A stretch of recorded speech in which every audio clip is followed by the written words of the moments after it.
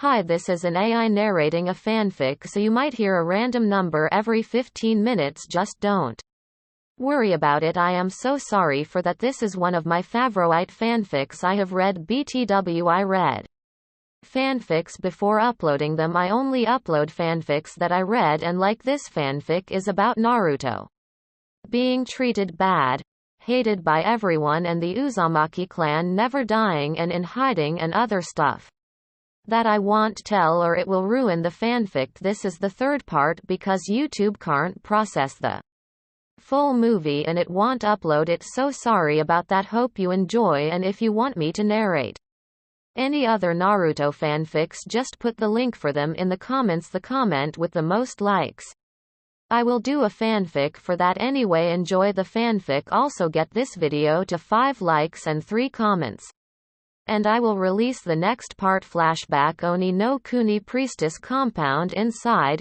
Uzushiyogakure would like to propose an alliance once we have dealt with the threat of Morio and his followers.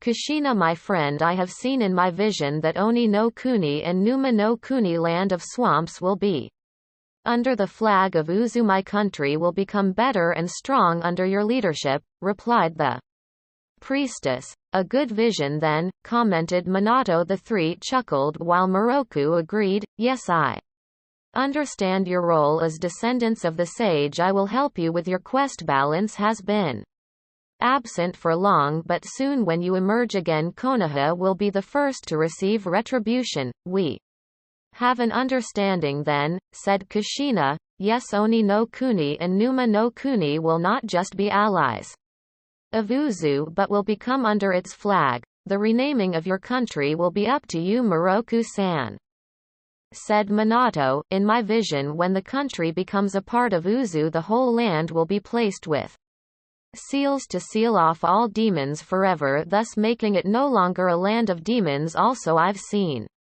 whirlpools surrounding my country to protect itself from intruders, an extension of Uzushiyogakure. Indeed, the couple mused. Yes, I propose for Oni and Numi to become official as one and renamed to Ni Uzushiyogakure. Very well, we have an agreement. Hi, before we go, I would also like to tell you about another vision. Oh, and that is, you will be sending 2 squads of Storm to Konoha to save 2 children. One of them is a girl who's the last of their clan that specializes in Genjutsu. This girl is born with a weak body and has a problem with her head. The other is a boy who's born without chakra but still wishes to become a shinobi. I've seen them trying to enroll to Konoha's academy but was not allowed to due to their conditions. They will become great assets to Uzu. I see. Thank you for that information. I will have the 2 identified and rescued from Konoha's clutches. Priestess compound outside. And then I was rescued and brought to Uzushio. There I started to have a good life. Naruto finished his story about himself as he and Shien sat by the rock near the castle's koi pond. Oh, and here I thought I've had the worst life. I'm so sorry, Naruto-kun. Hey, it's alright, you do not have to apologize. You know it is Konoha's fault. Yeah, you're right, of course I am. Naruto cheered, making Shien giggle. Anyway, what about you? Me? Well, I grew up alone. I had no friends to call since everyone my age is scared of me. I only have my mother and my personal assistants with me, but even my assistants are scared of me. Why? I have this power where I can see people's deaths as well as mine. I see what will happen before they are put to grave danger. Oh, I understand if you're scared of me now, the girl whispered sadly as she bowed her head. Hey, don't be sad. I'm not scared of you. I think it's actually cool foreseeing someone's death in that way. We can prevent it from happening, right? Yes, but still the others automatically think they will die. They do not understand. Well, I do understand, and I'm your friend, remember? Friend? Shien asked, staring at Naruto's blue eyes. Naruto blushed at this, seeing how cute Shien looked. Yes, we're friends, the boy said as he grabbed the girl and hugged her. Don't worry, I won't leave you just because you Foresee my death or yours, together we will change that and stay alive, believe it. Shion was now blushing madly due to the boy's actions. Her face was now as red as a tomato. Friends. Why yes, I'm friends W with N Naruto-kun, stuttered the girl as Naruto still hugged her. Meanwhile, Naruto's siblings were of course watching and were giggling like fangirls. They were surprised when the boy suddenly hugged Shion. Oh, my Naruto-kun's the man, Narumi said between giggles. Oh, I'm so proud, Minako said as he too tried to suppress his laughter. He's our baby brother, all right, he's the lady killer. Miho and Mio both said. Next day, land of Marsh, Morio's prison. Ha ha ha ha, pathetic mortals, you think you can defeat me, the demon lord said as he encircled the family and prepared for another set of attack. The Uzumaki Namikaze family arrived 10 minutes ago and immediately battled the demon. The family easily slaughtered the cultists that were guarding the entrance. Yomi and his other 4 lieutenants were able to battle a little longer with the use of demon magic. In the end, they were defeated by Kushina by using the human path, pulling their souls out while also gaining valuable information. Weak, you are all weak. We've been battling for some time now and I've only received little damage, Morio taunted. Unknown to him, the family have been discreetly placing seals around the area while they moved around while the demon tried to kill them. Meanwhile, Naruto concentrated in a distance while he meditated and gathered chakra. Mio and Miho stood by him to protect him from the demon's attacks. Naruto-kun were ready. Kushina called to her son as she dodged a demonic tentacle. She turned gracefully and cut the tentacle with her sword. Raw die, you filthy mortals. Minato, Kushina, Narumi and Minako finished placing the seals and started firing waves of jutsus at the demon while dodging at the same time. Naruto finally finished gathering chakra with the help of Kurama and opened his eyes. He bit his thumb and smeared blood on his shoulder where the seal was located and slammed the ground. Kachiyose no Jutsu Watatsumi. The area became covered with smoke, allowing the 4 humans to take cover and retreat to Naruto's side. When the smoke cleared, there was now a great dragon 5 times bigger and longer than the demon Morio. Naruto stood on top of the dragon's head with his arms crossed. Ah, it's been so long since the last time I've been summoned to the land of humans. Well done, Naruto, Watatsumi mused as he stared at the demon with calculating eyes. You, Morio screeched angrily at the dragon. You do not have the right to interfere, be gone. Now I cannot do that. I have every right to be here since my master has summoned me. Now it is time for you to return to where you came from and never come back here. The demon roared in anger. It charged at the dragon. Watatsumi simply dodged and flew around the area while blowing golden steam and fire. The seals placed by the family glowed bright as the Dragon King strengthened them. The demon, however, did not notice and simply thought the attack was meant for him. Ha, that was it. You did not even hit me, Morio taunted. Oh, this guy is an idiot. All right, Naruto commented. Yes, he is. Watatsumi chuckled as he flew around and continued giving more power boost to the seals. Who are you calling an idiot? Morio angrily asked. Well, duh, you, of course you're an idiot, Naruto taunted. The demon angrily charged at the dragon head on, completely forgetting about the others. Thanks to the boy's taunts, Naruto's parents and siblings were given the opportunity to place the final seals while the demon attacked blindly with rage for being called an idiot. The others began drawing lines and formed a huge hexagonal seal with them 6 standing at each points. Kurama, who was watching through her host's eyes, agreed with Naruto's statement. Yes, that demon is an idiot who turns their back from their enemies, and to think that he was considered as a king in his dimension, it's such a shame. Let's just be thankful that Morio's stupid in that way we the others can work with the final seal, and then we can finally seal him back to wherever he came from, and then we can return. What, missing Shion already? Kurama teased. Hey, I didn't say that, Naruto shouted. Blushing.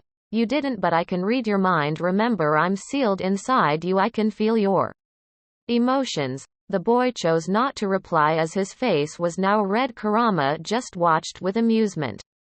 You slippery serpent, come here so I could kill you, Morio screamed in frustration while Watatsumi dodged the demon's attacks and flew around Naruto, then noticed that the others have finished with the seal and were waiting for them to lure the demon inside. The boy silently ordered the Dragon King to fly down near the hexagon. Morio followed and flew down as well. Once again he failed to notice the seals that were not beginning to glow brighter. Uzumaki sealing demon soul drain, the family shouted as the demon neared the hexagon. The seals around the area activated quickly, draining him of his power. Og, what is this? The demon screamed as it fell down and landed inside the hexagon. Due to his power being drained, he could not move and get away from the hexagonal seal. Now finally noticing it too late, Uzumaki Kenjutsu demon reverse summoning and sealing Onimon Kai demon gate open. The hexagonal seal glowed purple and formed into a prism, trapping the demon inside. In another dimension, a same hexagonal seal appeared. Switch. No, I will not return to my old place. This is where I belong. I shall rule here, Morio wailed as the whole prism glowed. Watatsumi breathed golden fire at the seal, strengthening it. Morio's essence got transferred to the other dimension bit by bit until there was none of him left in this world. The seal's glow slowly died out, as well as the prism. That takes care of it. Well done everyone. The Dragon King commended the family for their work as he let Naruto step off from his head. You have done well, Master Naruto. You have successfully summoned me to your realm without passing out. I look forward to the next time you'll summon me to battle. Watatsumi bowed to the family and then to the boy before poofing back to Terra. Yay, we did it, Naruto cheered, making the others chuckle. Kushina then picked him up and kissed him. Minato ruffled the boy's hair, feeling proud. Come on, let's go back to the priestess compound. Oni no Kuni priestess compound balcony. Moroku Shion, the Uzumaki Namikaze family and Numa no Kuni's acting leaders were gathered by the castle's balcony to discuss the country's future. All residents of Oni and Numa were also gathered down below, listening to their leaders' discussion. Now that the threat of Morio's been dealt with, we may now look forward to our country's development with the sealing away of all demons. My role as the priestess of these two countries finally comes to an end. Moroku started. As we have discussed yesterday, Oni and Numa will become under the Uzumaki flag and will be renamed to Niizushiyogakure, she said while looking at the Numa's standing leaders. She then stood and bowed to the Azukage. I, Moroku priestess and standing leader of Oni no Kuni, pledge my country's undying loyalty and friendship to the Uzumaki clan. We, the tribe leaders of Numa no Kuni, have been waiting for a rightful leader to lead our country to greatness. Now that you're here, we pledge our undying loyalty and friendship to the Uzumaki clan. May you lead us to greatness, the leaders said as they too bowed to the Azukage. The Azukage then stood up and said, I, Uzumaki Namikaze Kushina Azukage of the new Uzushiogakure, accept your pledges and will make sure to develop both countries to greatness. May our friendship and camaraderie last forever down to our future descendants. I now declare this land to be called Niizushiyogakure. Oni no Kuni will now be known as Niuzu's first city, while Numa no Kuni will be the second city. Uzumaki Namikaze Narumi, I hereby appoint you as the first city's Azukage. Uzumaki Namikaze Minako, I appoint you as the second city's Uzukage, may the two of you become just and great leaders, listening to your people and becoming their inspiration. Kushina said Minako and Narumi were beyond shocked their parents did not tell them about the two countries becoming one with Uzu, and now they were appointed leaders, although surprised. With the announcement, they both stepped forward and presented themselves to the crowd. We accept our appointment and pledge to do our best. The crowd then began clapping and cheering for their new leaders. Those at the balcony were also clapping and congratulated the two for their recent appointment. Naruto was jumping up and down while holding hands with Shien. They too were cheering. This of course didn't go unnoticed, making the others smirk later that night after the announcement. There was of course a celebration. Moroku then informed the Uzukage and her family that they will be moving to Uzushiogakure. Naruto and Shien were the ones who were very happy with this. They will be growing up together and attending the academy. Shien have already told her mother that she wanted to become a shinobi, and Moroku agreed. Development plans were also made that night. Storm squads will be sent to Niuzu to seal off the remaining demons. Narumi and Minako will be receiving advanced lessons in leading a country. They already received their lessons back in Uzu. Now that they're officially Kages, they will now get their advanced lessons with the help of the two countries' advisors. Flashback end present time. Uzushiogakure office. Alright, let us get straight to business, Kushina said. Right, Mei replied. We bring news from Kiri and about Konoha as well. The Uzukage nodded, urging her sister to speak. Konoha has sent diplomats to Kiri to forge an alliance. The diplomats were Hiyashi of the Hyuga clan and Fugaku of the Uchiha clan. They of course brought gifts to please the Mizukage. Mai trailed off and stared at Minato. What are the gifts? The scrolls for the Hiraishin and the Rasengan. Silence. I'm sorry, can you please repeat that statement? Minato said. The scrolls for the Hiraishin and the Rasengan, those are the gifts Konoha offered to Kiri, Mei said as she took out two scrolls from her pocket. Everyone except Mei and Rikudo were dumbfounded. But how? I managed to invade their minds without them knowing. The scrolls came from Danzo. He had it secretly copied and hid it in his root base. Right now there are two copies, the ones hidden in Danzo's root base and these, Mei said as he showed them the scrolls. So you managed to get them? Minato commented, a bit relieved. Yes, I managed to quickly make copies when I inspected them. The ones they currently have had been tampered with. The seals and instructions were edited should they try doing the Hiraishin. The area where they will put the seal will simply melt the Rasengan. They'll just end up getting their arms blown up. Rikudo said. Well done, good quick thinking, Kushina said. Rikudo just smirked and waved it off. You're welcome, I was just doing what's right. Then it's no longer a problem should the Mizukage accept. The only thing we'll have to do is destroy the copier. Copies Danzo has. They probably made more copies for backup now, right? Anyway, here's more news. A few days before the Konoha envoys arrived, me and my husband noticed that Yagura was acting off. When we made a secret investigation, we found out that he is under a genjutsu, and a strong one if I may add. We came to the conclusion that it was an Uchiha who placed it on him. The genjutsu supposed to make him hate everyone with a bloodline. If we let it continue, there will be a bloodline purge in Kiri and will eventually result to a civil war. Mei said. Everyone in the room smiled mischievously.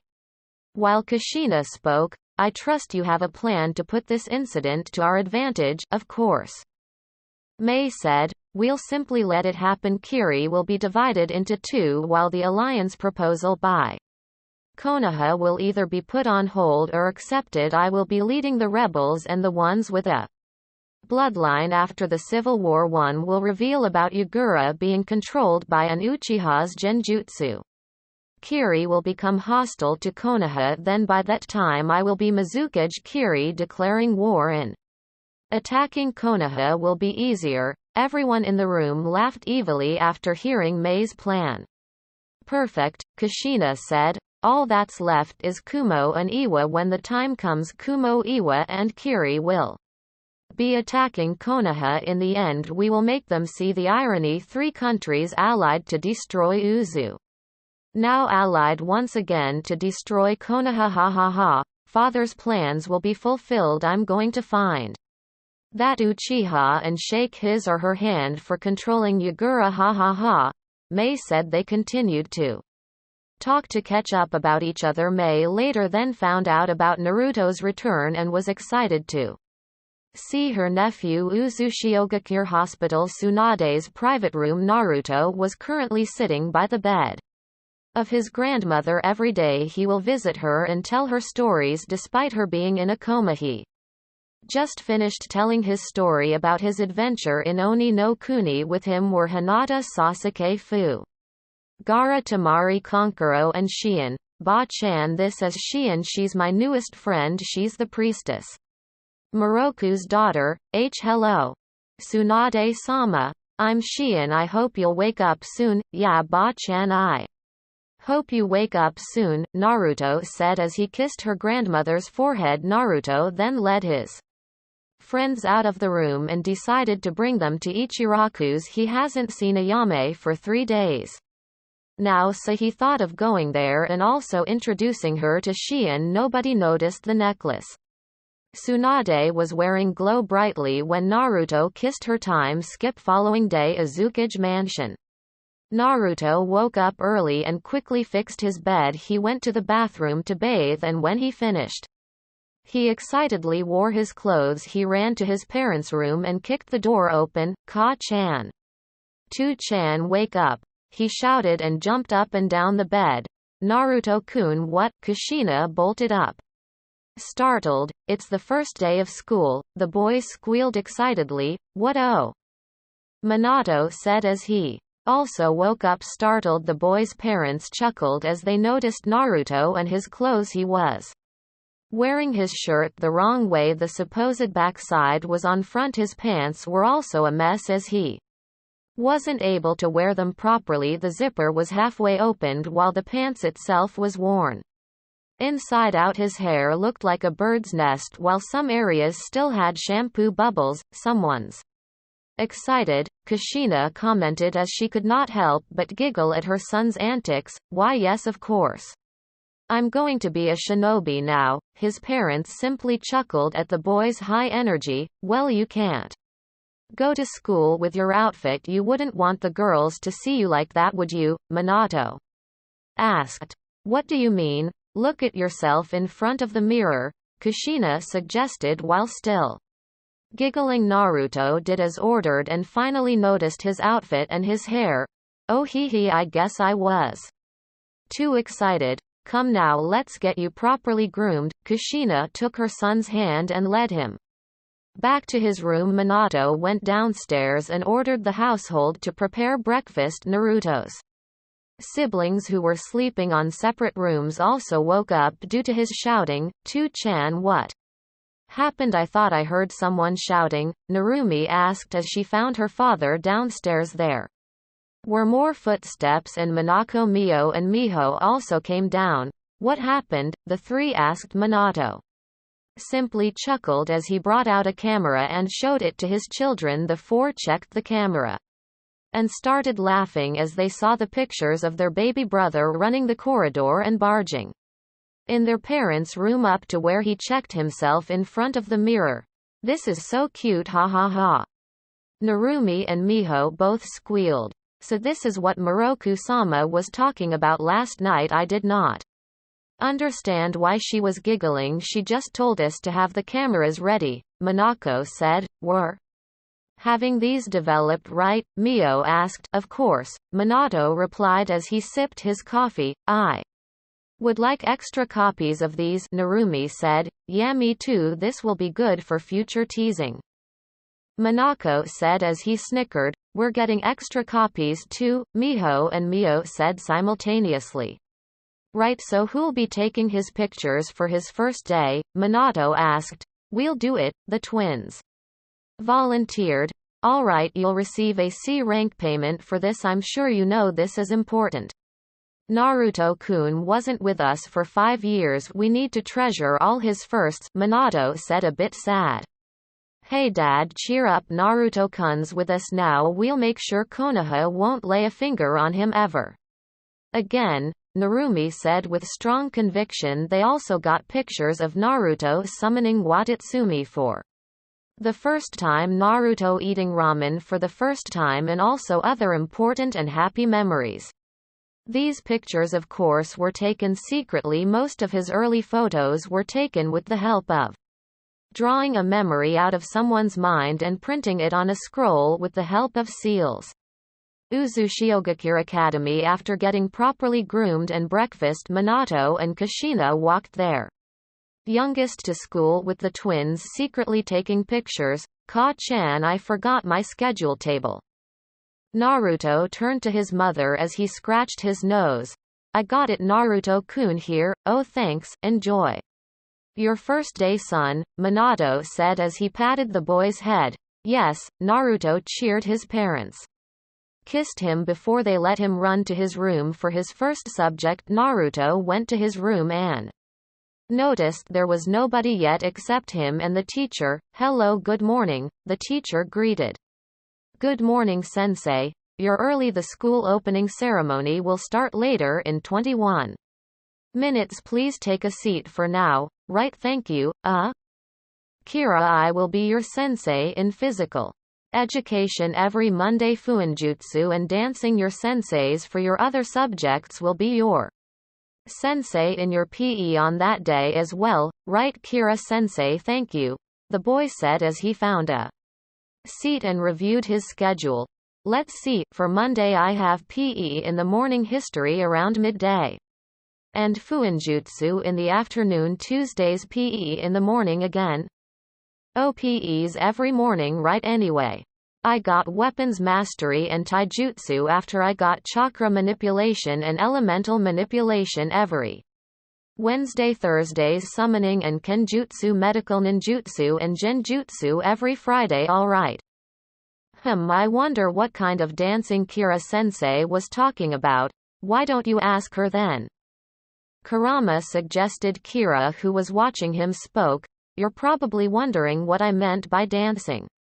You see, I was your mother's student before I started teaching for her Kenjutsu as a form of dance.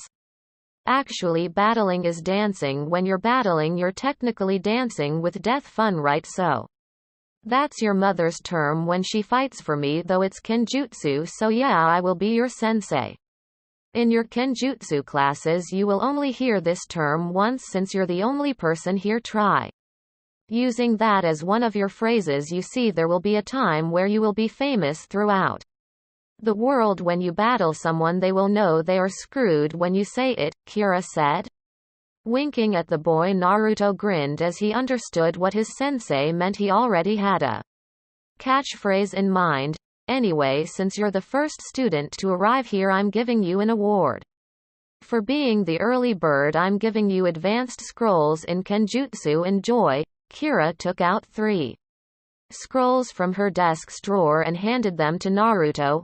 Wow, thank you, sensei. You're welcome. If you have questions, feel free to ask. I'll just sit here and review the lesson plan while we wait for your classmates. Since I will be your homeroom sensei, I will be the one to welcome you formally with the classes. Your sensei in history will be Miroku-sama. I'm sure you already know her. Naruto nodded and took out his book in basic Fuinjutsu and began reading slowly. The room got filled with students.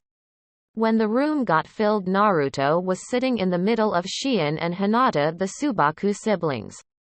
Sat behind them. In front of Naruto sat Fu. Beside Fu was a girl wearing glasses that identified herself as Karen. Sasuke arrived a bit late, so he sat beside Karen. Naruto got excited when he finally learned who Karen was, and they immediately became friends. The two were bookworms, and that's what made them bond easily. The ceremony started with Kira speaking in front and welcoming everybody. She had her students go in front and introduce themselves. When it was Naruto's turn, every girl in the room except Tayuya, who was sitting at the far corner of the class, was blushing at the boy while the boys thought of him as someone very cool. After the ceremony they went outside for their physical training. Uzushiogakure shorelines. A hooded figure could be seen approaching the city slowly. This mysterious man strongly reeked of snakes. As he took another step closer he found himself surrounded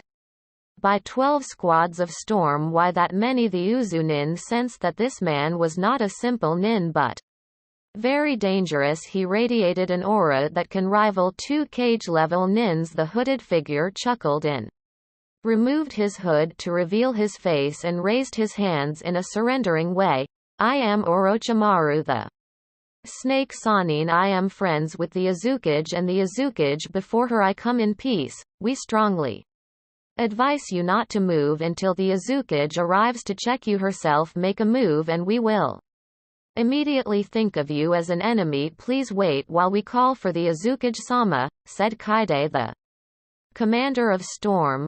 I understand. I will not make any attempt to move. I'll wait for her, said Orochimaru. Azukage office. Kushina was currently signing construction approvals for Niuzu. She was interrupted when a storm appeared. Excuse me, Azukage-sama, there is a man by the shorelines who claims himself as Orochimaru the Snake Sanin. Kaide-sama and 12 more squads of storm are currently watching him, so it was him I was sensing. Thank you, I'll be there shortly. Please alert all Jonin and higher while I confirm this person's identity. Hi. The Azukage then concentrated and called to her husband using a mental link. Minato-kun, please be at the shorelines ASAP. After the call she vanished from her office in a red flash. Uzushiogakure shorelines. Minato and Kushina arrived in a yellow and red flash respectively. When they inspected the scene they found a cloaked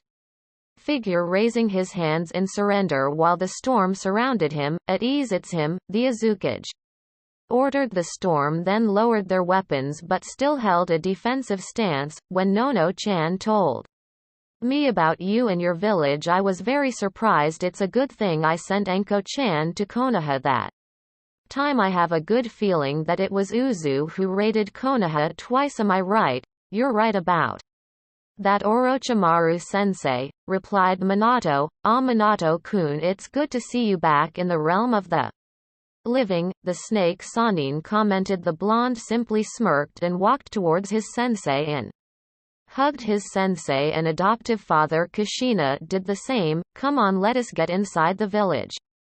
You might want to meet my children also. I think it is time that you met your godson. I'm sure Nono told you about him already. Let's make this official now, shall we? Kushina asked happily as they casually walked back towards the village. Of course it would be an honor becoming godfather to one of your children. That's good then. Well, now he's 5, so you have 5 years worth of gifts to present to him. Kushina clapped happily, making Minato and Orochimaru sweat drop. Konohagakure route. Underground main base 4 route. Anbu walked casually and entered the leader's quarters. These 4 were actually storm-hanged to 4 high-ranking route they killed earlier using the human path. They were able to absorb all of their memories and easily pretended to be them as they infiltrated the base to look for the scrolls. Danzo copied the corpses were sent to Uzushio for further investigation. They were tasked by the Azukage to search the base for the illegally copied Rasengan and Hiraishin scrolls as well as possible other stolen jutsus. Hanged as 4 of the high-ranking route, they easily got access inside and were not bothered by anyone. As of that moment they were the only high-ranking members inside the base. The rest were out searching for a cure to wake their leader from his comatose state. After an hour of thorough inspection they managed to find 3 extra copies of the Rasengan, and the Hiraishin one was placed inside the root leader's desk drawers. Another one was found hidden in a safe box where other stolen items were hidden. They found 12 masks that they recognized as the masks the Uzumaki clan owned that allows them to resurrect someone dead upon further inspection they realized that the masks were not original even though replicas they drew. Seals to each one of it that activates when worn should someone try to wear it they will die simple.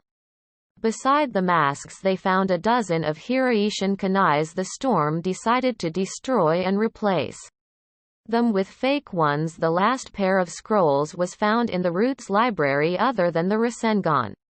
And the Hiraishin they found scrolls that contained Kenjutsus from other villages. One set contained about black and white lightning release, another one was about storm release. They also found a scroll for the dust release. The last set of scrolls was about Mokuton wood release. The storm took the liberty of taking the said scrolls. Their first task done, they headed to the newly rebuilt Hokage Tower and waited for the distraction they needed to get inside and retrieve the remaining scrolls. Konoha orphanage. A boy with bushy brows and long hair that touched his bottoms and wearing a simple shirt could be seen running alone by the backyard of the orphanage. This boy had no friends and kids around his age want nothing to do with him as they considered him their inferior because of his inability to produce chakra. Rock Lee just tried to enroll in the academy a few days ago but due to his condition he was not allowed to. His now former friends got accepted and now left him alone. Unknown to him, two hooded figures were watching him train. They were hiding in a nearby bush and were waiting for the boy to run near. As the boy got near he heard a noise. Pissed in here, quick hide here. Like any other kid of course he got curious and did as ordered. As he got inside the bushes he saw two cloaked people that had their hoods off. Lee figured that they were adults. One of them handed him a cloak that looked like the one they were wearing. Here, quickly wear this. This will make you invisible. Wow, cool, thanks. The boy quickly wore it and looked at himself. I can still see myself. Of course you can. You're the one wearing it. You can also see us because we're wearing the same cloak. Put the hood on and we'll get out of this bush. Don't worry, people won't see us. We three can only see each other. They got out of the bushes and sat by the bench. The two storm decided to get straight to business. Listen, we know about you wanting to get accepted in the academy but got rejected due to your condition. We have two questions for you. Here is the first. What is your dream? I'd like to become one of the greatest shinobi and respected by people and accept me even if I can't produce chakra. They both nodded and then said, second question, would you still like to become a shinobi even if you have been rejected by Konoha's academy? The boy nodded eagerly with his eyes shining. Good, we can help you become one, but you're going to have to come with us. You already know that the people here are discriminatory. In our village we do not discriminate people. We help each other out. If you come with us you will be guaranteed a new home and will be able to attend the academy and fulfill your dream of becoming a shinobi. So would you like to come with us? We'll give you time to think. The boy spoke almost immediately after the mysterious person's statement. Surprising, the two people here treat me bad. The orphanage lady is also bad. Those who I thought were my friends no longer talk to me. The academy rejected me. Nobody wanted to adopt me. I don't want to live here anymore. Please take me with you. Alright, we're taking you to Uzushiogakure, one of them said, smiling. The other patted his head and said, before we go there we have to wait for another kid. We're also bringing her with us. My friends are currently looking for her while we went here for you. Oh, do I know this girl? I'm not sure if you do. You see, she's currently locked in prison, but why? Konoha thinks of her as a demon, but they're wrong. You see, she was born very weak and also had a demon inside her mind. This demon takes control of her body and causes destruction. Instead of helping her get rid of the demon, they locked her in prison. That's bad. It wasn't her fault. Yes. Don't worry, my friends are going to help her escape prison. They will also seal off the demon that controls her body. For now, let's go to the forest and hide while we wait for them. All right, please lead the way. Konoha prison, high security prison. Yakumo Kurama's cell said girl was currently Sitting in her bed waiting for something to happen, she was thinking of ways to escape, but her whole body was sealed. She could not call upon the power of Ito, the demon inside her, to break free, as it had been sealed off. She was interrupted from her thoughts when she heard metal clanging. She stood up and went to inspect the source of the noise. She was surprised when she found the guards of her cell lying dead with their heads slit off. She jumped in fright when she noticed the killers. There were two of them, and were wearing hooded cloaks. As one of them approached her main cell, Yakumo retreated back in fright. The hooded figure began drawing seals on the metal gates. After about 5 seconds, the seals glowed bright and melted the cell door. Come here, don't worry, we're not going to harm you, we came here to rescue you. The girl slowly approached the person. A part of her told her to believe them and let them rescue her. It's all right now, we're going to place a seal on your forehead before we remove your restriction seals placed by Konoha. The seal we'll apply on you will forever seal Ito. The demon will no longer bother you after. We're going to send it back to the demon world, you know its name. Yakumo commented, yes, we're taking you to Uzushiogakure. It will be your new home. You will not be imprisoned there. You will be able to live a normal life, attend the academy, and gain friends. What do you say? Yes, I'm coming with you. Take me out of this hellhole, please, the girl said as tears blurred her vision. After sealing off the demon, the storm removed the girl's seals that were placed by Konoha. Yakumo was now free.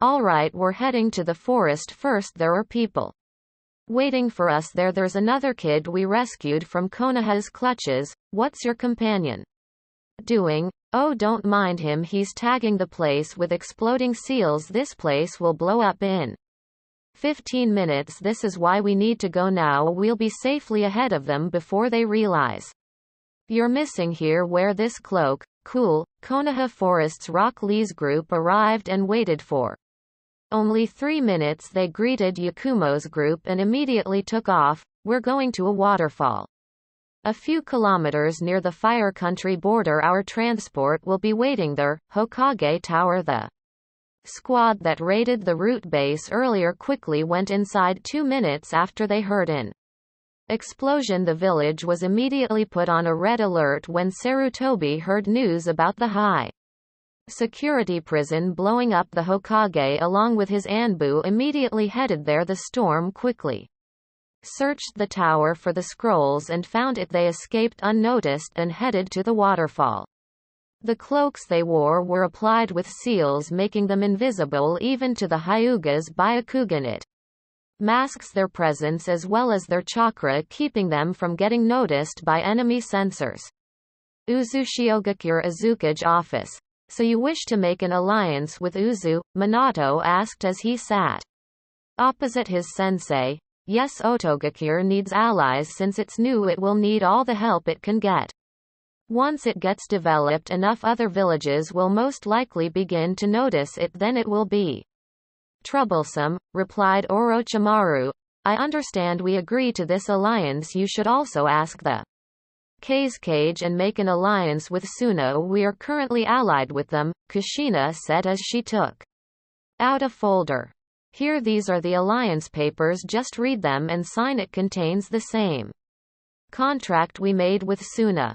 The snake Sanin nodded and took the papers and read it. After a few minutes he performed the sealing ritual and got the ring. There you go. Congratulations on your new village sensei, or should I now say Otokage Dono, the Azukage said, making the man smirk. You've finally achieved your dream. You now lead a village. Thank you, Minato-kun. Kushina-chan, with your aid Otogakure will grow strong and right. I will make sure my people won't become like Konoha. I'm sure you will, sensei, Minato said. The Shodem and the Nidame are probably rolling in their graves now. Their village treaded the dark path when they left it to Sarutobi and the others. Orochimaru said, Konoha is facing its last years. When Naruto-kun is ready, we will burn it to the ground. Kirikumo and Iwa will soon follow, the Azukage said. They put their conversation in a halt When one of the seals in the Azukage's desk glowed, Minato-kun. Understood, I'm going, I'll see you later, sensei, Minato said as he kissed his wife and shook his sensei's hand before vanishing in a yellow flash. I'll be returning to my hotel room or probably stroll around the village, any place you could recommend for me. Well, you might want to visit Ichiraku Ramen, they'll tell you how they got here. I'll see you later then, Orochimaru said as he stood up and nodded to the Azukage and then left the office. A few moments later there was another yellow flash. Minato was back with the two storm squads and two kids. Uzushiogakure Academy. Alright class, that's all for today. For your assignment, memorize and practice your seal writing and strokes. Remember, drawing the perfect symbol is important in making seals. One wrong stroke can cause your immediate death. I'll see you again next week. Hi sensei, thank you for today's lesson. The whole class replied. Kira nodded and let them out of the room. See you tomorrow guys. Mom and Dad told me to come home today early, Naruto told his friends as they got out of the room. Azukage Mansion.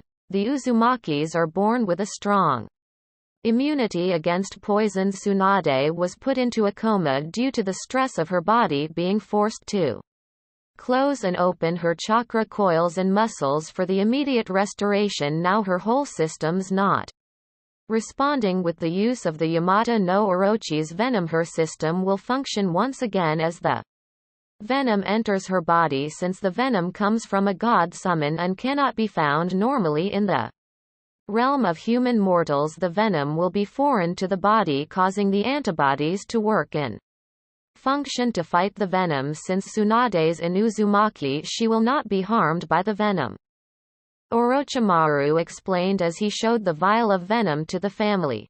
So this is the snake god's venom.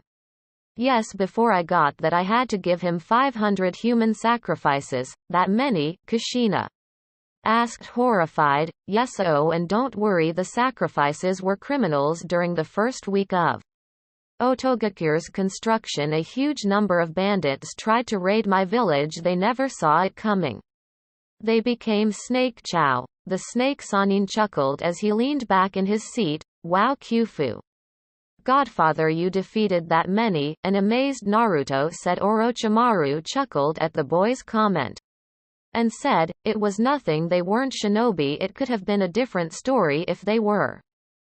But still you single-handedly wiped them out. Someday Naruto-kun, the world will know you for single-handedly destroying an entire shinobi army. You have us, your family, to help you become stronger. You will surpass me and your parents. Orochimaru stood and patted his godson's head. Now let's go. Wake your grandmother, shall we? She has slept for too long. Uzushiogakure Hospital, Tsunade's room.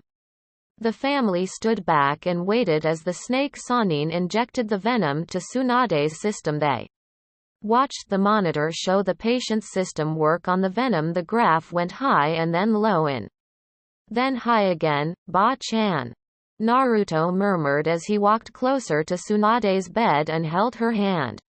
Everyone except Naruto was amazed as they noticed her necklace glowing. Naruto was too focused watching his grandmother to notice the Shodem's necklace. It's glowing. Kushina murmured. Naruto yelped when he felt her grandmother's finger twitch. Ba-chan. The monitor showed the patient's heart rate going back to normal. Tsunade continued to twitch. The first were her fingers and then her whole arm. After a few seconds her eyebrows and mouth began to twitch. Kushina-chan, Tsunade whispered, making everyone in the room widen their eyes and walk closer. Ka-chan, Kushina said as she held her mother's other hand while tears ran down her face.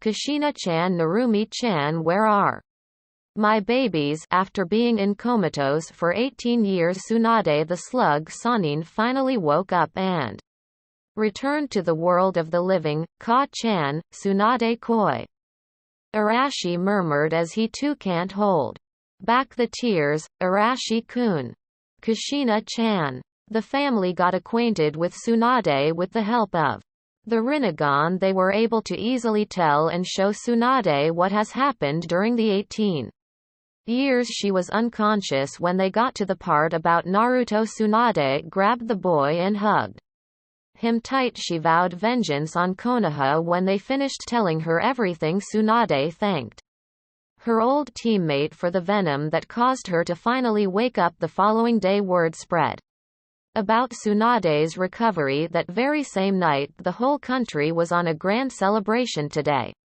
Those who were on a mission were recalled to honor the slug. Sannin classes have been suspended and will be resuming next week. The school director and the Azukage agreed for an upgrade in the school buildings and facilities. Now that the greatest medical nin has returned, there would be changes for the medical ninjutsu subject. Azukage Mansion dining hall. Everyone watched with their jaws dropped on the floor as Tsunade ate, or should I say wolfed down the food that was served on her table, which was the whole table. Shizune the slug, Sannin's apprentice, returned from her assigned mission last night. She cried in delight when she learned of her master's recovery while Tsunade was bedridden. She asked the Azukage to be sent on a long-term mission as a spy. The pain was too much for her after the masked Uchiha battled and left Tsunade in a comatose state. Kushina have ordered for her mission to be put to an end now that Tsunade was awake. Right now Shizune had a huge sweat drop as she watched her master wolf down the food. There were now more than 12 stacks of huge bowls and she just kept eating more. Nom nom nom. Tsunade mumbled as she finished the last bowl that was served. She clapped happily when the household took away the empty plates and placed another buffet on her table. Tsunade-sama, Shizune called the woman, simply raised an eyebrow and continued to eat. Tsunade-sama, maybe you should slow down. You know it's not good to. Shizune stopped her sentence as Tsunade sent her a glare that promised pain. The apprentice gulped and stepped backwards. Nobody else dared to interrupt Tsunade after, as they feared for their lives. Meanwhile Naruto was hungry and just got downstairs as he just woke up. He slept late last night due to events and did some training by himself. He got curious when he noticed the household, especially the kitchen staff, frantically running back and forth carrying platters of food and returning with empty plates. Naruto's eyes got wide when one of the chefs came out of the kitchen carrying a huge bowl of ramen. The chef was none other than Ichiraku Tuchi. Another person came out of the kitchen carrying another huge bowl of ramen. Naruto recognized the person as the chef's daughter, Ayame-chan. Oh, good morning, Naruto-kun. Good morning, Ayame-chan. What's going on? We're here for today's celebration. The shop will open later after lunch. For now we're serving Tsunade-sama our best ramen, the girl explained as she walked to the dining area with Naruto following behind her. The boy was entranced by the ramen's aroma. When Tuchi and Ayame placed the bowls on the table, Naruto followed and took a seat beside his grandmother and began to gobble the contents of the bowl Ayame carried earlier. Everyone who was watching stopped dead in their tracks as they feared for the lost Maelstrom's life. They silently prayed to Kami that Tsunade won't hurt him for eating her food. Oh my, Shizune gasped as she slowly walked towards the boy to save him from the danger he didn't know he just got himself in. Tsunade grunted as she noticed one of her bowl of ramen got devoured by someone. To everyone's relief, she just smiled and hugged her grandson and began feeding him with ramen. She then began to eat in a normal pace. She sent Shizune a death glare when she noticed her near the table, causing the young woman to flinch and retreat. Kushina released her breath that she didn't notice she was holding. She thanked Kami that her son was safe. She remembered the time when she was still a Chunin when her mother used the Sozo Seisei. Tsunade was unconscious for 2 weeks after using the technique, and when she woke up she literally devoured all the food that was served and ate a lot. Those who tried to Stop her tasted her chakra-enhanced fist and almost died. They were revived later when she finished her meal. Arashi was remembering the same incident. He just chuckled to himself when his wife hugged and began feeding Naruto 1 week later after the long week celebration of Tsunade's recovery. Things have gone back to normal. Classes have been resumed. More buildings were added. More facilities were added, especially the medical facilities. Advanced courses have been added to the curriculum for Chunin level students or graduating students, which were extreme chakra control, conservation and meditation. That is almost the same with Genjutsu training. This allows the user to enhance all their skills and status for a particular amount of time depending on the amount of chakra was stored in how long they were stored before release. During the week, Rock Lee and Kurama Yakumo were enrolled to the academy and were given the same lessons Naruto's batch had, giving them the opportunity to catch up also with the medical Sanin's recovery and knowledge with the human body. She was able to make new bodies for the two with the help of the Rinnegan's powers. Using the yin and yang release, they created new bodies that have been enhanced, making them now qualify to face the harsh world of shinobi. After creating the bodies, they transferred Lee and Yakumo's souls to the new ones with the use of some Uzumaki Kenjutsu seals and the Rinnegan's human path. The boy may now use and mold chakra, while the girls no longer ill after the operation. They were introduced to Naruto's group Uzushiogakure Academy Monday. It was Monday again. It was a new week for school and the official start of the semester. Kira welcomed her students as the classroom got filled. When the final student arrived, she called for the class attention. All right, today we have 7 new students that will be joining your class. They are from Otogakure since the village is still new and are still developing.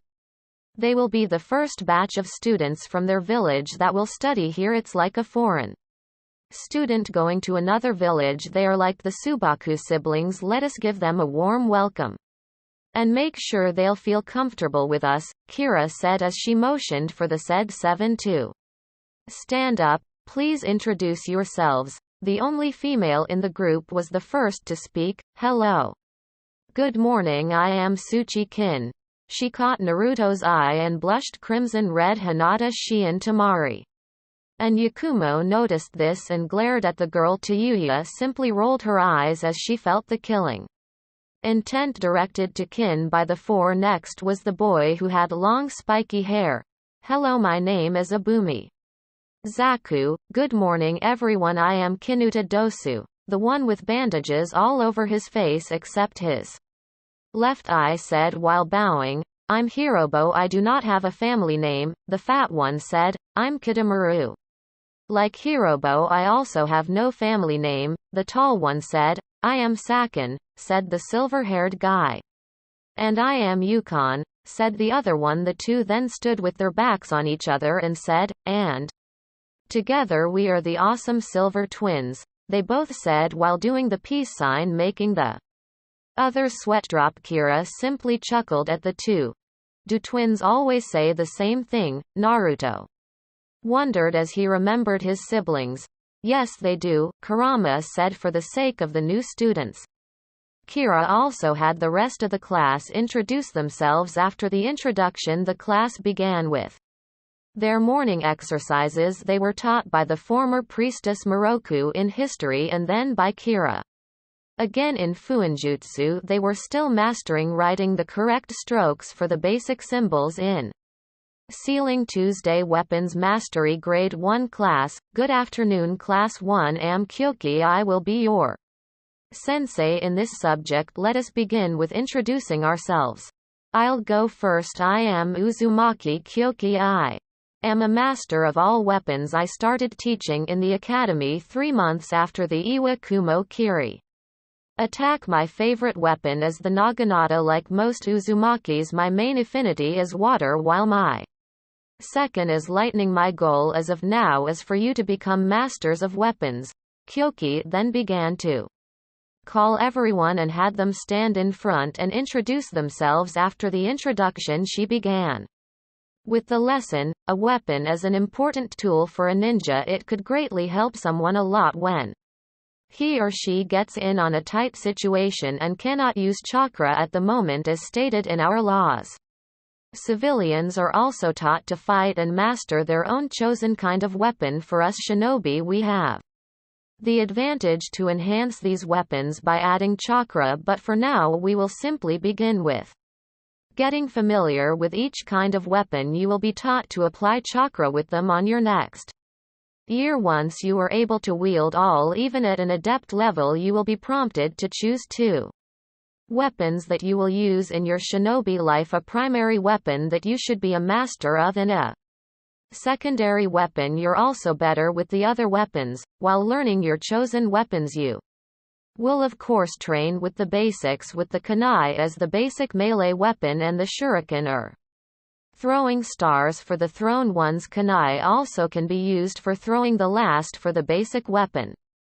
Throwing is the senbon needles. Senbon needles are usually used for disabling enemies from a hidden location. They are usually used by medic nins, but even can be deadly when a non-medic has great proficiency with it. Before I allow you to have your hands on these weapons, we are going to watch our Chunins demonstrate their own unique battle styles and play with their chosen weapons. The entrance of their dojo then opened, and in came about 20 Chunins. Among them were Naruto's twin siblings, Miho and Mio. Will be the first pair to demonstrate their battle style with their favorite weapon. For Miho, she is a master of the war fans, while Mio is a master of the tonfa. Miho's main affinities are water and wind. She has the ice release. Mio's main affinities are fire and wind. He has the blaze release. Miho, please begin.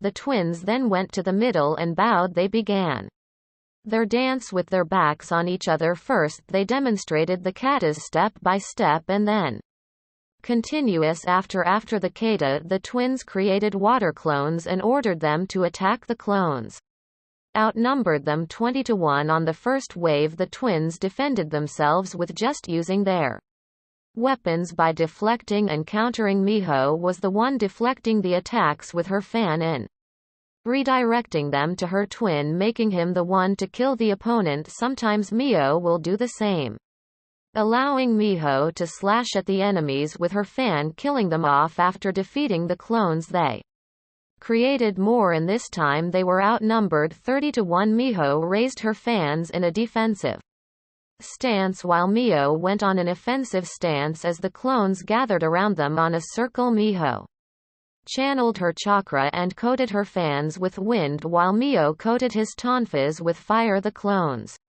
then started throwing weapons at them. Miho moved her arms and motioned her arms in a circle, Fuuten wind dome. The wind dome caused the thrown weapons at them to bounce back in every direction, now twice the force of the throw, dispelling some of the clones that got hit while the wind dome was still active. Mio then thrusted his tonfas outward. Kaiten fire cannons, blasts of fire came out of the dome and hit dispelled more clones. Because of the wind, the fire cannons became stronger and bigger. The twins then decided to go on the offensive. Miho began to twirl her fans and made flicking motions, Hayaten fan bullets. Simultaneously Mio made an X formation with his tonfas and thrusted those outwards. Enten tonfa bullets. Hundreds of ice and fire bullets pelted the clones, dispelling the remaining half. The twins decided to finish of the battle by going back to back and crossing their arms. They held it outwards and made spherical motions with their weapons. At first a ball of compressed wind covered the two of them, then came out 4 dragons, 2 of them made of ice and the other made of fire. The dragons made a protective circle on the sphere while also lashing out like a whip. The clones then began to scatter and prepared to defend themselves. The sphere caused the twins to hover above the ground for 3 inches. Then they called out their technique, collaboration technique dance of the ice and fire dragons, with the name of the jutsu called the ball of sphere. With them inside came at the clones and destroying them. The jutsu was based on the Yondaime Hokage's Rasengan. The twins upgraded it by adding their chakra affinities with them inside the huge compressed sphere of wind. They destroyed everything in their path, with the dragons burning their enemies with fire and ice. The whole class watched in amazement as the sphere quickly bounded at one after another clone, completely destroying them. Half of the clones that got hit became solid statues and then exploded afterwards. The other half that got hit by the flames was incinerated into ash. When the jutsu died out, the twins returned to the middle and bowed. The class stood up, clapping, very amazed with the dance they just watched. That was amazing. Nei-chan, Ni-san, Naruto called to his siblings while his eyes shined with admiration. Thank you, Naruto-kun. Thank you, everyone. Kyoki-sensei. Thank you for having us here. Demonstrate, the twins both said before they went to the side. Kyoki then called for the other Chunins to show their katas and their techniques. After the demonstration, the whole class was now very excited to get their hands on with the weapons. Most of them, while watching, already got an idea which weapon they'd make as their primary taijutsu class. The grade 1 students sat in the field waiting for their sensei to begin. Their sensei was actually old, but only looked like he was in his 30s. He was wearing red-plated samurai armor and carried an odachi on his back. He was huge and had a warrior build. His medium-length hair was tied in a ponytail and the tattoo of the Uzumaki clan was visible on his back. Good afternoon, Class 1M. Uzumaki K's. I will be your sensei in taijutsu. A little information about myself. I am a veteran samurai and fought back during the warring era. I cannot use chakra during my younger years, but thanks to the powers of the Rinnegan, I was finally able to unlock it when I turned 21. Even though I have unlocked my chakra systems now, I usually use it only for taijutsu, as I have mastered it when I was only a Chunin. I have also mastered using the 8 inner gates up to its maximum level without dying. If you wish to become a taijutsu master, feel free to approach me. I'll gladly have you as my apprentice. Rock Lee listened to K's with rapt attention. His respect for his new sensei just doubled, knowing that he could not use chakra before Lee decided that he'll become a taijutsu master with his chakra unlocked. His taijutsu will become more powerful tenfold. He was interested about the 8 inner gates. He still had no idea about it, but he felt like it will be good for him to learn, since you have your PE every morning. It is now my duty to level some things up, Kaze said while he smiled sadistically. Making his students gulp, he took out several scrolls from his pocket and laid them on the floor. He performed a single hand seal, and then there were puffs of smoke. When the smoke cleared, the students had to cover their eyes as the things the scrolls produced reflected the sunlight. Sensei, what are these? One student asked. Kei smiled and pointed at the metallic things. These are weights. Now that you are students of the Uzushiogakure Academy, you will now wear these every day until you graduate. Let me explain how these things work. When you're not wearing them, they are silver and or shiny. When you put them on, they blend in with the clothing you're wearing. There are 7 levels. The first one is white. The weight will vary on your body weight. White is 2 times your weight. Once you've gotten used to the weight, it will automatically adjust to the second level. The second level's yellow, which is 4 times the weight. Next is green, 8 times the weight. Next is blue, 16 times. Next is purple, 32 times. Next is red, 64 times. That last level is black, which is 128. Now if you think that's easy, it's not. You're going to have a set 2 for your legs, 2 for your arms, and 1 for your body, so that's going to be 5 times more the weight, he said as he clapped happily and began handing each student a set. After staggering and trying to stand up, the students were now ready to begin with the training. Look at you all, so cute. You'll become cute little murderers in no time. Now I want you to make 50 laps, 200 repetitions of push-ups.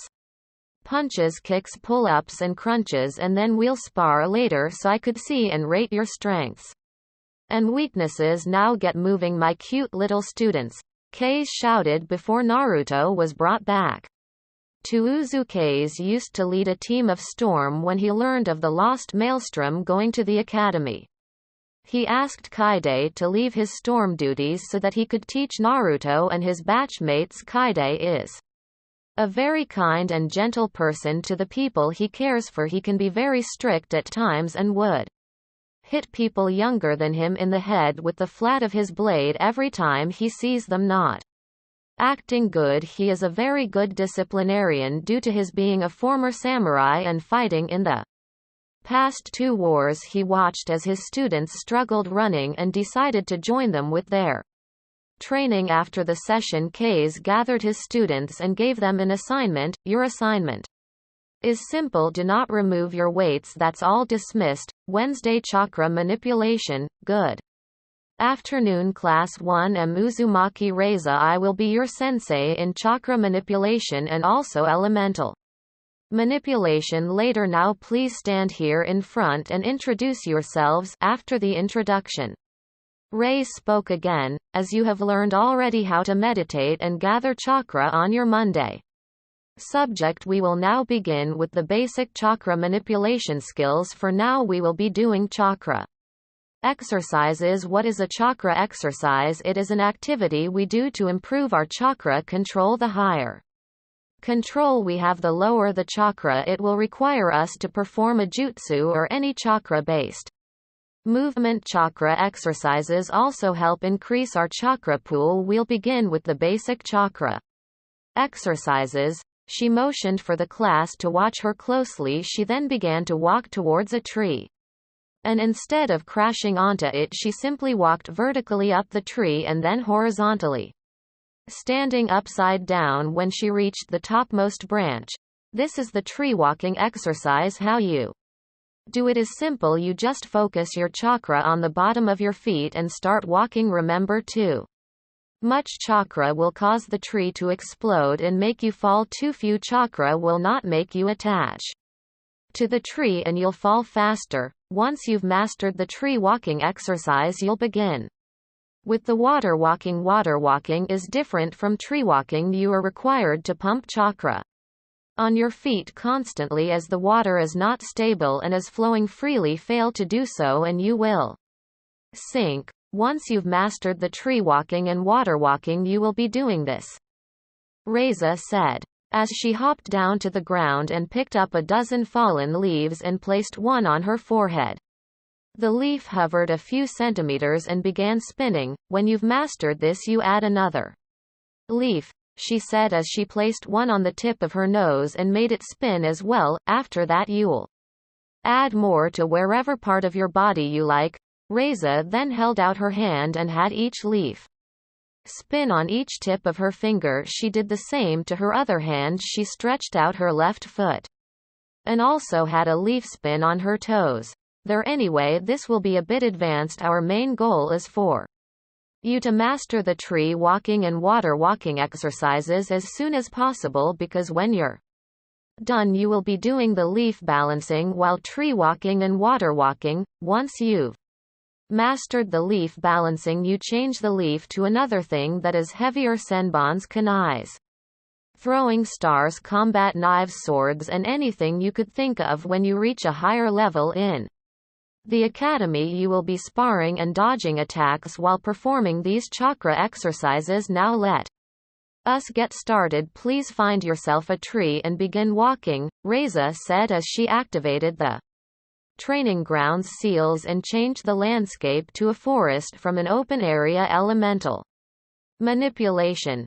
Since you're still building up your chakra pools and still require chakra training, I will be only teaching you the shunshin or the body flicker and the kawarimi or the substitution technique. If you get the grasp of these two techniques in 2 hours, we will begin with the basic elemental jutsus. After the fireball, wind twister, lightning spark, earth smash, and water burst, Reza told the class as she smiled to herself, noticing her students' determined looks on their faces. Good.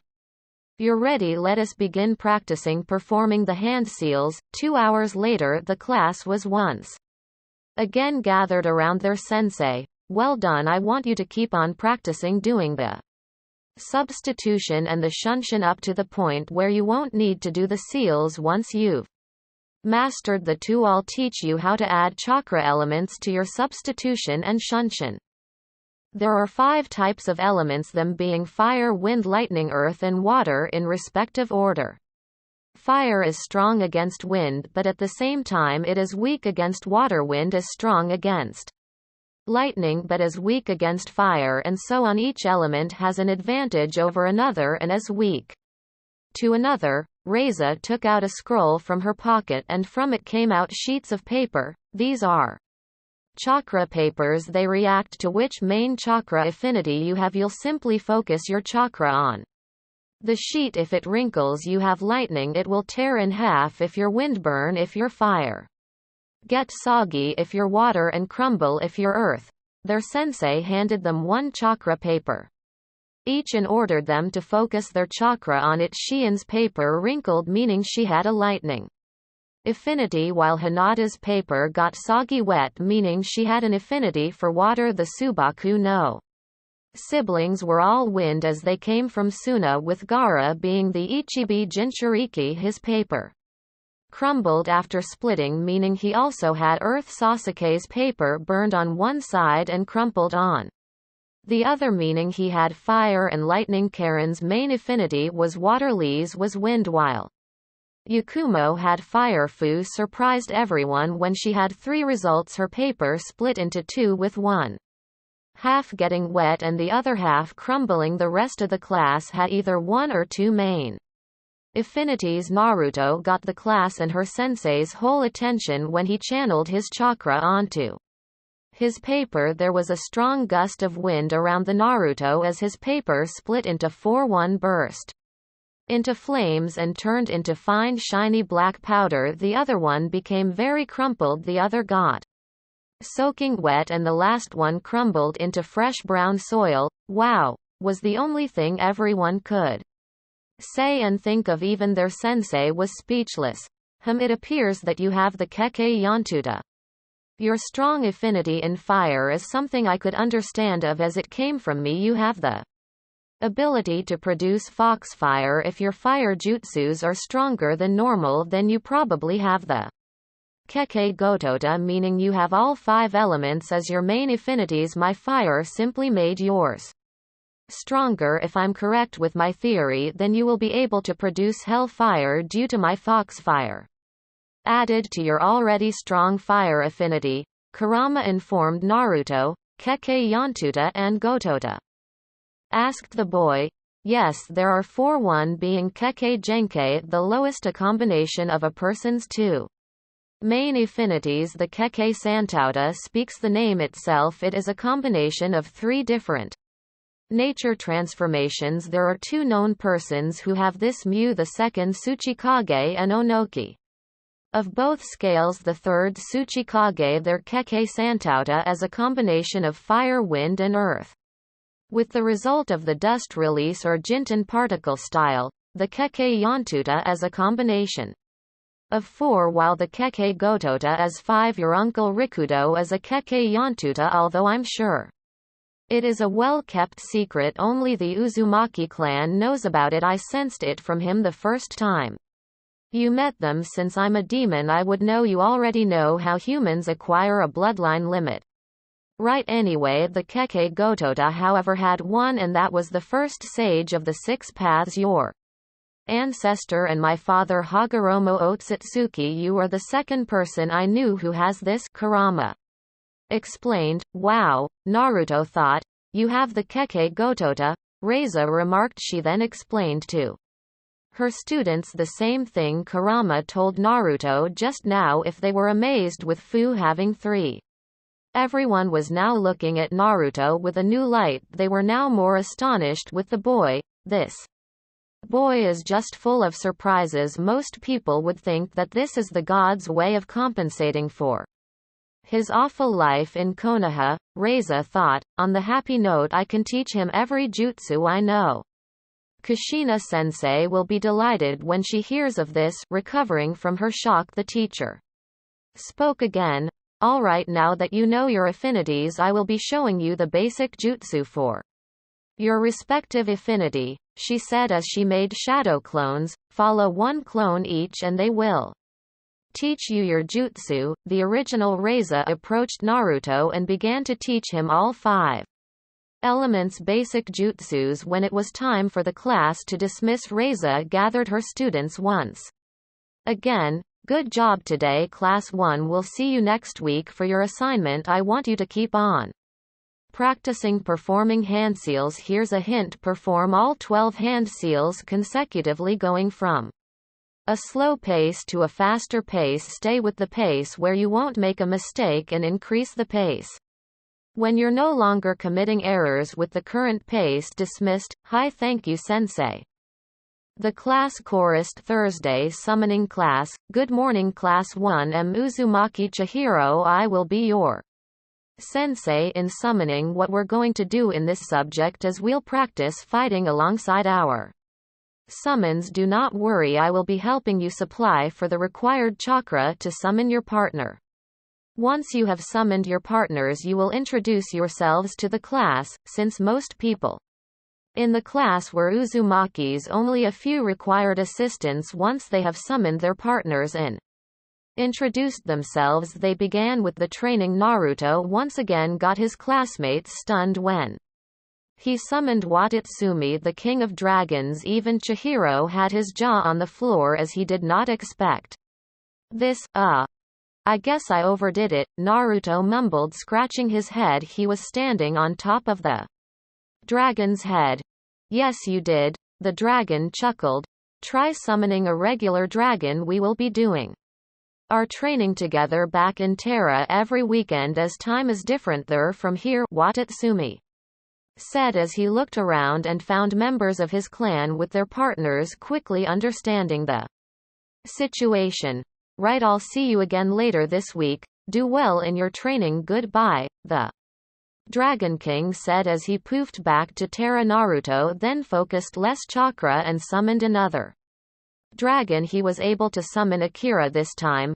I've heard about the kid having the keke. This one, him being the summoner of Watatsumi-sama, he really is full of surprises. I'll do my best to teach him everything I know, Chihiro thought as he observed Naruto's newly summoned dragon. He was even able to summon one of the Dragon Clan's generals after summoning their king, and yet he's still standing like it was nothing amazing. The students' current objective was mastering the fighting style of their summons. Once they have mastered it, they will be sparring alongside them and against them in the coming years. They will be practicing performing collaboration techniques with their summons. Kenjutsu class. Welcome to the dance class. You already know me, so we'll skip the introductions and get on with the lesson right away. Kira told her students, watch closely since I will be doing the kata 5 times only. I want you to memorize the movements quickly. This should be easy for you as this is only the most basic. She then summoned her sword from her seal and demonstrated the kata.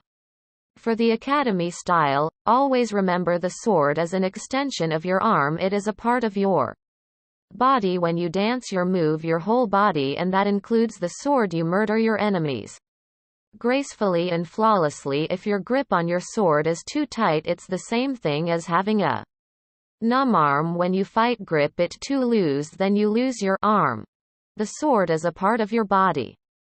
You need to maintain balance in order to move well. Now let us begin. You will be handling real swords now and not the wooden ones, because wooden swords are for babies you're soon to be ninjas in.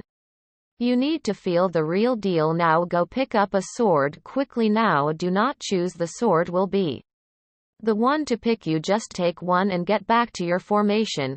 Once the students have gotten their swords, they stood in a loose formation so they will not hit each other. Good, now have both your palms sliced and smear the blood on the flat sides of the blade. Do not worry, you'll heal quickly. Once you're done smearing the blood, hold the sword and position yourself with the basic Stance. Make sure you do the proper posture and position of the sword. Follow my lead. The students then did as told and watched their sensei. The stance was simple. The right foot was ahead of the body, forward, while the left foot was at the back. The distance between was 1 foot. The arms lowered, holding the sword with its tip raised on a 20-degree angle. Good. Now channel your chakra to the sword. The students then concentrated and channeled their chakra to the blade. They were surprised when the whole sword began to change form. Kira then began to explain, those swords you're holding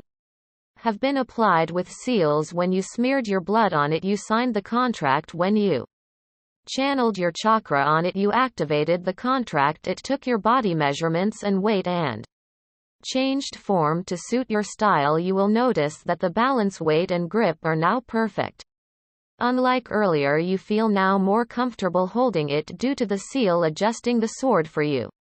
Some of you had short swords, normal length swords, long swords, broadswords, and even split into two for dual wielding. The swords are now yours. Those are my gift for you. You will be using these swords for about a month until you have your own sword or set of swords forged. Just show these current swords to the smith so they could get the necessary measurements. For the month we will practice with the basic thrusts, slashes, swings, stabs and other movements. After the class, Naruto approached his sensei and asked about a certain sword fighting style. Yes, Naruto, sensei, there is this style I want to try. I'll be requiring 2 more sets. Can I have 2 more of the swords?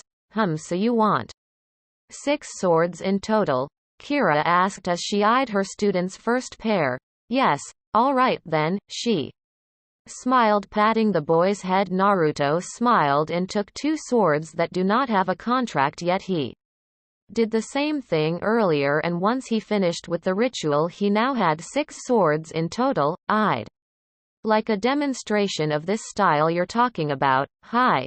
Kira then activated the seals on the dojo and 30 dummies appeared from the ground. Whenever you're ready, begin. Naruto nodded and threw the swords in the air. He caught one with his mouth, the blade on his right side. He caught another one with his right hand, holding it in a back hold with his arm forward on a 45-degree angle, meaning the blade also facing his right side. He caught the third with his left hand in a back hold as well in a 45-degree angle. The fourth blade was caught between his left leg and hip, held near his waist facing the outside left. He was in a slight crouching position with his left knee raised. The fifth sword held behind it, also facing the left outside. The last sword was placed behind his right knee facing the right outside. Kira's eyes widened as she have never seen her read about the stance Naruto was doing. She watched closely as the boy nodded to her and began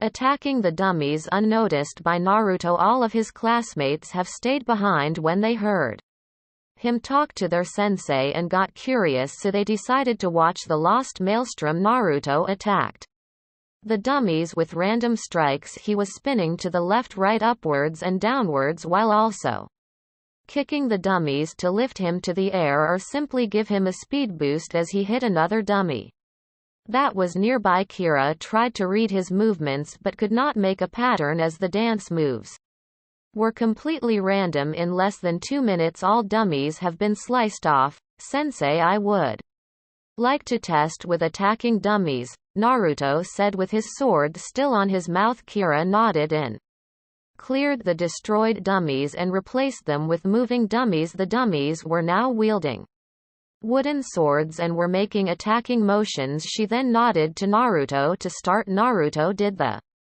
same thing he did earlier with the unmoving dummies. Kira noticed that the boy's random movements also allow him to defend himself at all sides while he attacked and parried the dummies. In about 4 minutes all 30 dummies were annihilated. The sensei was making calculations in her mind and figured that once Naruto have mastered the style, he could spin and move around faster and destroy more dummies in a short time. She snapped out of her reverie when Naruto once again threw the swords in the air and gracefully caught all 6. That was impressive. Where did you learn that? I've never seen that style before, Kira remarked. Naruto's classmates, whom he's noticed now, were also gaping at him and were curious as to where he learned the style. He simply shrugged and answered his sensei.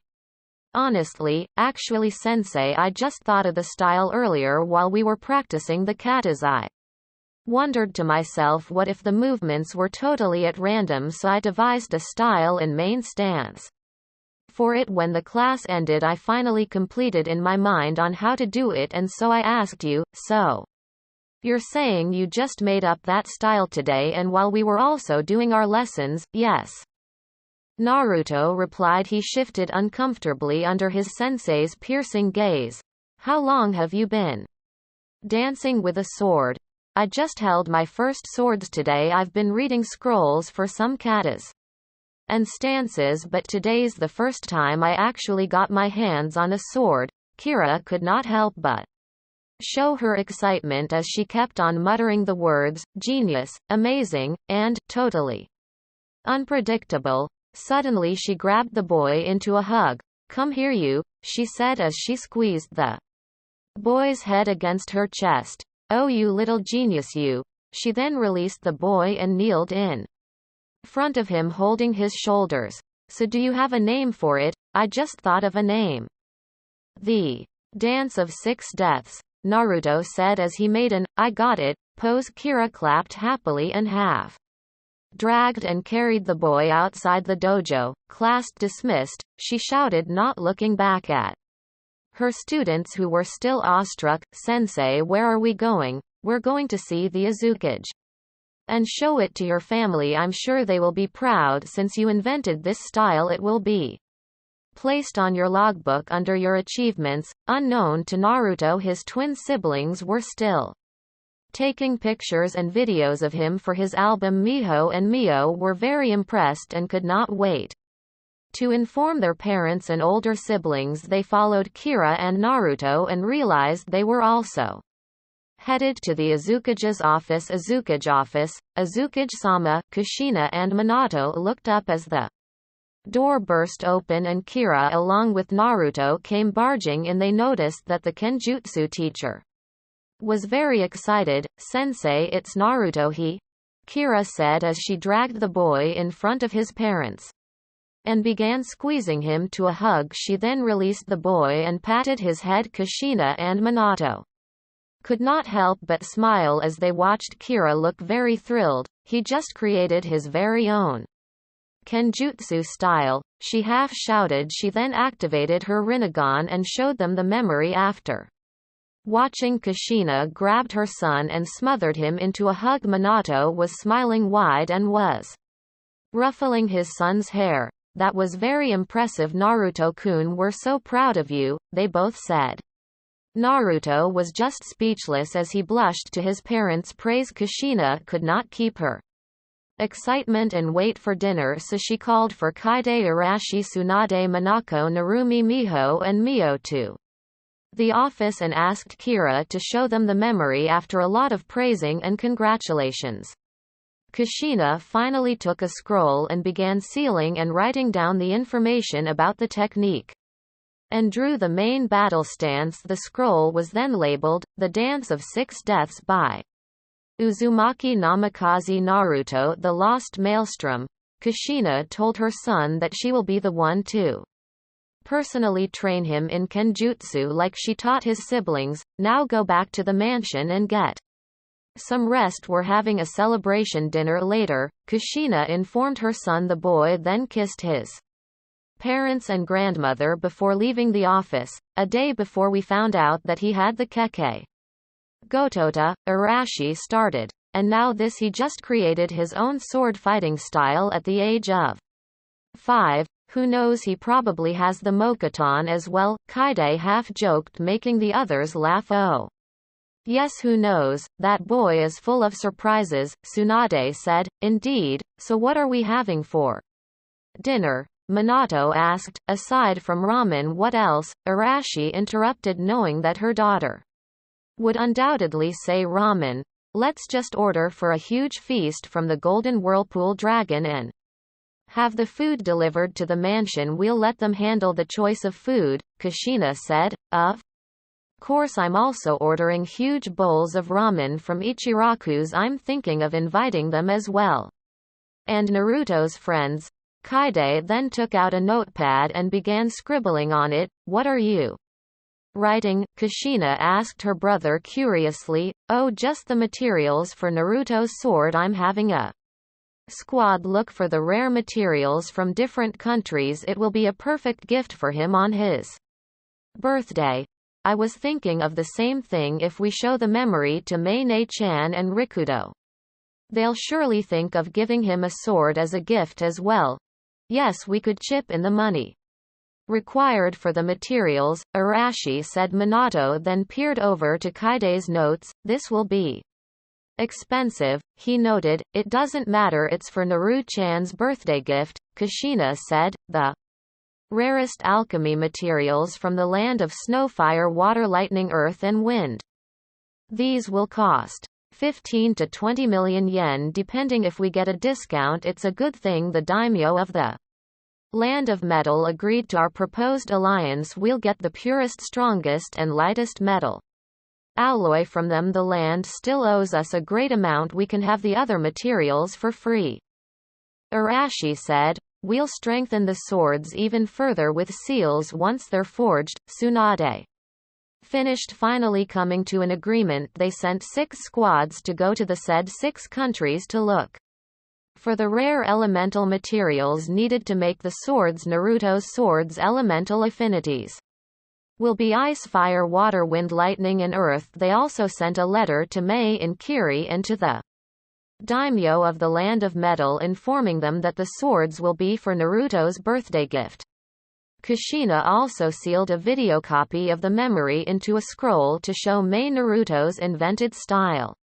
That night the family had a celebration for Naruto's newest achievement. All of Naruto's friends have been invited. The Tsubaku siblings Hinata, Sasuke, Lee, Yakumo, Fu Xian, the priestess Moroku, Karen and even Tayuya were present. Orochimaru, Team Dosu and the Sound Four were also present. And lastly of course Ayame and Tucci. The next day, Friday, Uzushiogakure Academy Medical Ninjutsu class for grade 1. That morning in their PE class, Naruto was approached by all of his classmates and congratulated him for his achievement. Even their sensei K's approached Naruto to congratulate him personally and offered his assistance for Kenjutsu training should he require it. Even though the boy's mother was a master in Kenjutsu, he could still teach him the way of the samurai. When the time for their medical ninjutsu class started, their sensei was excited to see Naruto. Of course, their teacher for the subject was Shizune, Tsunade's apprentice. Naruto's grandmother most likely informed her. She also congratulated the boy before getting started with the lesson. All right, good morning everyone, I am Kato Shizune, apprentice of the medic Sanin Senju Tsunade. I will be your sensei for this subject. Until your grade 3, please stand in the middle and introduce yourselves. After the introduction, Shizune went on lecture mode. Medic knowledge is very important to a ninja. Back in the war, the rate of death is very high due to the lack of ninjas who are able to perform medical ninjutsu. When the greatest medical nin Senju Tsunade proposed a program of it to Konoha, it was declined by the Sandaime. The Uzumaki clan however saw the great benefit of this and added it to the academy's curriculum. With our ninjas knowing medical ninjutsu, our death rate will be very low to none at all. When they're sent to missions, for 3 months we will be learning and memorizing the human anatomy while also learning the first aid, basic antidotes and medicines, and identifying the correct herbs and plants that is harmful or a medicine to the body. Shizune then took out a huge chart and began explaining. After explaining the human structure, she showed them samples and vials of basic poisons and the antidotes for them. Genjutsu class. Hello, good afternoon, I am Uzumaki Natsuki. I will Be your sensei in Genjutsu. Please introduce yourselves before we get started. After the introduction, Natsuki was eager to inform Yakumo Kurama that she wanted her to be her apprentice. She knew how powerful the clan was in Genjutsu and wanted Yakumo to use her talents to their maximum and master the art. Genjutsu or illusionary techniques are types of techniques that also require chakra. When a person is trapped in it, he or she is brought to a false world. A strong Genjutsu can make the victim believe that the events that are happening are real. A Genjutsu can be also made multi-layered. Should a person break free from the first layer, there will be a backup or backups to keep the victim trapped. How does one break free from a Genjutsu? The victim must concentrate and gather chakra and flare it. A victim can also be freed by an outer source if the chakra scent is strong enough to disrupt the victim's chakra flow, then the person will be freed. Jinchurikis, if friends with their tailed beasts, are automatically immune to Genjutsu without even training on countering it. For now, I will be teaching you basic Genjutsus and will put you under it within the day. I won't tell you when or how many times you'll be under it. It is up to you to find out and break free. 1 week later, Naruto and his friends were currently eating at Ichiraku's and were conversing with Ayame. They finished their Genjutsu class and were dismissed 3 hours ago after eating and some talking. The others excused themselves to go home and rest until it was only Naruto left in the restaurant. He continued talking with the chef's daughter. In fact, he started to develop a crush on Ayame. Unlike most people, she treated him as himself and not as the lost maelstrom. They both enjoyed each other's company. When it was time for the boy to go, Ayame gave him a takeout bowl of ramen. Naruto thanked her and his dad and walked back to the mansion. It was already hours past nightfall. It was already dark. Most shops were now starting to close. I'm bored. I don't want to go home yet. I want to do something fun, Naruto thought. Why don't you try sneaking inside your mother's office and taking something? You know they'll find out about it and will have the Storm and Junins look for you. It will be good for you to test your stealth skills, Kurama suggested. She too was bored and wanted some action, so she decided that it would be best for her host, as it was also a kind of training. She knew Naruto loved training. He, that sounds fun. Naruto agreed. He then tried to mask his presence and went to the Azukage's office. When they got there, the two were surprised to find the office empty. Maybe they went on a meeting, Naruto thought as he searched around the desk for something. He checked the cabinet and found a huge scroll. What's this? That's the scroll of sealing from Konoha. It is only a copy, but it would not hurt taking it. You could learn a thing or two from that. Take the scroll and go. Naruto nodded and took off with the scroll. He went to the forest to hide while he waited for his mother to find out and send people after him. He ate the bowl of ramen Ayame especially made for him before he opened the scroll. What to learn? Shadow clone jutsu. Multiple shadow clone technique. I wonder. Naruto then read, Shadow clone jutsu. A jutsu developed by the Hokage Senju Tobirama. The jutsu allows to create solid copies of the user.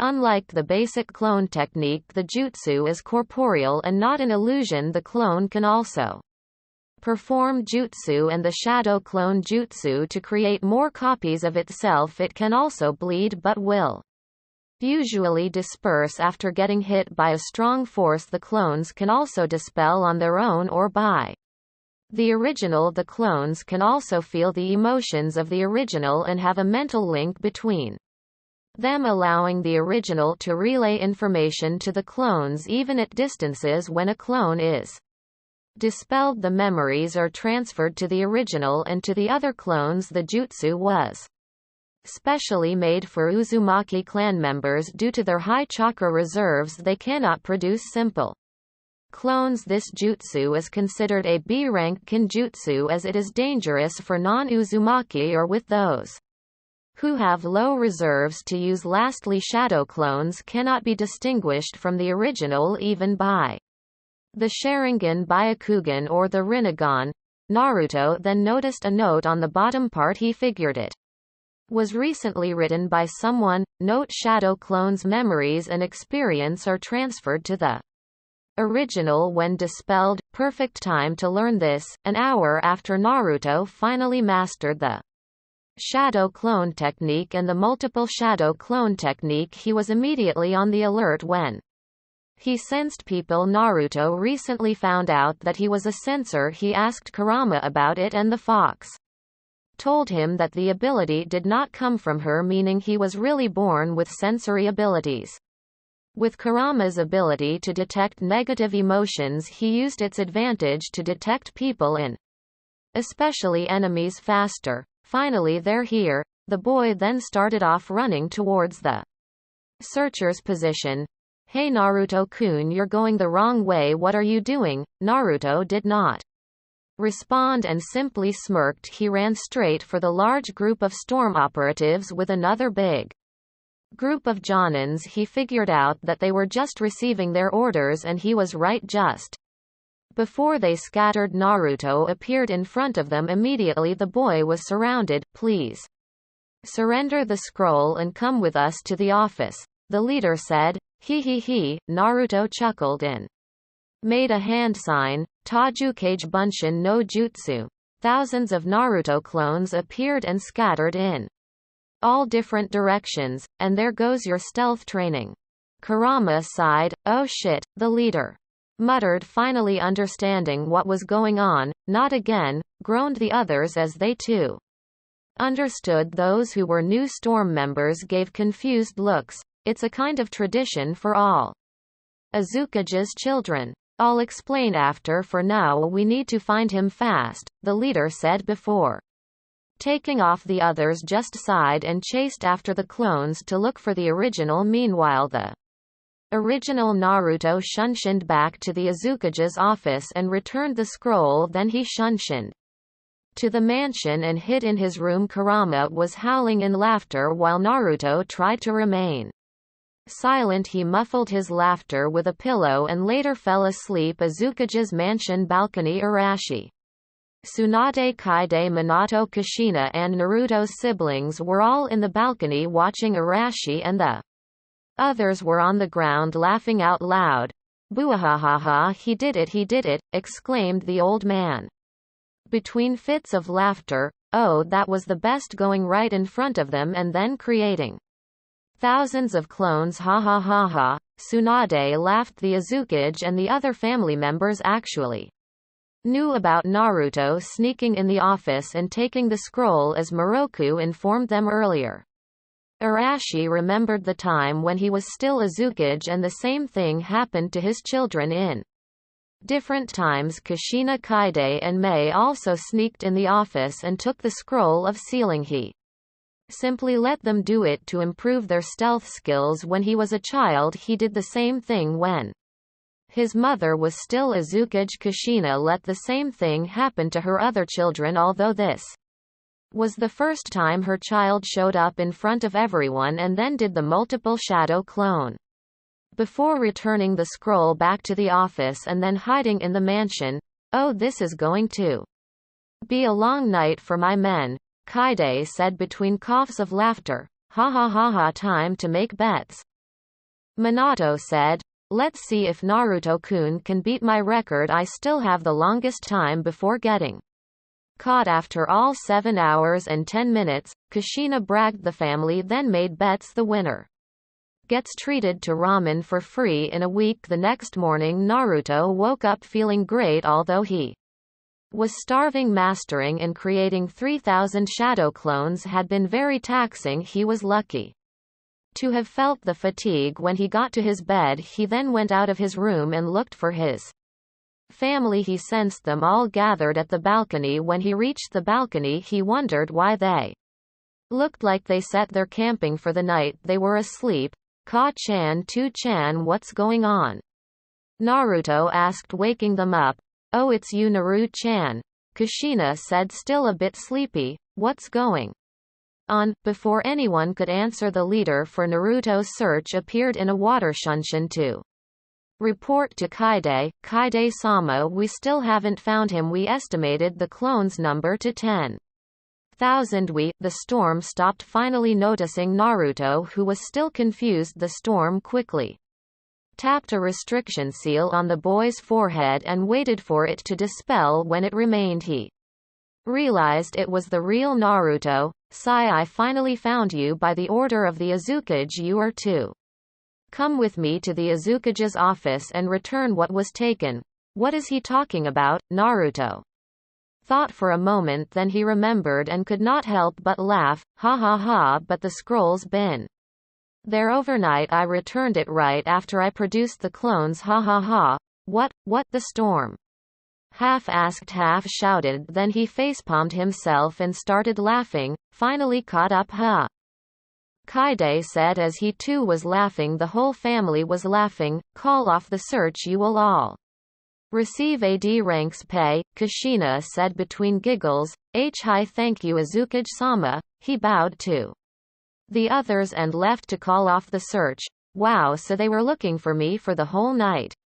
Until this morning, Naruto asked. Yes. They all replied, wow. Yeah, ha ha ha ha, ha ha ha ha. Well done Naruto-kun, Arashi said patting his grandson. 10 hours and 10 minutes, and that was because he wasn't aware they were still looking for him. The search would have gone longer if he didn't come in time to report, Kaide said, reminding the others. Wow. Just so you know, there are still about 2,700 clones remaining, Naruto informed them as he sensed his clones. Most of them were hiding while the others were running away from storm. He mentally ordered them to dispel one by one every 1 minute. What? Kushina, upon realizing something, shouted, I lost too. Naruto-kun, my baby beat my record, she wailed, although also feeling proud. Now time for breakfast. Let's go back to the house, Tsunade said, motioning for everyone to walk to the dining room. Time skip. About 2 years later, after that incident, Naruto used the shadow clones to his advantage to speed up his training. His family told him to keep the special use of the shadow clone a secret, so he did. His chakra reserves have gone larger and still continued to build up thanks to his lessons in the academy. He also had more control in chakra now. His grandmother Tsunade gave him chakra control lessons during the weekends, while his mother Kira and Kei's helped him with his Kenjutsu. Minato, Minako and Narumi helped him with elemental manipulation, although he was immune to Genjutsu. His aunt Natsuki still tutored him on the subject every weekends and told him to invent his own Genjutsu techniques. Mio and Miho helped him with the other subjects as well as weapons mastery.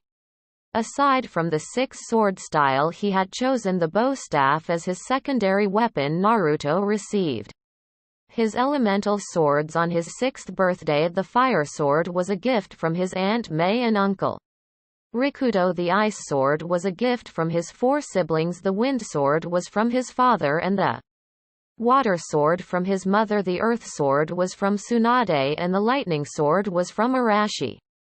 He still hasn't decided names for his swords. He got his elemental bow staff from his aunt Natsuki, also a birthday gift, and named it Stunner about 3 months after they started at the academy. Sasuke finally awoke his Sharingan due to the heavy training they've been taking. Tobi taught him about the Sharingan and their clan's family jutsus during the weekends. Rock Lee, on the other hand, had chosen to become a Taijutsu master. He was apprenticed to the veteran samurai Kei's and received whole-day lessons every Saturday for his weapon of choice. He had the nunchakus. He was also taught by Tsunade every Friday afternoon the same technique she uses to enhance her physical attacks. Since Lee will be using mainly Taijutsu, it was a great idea to combine monster strength to it. Kurama Yakumo was taught by Natsuki in Genjutsu. She made great progress. Within 2 years she was also able to invent 2 of her own genjutsu, the burning coffin burial and the poison ivy entanglement. Her jutsus had been added to her achievements record and got the first jutsu classified as an A rank, while the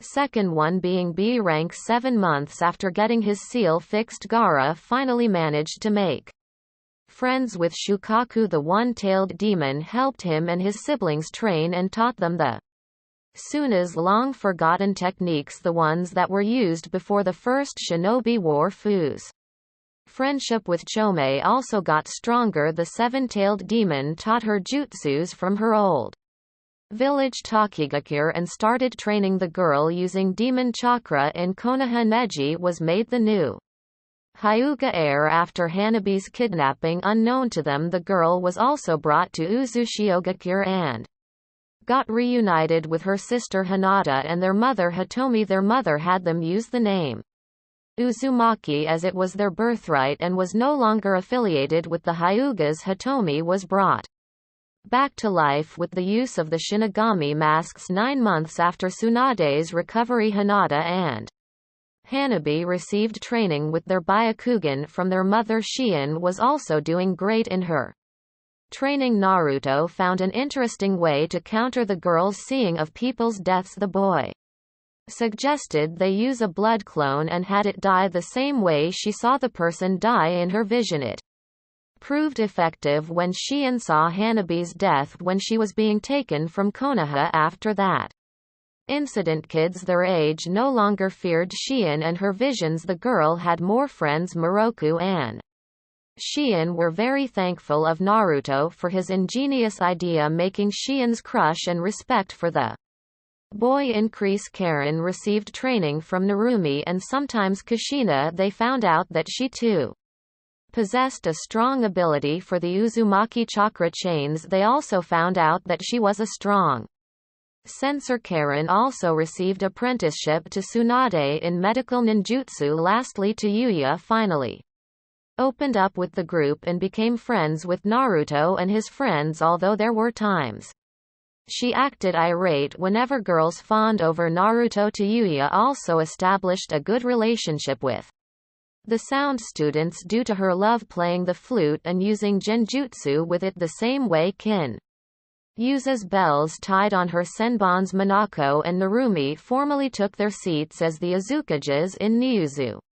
The island was now surrounded by strong whirlpools and was also covered by thousands of seals, including demon restriction seals. The people living there started learning the shinobi arts and received the new technologies from the mainland. Uzushiogakure Otogakure also finished its construction and finally became considered a minor village with its secret alliance with Suna, and Uzu-Ato continued to steadily grow stronger in the Land of Rain. The Akatsuki finally managed to defeat Hanzo and his followers within 2 months after their arrival. They quickly managed to recruit people to their cause and found the rebels. More than 90% of AIM sided with the Akatsuki and wanted the current leader dead. After 15 months of closed rebellion, they finally came into the open and fought the leader and his followers. All of those who opposed Akatsuki had been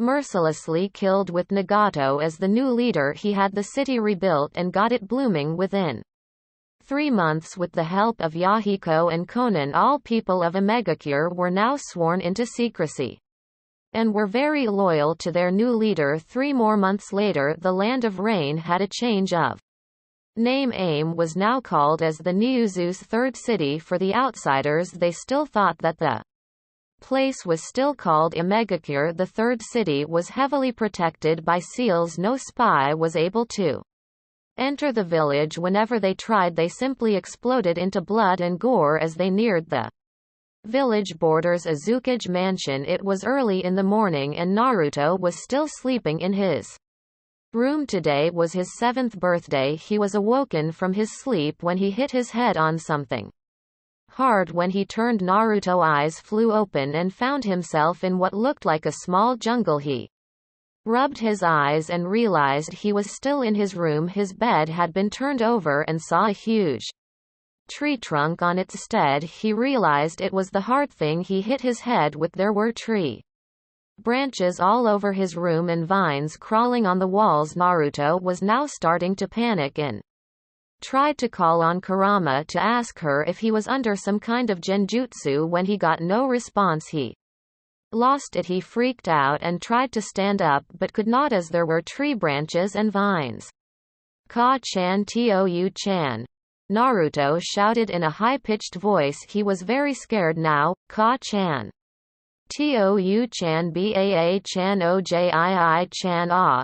No more than 10 seconds later, the door was blasted from its hinges, also destroying the tree branches that were near the room. Instantly got filled with very strong killer intent as 6 cage-level shinobi burst in, followed by 2 squads of storm. More people came in. Naruto's siblings coming into view behind the storm squads. "What's this?" Minako asked as he observed the room. "Tree branches."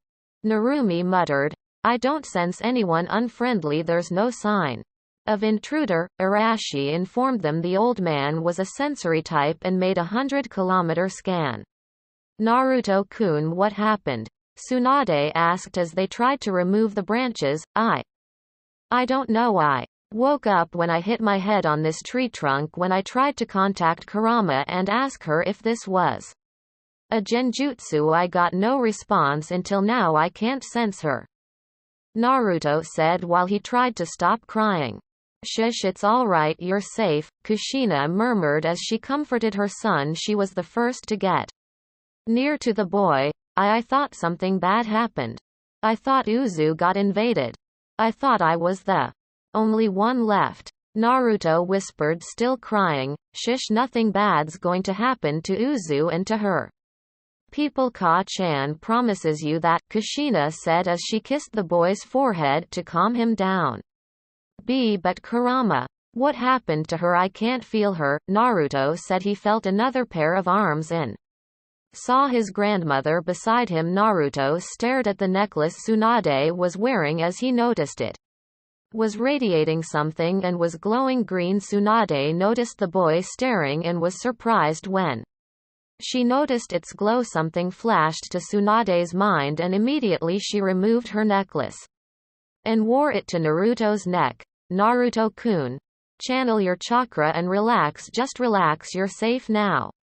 We're here," Tsunade murmured. The boy nodded and took deep calming breaths. He closed his eyes and tried to gather chakra. The necklace then started to glow blue and radiated a relaxing aura. After about 10 seconds, the small forest started to disappear. The trees' branches and vines sunk down to the floor and soon vanished. The damage caused by the mini-forest started to repair. When he opened his eyes, he found his room back to normal and sensed Kurama's presence once again. "Mokuton," Tsunade whispered. "You have Mokuton?" Time skip.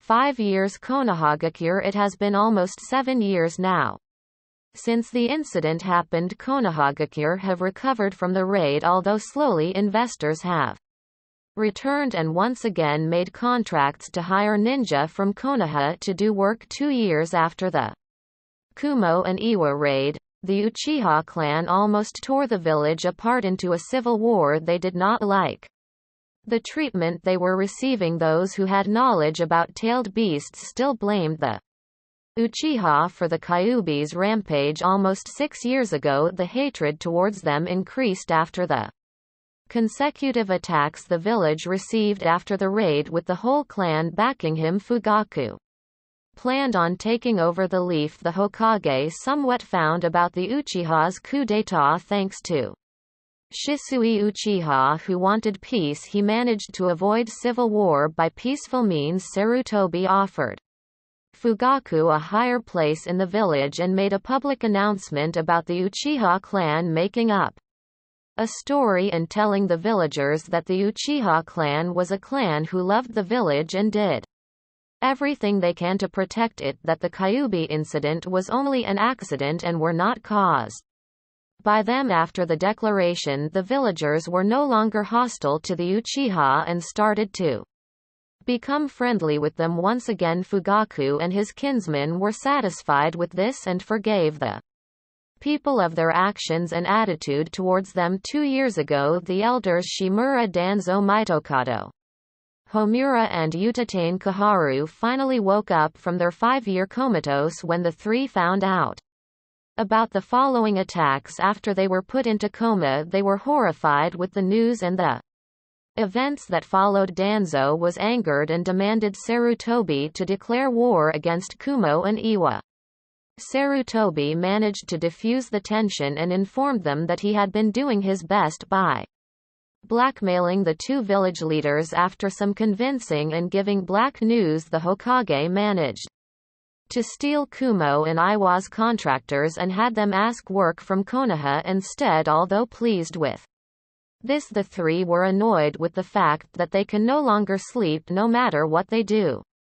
Whenever they took sleeping pills, they will simply get major headaches. The same effect happened when they tried force sleeping jutsus on themselves. The Hokage was very confident of his blackmailing that he did not even consider thinking that he might have angered the Tsuchikage and the Raikage, in which of course he had successfully done on the first 3 years of receiving blackmail from the Hokage. The Kumo and Iwa leaders tried their best to ignore the letters and forgave the old monkey.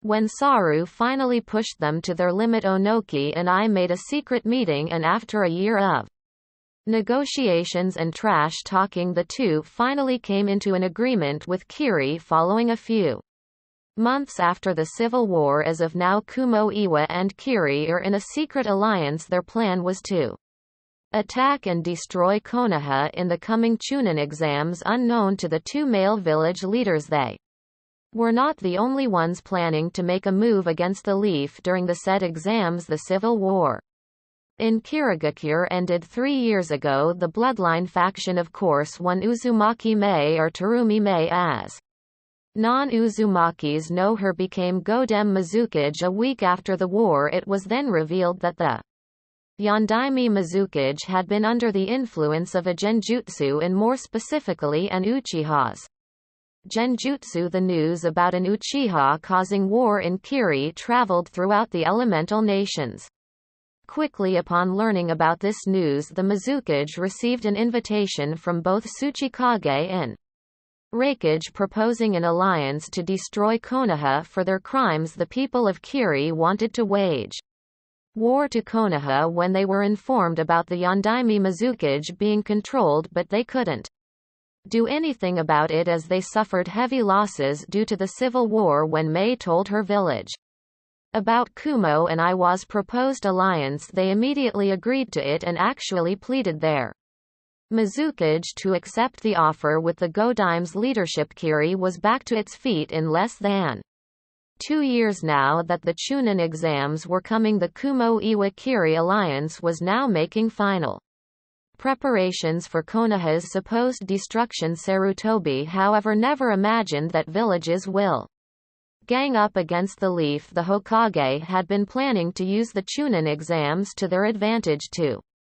attract more customers and people who will hire Leaf Nin, since Konoha will be hosting this year's coming Chunin exams. He asked the Jonin senseis to train their to-be students hard in the coming months before the said event. This year's graduating batch mostly consisted of clan heirs and prodigies. Sarutobi had been keeping a close eye on the 9 of them and already planned their team assignments. This year's graduating batch consisted of Uchiha Sasama, daughter of the Uchiha clan, head a prodigy of this year's batch, although only a to-be genin. Her skills are almost on par with a low Chunin level. Her teammates will be the Inuzuka clan heir, Kiba, and the heir of the Aburame clan, Shino, another prodigy. The next team consisted of the Hyuga heir, Neji, the daughter of Konoha's weapons master, Tenten, and the daughter of a civilian councilor representative, Haruno Sakura. Neji was also a prodigy that is a rival of Uchiha Sasama. He too had the skills that can match a low-level Chunin. Sasama and Neji tied for the Rookie of the Year. Tenten was a weapons mistress and also took Her training seriously. Sakura was a bookworm and was the second highest girl in their batch. The next team was the next generation's Ino Shikacho trio. No need for an explanation for that. Hokage office. Kakashi, you will be the Jonin sensei of this year's Team 7 since you wield the Sharingan. I'm putting Uchiha Sasama in your team. The other two will be Inuzuka Kiba and Aburame Shino. Oh. The Uchiha prodigy. I hear she's a stuck-up arrogant little shit, the silver-haired Jonin said, still keeping his eyes on his porn book. Never let Fugaku hear you saying that, although I must agree with you, the girl's a brat. I wish them luck on their bell test, Sarutobi said while chuckling to himself. He took his pipe and puffed smoke before continuing, Guy, you will be the other prodigy's Jonin sensei. You will have Hyuga Neji on your team. The other two members will be Tenten and Sakura. You will be Team 9. Asuma, you will be the Jonin sensei of this generation's Ino Shika Cho trio. You will be Team 10. That's all. I wish them all luck. I hope they all pass the bell test. Any questions? Asked the Hokage. Said Asuma. Pops, you skipped Team 8. Oh, don't worry about Team 8. Sarutobi said as he stood from his desk and faced the window and puffed smoke from his pipe. I already have members and a Jonin sensei in mind. Team 8 will be especially created as backup for the Chunin exams. The members will be composed of Root Anbu while their sensei will be Yuhi Kurenai, whom I will be promoting to Junin next week. Do not tell her anything about this meeting. Dismissed. Uzushiogakure. It has been 5 years since the family discovered Naruto having the Mokuton bloodline. That incident was dubbed as Naruto's first morning wood, that earned laughs to the elders. Naruto's batch is currently on their 7th year in the academy, meaning they will be taking their graduation exam. Go on in a rank mission since their batch consisted of prodigies. The Azukage and the council have decided to send their batch to an S-rank mission during their academy days. Naruto and his classmates learned extreme chakra control exercises, ninjutsu, medical ninjutsu, elemental manipulation, weapons mastery, genjutsu, taijutsu, summoning and collaboration techniques. They were also put into situations where they had to learn to immediately devise a plan, choose the right decisions right on the spot, such as life or death situations. They were also trained into the art of the shadow, where they performed assassinations, infiltration and extreme stealth in broad daylight and open area. Naruto level was currently on par with a Junin on normal standards during his time in the academy. He mastered his created sword style. The Dance of Six Deaths created 3 S-rank jutsus, added elemental manipulation on the Rasengan and mastered the Hiraishin. His Hiraishin no Jutsu creates an orange flash that gave him another title, the Orange Maelstrom, with the help of a storm operative named Tenzo. Naruto also learned to use his Mokuton bloodline. Tenzo was created in one of Orochimaru's previous base in Konoha without the snake Sanin. Knowing Danzo, Shimura broke into his lab and nurtured kidnapped babies and implanted Hashirama Senju's DNA in them. Eventually Danzo destroyed the laboratory when he found out that the experiments died through the orders of the previous Azukage, who were friends with Orochimaru. Storm operatives went to the lab and found one survivor under the care of Tsunade. Tenzo was raised up and eventually joined the Storm at the age of 13. Nobody else knew about the boy's Mokuton abilities aside from the Azukage's family and all Storm operatives. Naruto can now call upon the powers of wood release without losing his connection with Kurama thanks to the scrolls the Storm recovered during the second to the last raid. His abilities with the Mokuton was now better than Tenzo's. Since Naruto had the Mokuton naturally, he was able to produce and control wood easier compared to the Storm. At the age of 12, Naruto now stood 5 feet tall. His long blonde hair was tied in a ponytail while his 2 bangs hanged freely in front of his face, making him look more hot. For the girls, he now wore a white long cloak with orange foxes and fires on the bottom of it. On the inside, he wore black long sleeves and a dark blue vest with the symbol of the Uzumaki clan in the middle. On the bottom part, he wore a dark blue combat pants with lots of pockets, and lastly a black combat boots that can transform into a short sword. When channeled with Chakra during his 3rd year, Naruto met a blonde teenager named Deidara. The teen declared to everyone in Uzu that he was his proud sensei. Deidara taught Naruto in the arts of explosion. Before Deidara met Naruto, he was a member of Akatsuki and helped overthrow Hanzo the Salamander. He finally got information about his student after he gained Nagato's trust. After 3 years of apprenticing Naruto, Deidara returned to Aim, or the 3rd city, and once again took his position as a member of the Akatsuki. Naruto has in his arsenal the paper jutsu. Conan taught him the bombing techniques. Deidara taught him the Firefox Rasengan and the wind-style Rasen Shuriken Mokuton, the dance of 6 deaths, and the things he learned from the academy, plus 3 more S-ranked jutsus he created with the help of his uncle Rikudo. His control with Kurama's chakra was also doing well. He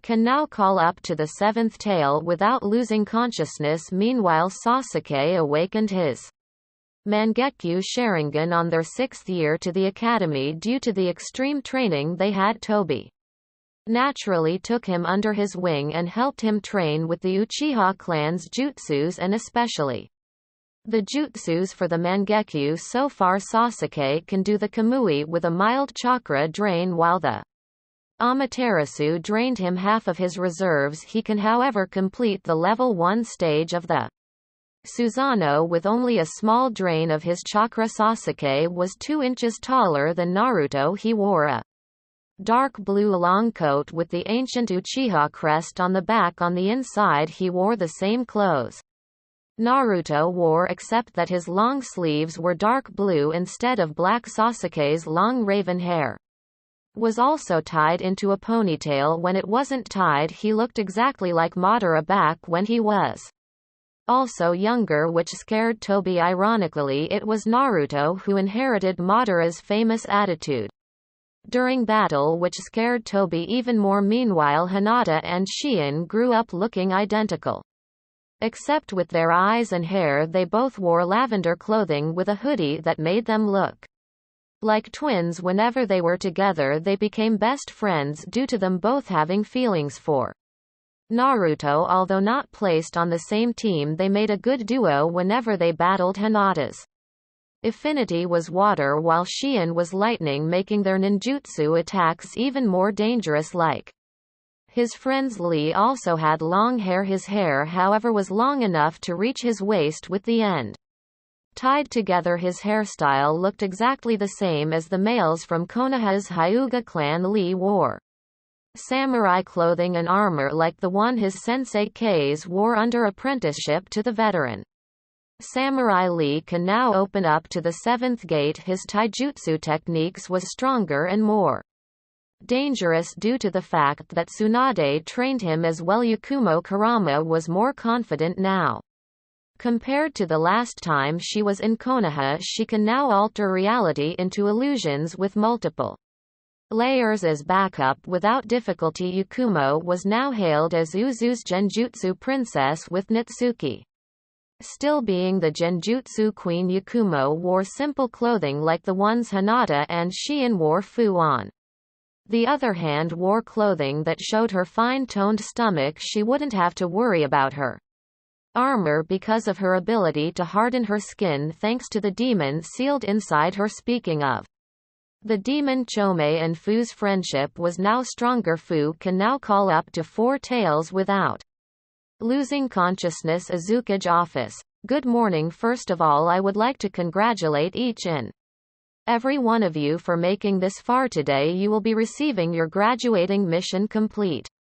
the mission and you fail it, then you all go back to the academy to study and train for another year. The Uzukage sat behind her desk while the graduating batch stood in attention and listened to her. The Jonin senseis were also present in the office and stood beside their leader's desk. Normally, teams would be sent on different missions to perform their test. This batch, however, will be sent on a single location and will have the same objective. Your mission is to reinstate a small country from a tyrant and raise the Uzumaki flag once again in that country. In other words, you will be conquering a small country. You're going to Nami no Kuni. The time has come for the Uzumaki clan to resurface from hiding. The Uzukage paused and watched the academy genins. Seeing no protests or whatsoever from them, she continued, Wave Country is currently ruled by a drug lord who happened to be one of the richest people in the elemental nations. The Wave was once a rich country before they lost connection to Uzu because of the Kumo-Kiri-Iwa alliance. The country became poor when Gato took over and stole the country's wealth and businesses. He was also the one behind the assassination of the Wave daimyo. And his family. Gato uses its people as slaves and trades the women to other big-shot syndicates. Kill Gato and his followers, destroy his bases, find the people who had been traded and return them to Wave.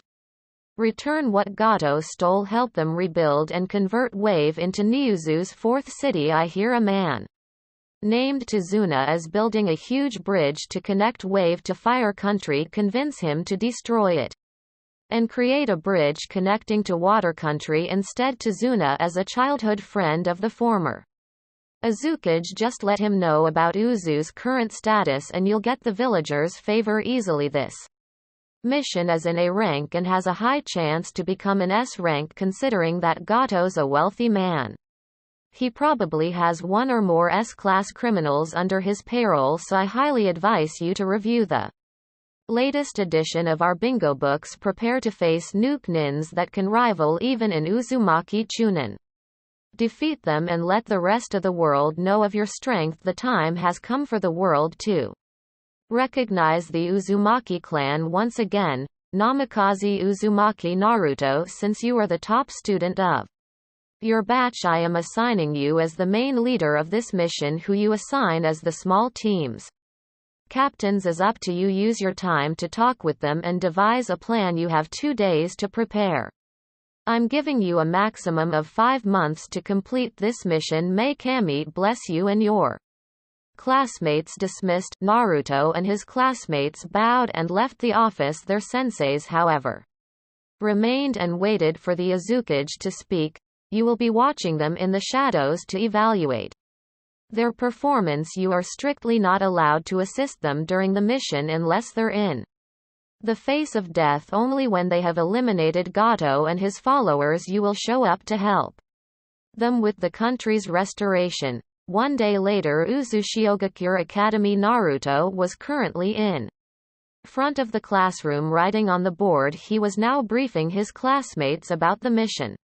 Alright, listen up, Naruto said. Right after we were debriefed for the mission, I immediately sent out 36 clones to scout Wave. They arrived at the country last night and started relayed information from what they have seen. The situation there is really bad. The country's being guarded by criminals, so no villager could escape. Gato has hired the 7 ninja swordsmen of the mist as well as another S-rank criminal named Kakuzu. My clones also managed to find Gato's bases and some of his operations. My clones are still tracking the places where the Wave citizens were being shipped. Naruto took out a marker and began writing on the board. According to the latest edition of the bingo book, the 7 ninja swordsmen of the mist left and became rogue when the civil war broke out. All 7 are masters of the silent killing technique and were the strongest warriors in Kiri. Before they left, we wouldn't have to worry about the mist since our windjutsus are strong enough to blow it away. Our main focus now is fighting them head on. We cannot be too confident against them. The 7 ninja swordsmen of the mist are famous and feared for a reason. Jinin Akabino, the strongest of the 7, wields the Kabutowari, his weapon as a single-sided axe chained to a hammer on the other end. It is said that the sword can break any kind of defense. Kisame Hoshigaki, an S-rank criminal who is also known as the tailless Biju, wields the Samahata. The Samahata is a sentient weapon that has the ability to eat chakra and transfer to its wielder. Kisame was chosen by the sword itself due to his very high chakra reserves. Mangetsu Hazuka, who is reputed as the second coming of the demon, can wield all 7 blades. As of now, he currently wields the Haramekure. The Haramekure is a sword that is capable of storing and emitting the user's chakra, which can then take on various forms. Kishimaru Kurarare wields the Nuaberi. It is a sword that is in shape of a needle with a long thin wire attached to it. It can be used to pierce through victims and sew them together. Zabuza Momochi, the first demon of Kiri, is the one who wields the Kabikirabocho. It is a giant sword that has an ability to restore itself using the iron absorbed from the blood of those it cuts down, traveling alongside. Zabuza is a boy named Haku. Haku is the same age as us and has the Hayaten release like his master. He is also Jonin level. Next is Jinpachi Munashi, who wields the Shibuki. The sword is huge and has a scroll full of unlimited explosive tags incorporated into it lined up behind the blade. Last swordsman is a kunoichi named Amayuri Ringo. She wields the Kiba blades, twin swords that are imbued with lightning, which increases its cutting power. Another S-rank criminal is Kakuzu, who came from Taki. As we all know, Kakuzu was the only assassin sent to kill Senju Hashirama and survived after the attempt. Kakuzu is hailed as immortal as he lives up to this day. Storm operatives managed to uncover his secret along with the Kenjutsu Earth Grudge Fear. Kakuzu uses and has 5 hearts or masks for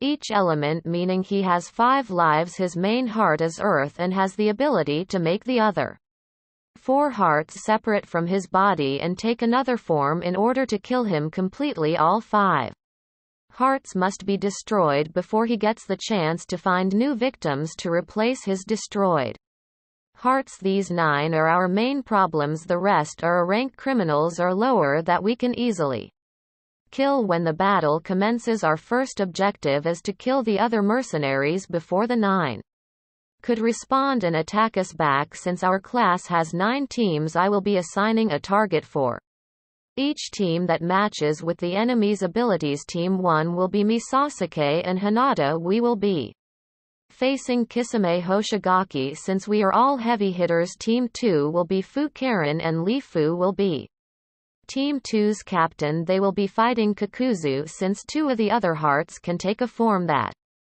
can fly, Fu will be the best match for them as she can also fly, while Lee takes care of the other hearts with Karen as support, using her chakra chains to restrain the other hearts down. Team 3 will be Taiyuya Shion and Yakumo. Taiyuya will be Team 3's captain. They will be fighting Mangetsu.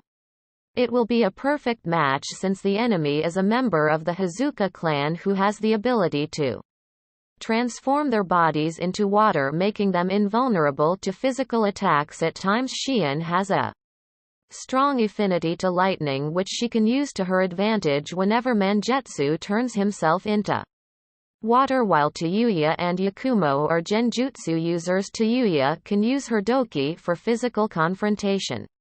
While still at a distance, Yakumo can put the enemy into a Genjutsu, preventing him from liquefying himself. Team 4 will be the Subaku siblings. Gaara will be the team leader. Team 5's opponent will be Jinin. Team 5 will be Sakin, Yukon, Hirobo, and Kitamaru, or as they call themselves, the Sound.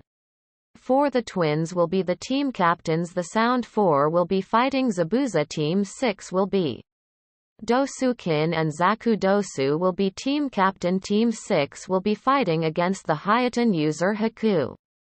Naruto then assigned the remaining swordsmen to the 3 remaining teams. Teams 3 to 9 are to immediately assist Team 2 take down Kakuzu once they have dealt with their opponent. Since Wave isn't far enough, we will be entering Wave in an invasion-like manner. Each team will come from a side. One from the northeast, west, south, northwest, northeast, southwest, and southeast. My team will be arriving in the middle of the village. I already had my clones mark various places in the village with Hiraishin tags. We will attack all at once, so we're going to have to wait for the other teams to be in position, kill all enemies as quick as possible, create clones and have them escort the villagers into a safe location. Our 9 strongest opponents will be no doubt guarding Gato. That will give us the chance to kill the rest of the man's followers, leaving them the only ones in the end. Naruto then took out sealing tags and began drawing on them. After a few minutes he handed each one to his classmates. That is a special tracking seal I made. Activate it by applying your own blood to it. It will then dissipate afterwards. That seal will allow us to communicate with each other mentally, even on great distances. His classmates nodded and activated their seals. Once done, Naruto nodded to test it. Alright, can everyone hear me? Raise your hand if you can, Naruto said. Everyone in the room raised their hands and got an approving nod from their mission leader. Good, we're going to one of our training grounds and have it morph into a replica of Wave Country and make an invading simulation. My clones just finished scouting the whole country and sent me the whole outline. Let's move. The class never noticed the other presents in the room, which were their senseis. They were giving their nods of approval and were amazed by Naruto's quick thinking and leadership skills. Later that night, Uzushiogakure streets, Naruto and his friends just finished their attack simulation and were heading to Ichiraku's. They were having a good time along the way. Yo, Naruto called as he entered the restaurant. Good evening, Tuchi-san. Ayame-chan. Good evening, Naruto-kun. The usual order for you and your friends. Hi, triple the servings for me since we will be going on a long term mission. I won't have Ichiraku ramen for about 5 months. Alright then, please make yourselves comfortable. Tuchi smiled as Naruto and his friends found a table for 16. Ayame, you're free to go join them for dinner. The chef's daughter nodded and happily walked towards Naruto's table. She sat beside him and took out a book from her bag and stared at Naruto expectantly.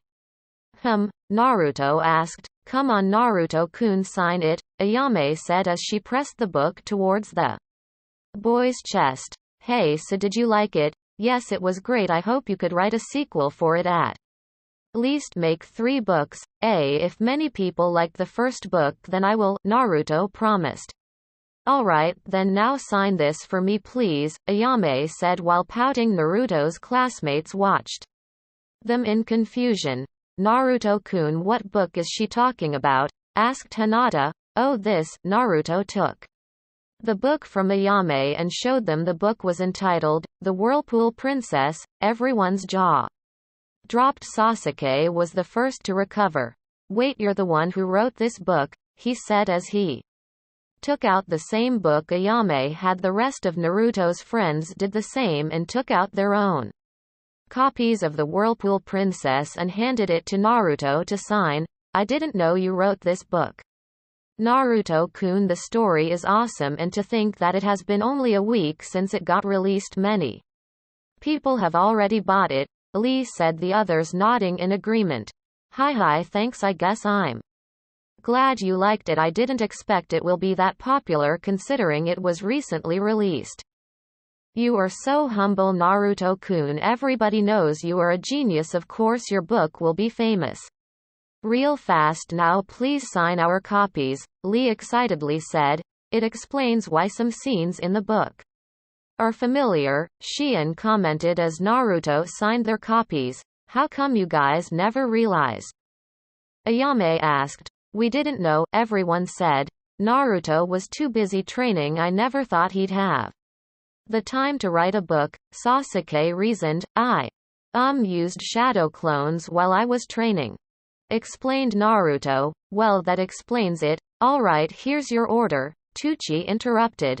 Extra servings for everyone since it is your graduation mission, and don't worry about the expenses, it's on the house tonight. Eat and order all you can, the old man said as he placed the bowls in front of the genins. Oh, and Naruto-kun, let's just say I'm going to consider your autograph as payment for the meal tonight, Tucci said as he also took out a copy of The Whirlpool Princess and handed it to the boy to sign. The Whirlpool Princess was a book written by Naruto. He and Ayame had a conversation about him writing a book. One time he was dining at Ichiraku's. Ayame only meant it as a joke while Naruto took it seriously. The story was about an orphan girl who was treated as a pariah by the village she lived at. Eventually she found out that she had a living family through a dream. She managed to contact them. After a few days, operatives were sent to rescue her. When she got to her real homeland, she found out that she actually came from a royal family. There she started a new life. Naruto based the story from his real-life story. He planned on writing 2 more books that will be the sequel. Now that he found out that his first book already sold many copies, he will be writing the sequel soon. The next day, Land of Waves border. We're on position, said Fu through the mental link. My team's ready to kick some ass, Tayuya proudly said, earning snickers from her classmates. Team 4 awaiting orders, said Gaara. The sound Fa's ready to kick some butt as well, Sakin said. Yeah. Yukon agreed. Calm down guys. Team 6 on position as well, said Dosu. Team 7 in position. We're good to go too, Team 8's captain said. Team 9 ready. All right, Naruto said. We strike in 3, 2, 1. Nami no Kuni. Boom whoosh slash sounds of battle were heard throughout the whole island. They're coming, prepare for battle, a mercenary bandit said before a kunai pierced his skull. Ah, cried one mercenary as he got crushed and buried alive by a sand coffin. Village center. What's going on? A boy screamed while his mother hugged him in a protective manner. An old man was also with them. He had an idea of what was going on, but before he could answer, there was an orange flash in front of them. One of them quickly created dozens of copies of him and began to slaughter Gato's mercenaries that were near the area. Ah, how come you and your families enjoying the sensation? I think I'm going to be sick, Sasuke said. Oh, shut up, don't be a baby. Look at Hinata. She's fine, said Naruto. And Naruto-kun. I think I'm going to be sick too. What, excuse me. The old man coughed, gaining the attention of the newcomers. Who are you 3? Oh right, I'm sorry, I'm Naruto. This is Sasuke and Hinata. You must be Tazuna, the beautiful ladies Tsunami, while the kids Inari. Yes, how do you know us? Long story, follow my clone, he will lead you to safety and explain everything. Here's password. The whirlpools once again swirl. Tazuna at first wondered what password the boy was talking about. When he heard the phrase, he remembered and understood. Flashback. Wave country before Uzu's supposed downfall. Tazuna, my friend, when the time comes, Uzushiogakure will once again resurface from hiding and Nami will finally be as one with Whirlpool. Remember this phrase. The whirlpools once again swirl. We will contact you again through that. Good bye for now and take care. Arashi the Azukage said. Flashback end. What the? Naruto thought as he sensed a very strong chakra signature. Naruto-kun. That chakra. Kurama warned. You guys need to go now. Naruto told the family, please follow me, the clone said. A few moments after Tazuna's family left, a blue creature appeared in front of Team 1. So you're the upstarts that killed the other mercenaries? Not that I care about them. Say hello to Samahata, said Kisame. Kisame Hoshigaki monster of the hidden mist, or also known as the tailless Biju because of your huge chakra reserves. Wielder of the Samahata murderer of Suikazan Fuguki, who was the sword's previous wielder, former member of Kirigakure's 7 ninja swordsmen. You are also wanted for murdering your teammates back during a mission. Naruto recited, "Well done kid, you've done your research," the Nukenin said mockingly. Naruto did not respond but instead told his teammates to scatter. "So you brats want to play now, huh? Initiate level 1 attacks. Let's see first how this guy moves," ordered Naruto. Hinata and Sasuke nodded. The three then began launching waves of kunais senbons and throwing stars at the sharkmen. Kisame dodged, parried and evaded the waves of deadly weapons. This continued for 3 minutes. "Level 2 go," said Naruto. The three then launched more waves, and this time the projectiles had explosive tags attached to each. The Nukenin was now starting to get annoyed. "Is that all you got, you brats? Annoying." Level 3. Hinata and Sasuke then nodded and began weaving seals, fire style fireball jutsu, water style waterball jutsu, lightning style lightning ball jutsu, water style water torrent, as the jutsus were called. Naruto simply held his arms out from his sleeves came out dozens of origami foxes with sharp fangs and wings. The foxes headed straight to its target. Kisame simply smirked as he dodged and countered the 4 jutsus with ease, using his own jutsus as the paper foxes neared him. He simply raised Samahata to destroy them, however he did not expect them to be explosive as well. His clothes got singed and the sleeves got tattered in the process. "You've done it, kid. I'm going to enjoy killing you," growled Kisame. "Remember, never let him get near you. That sword of his will drain your chakra,"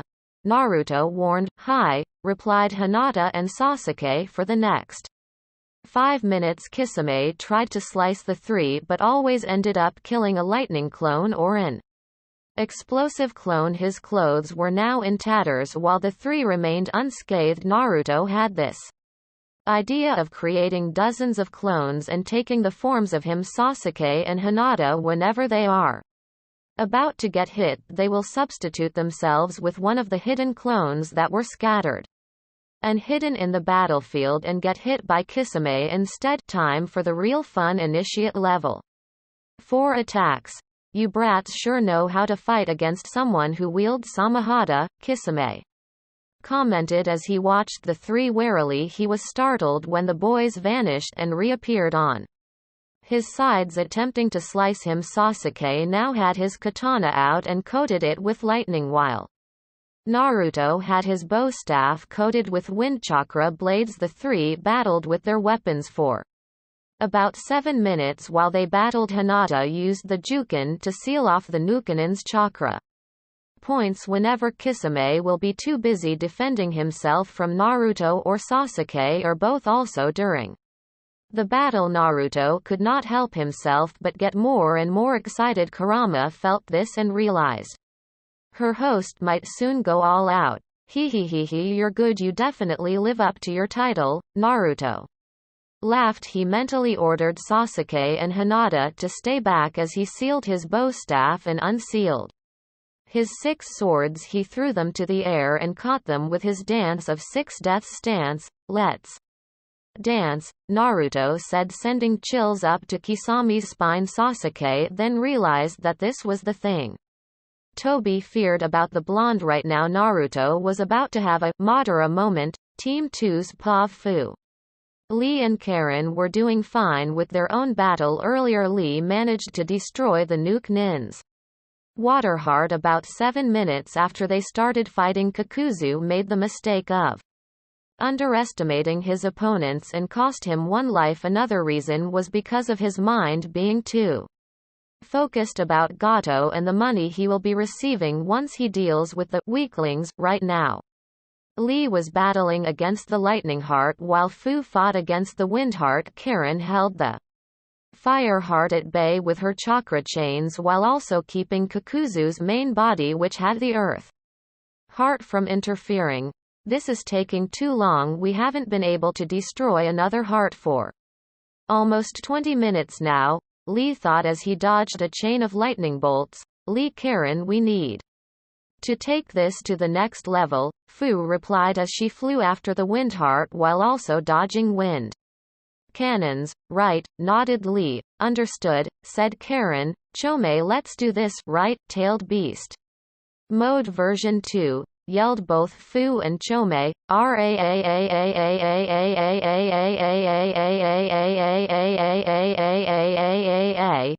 Lee yelled as he stopped attacking and went into a stance.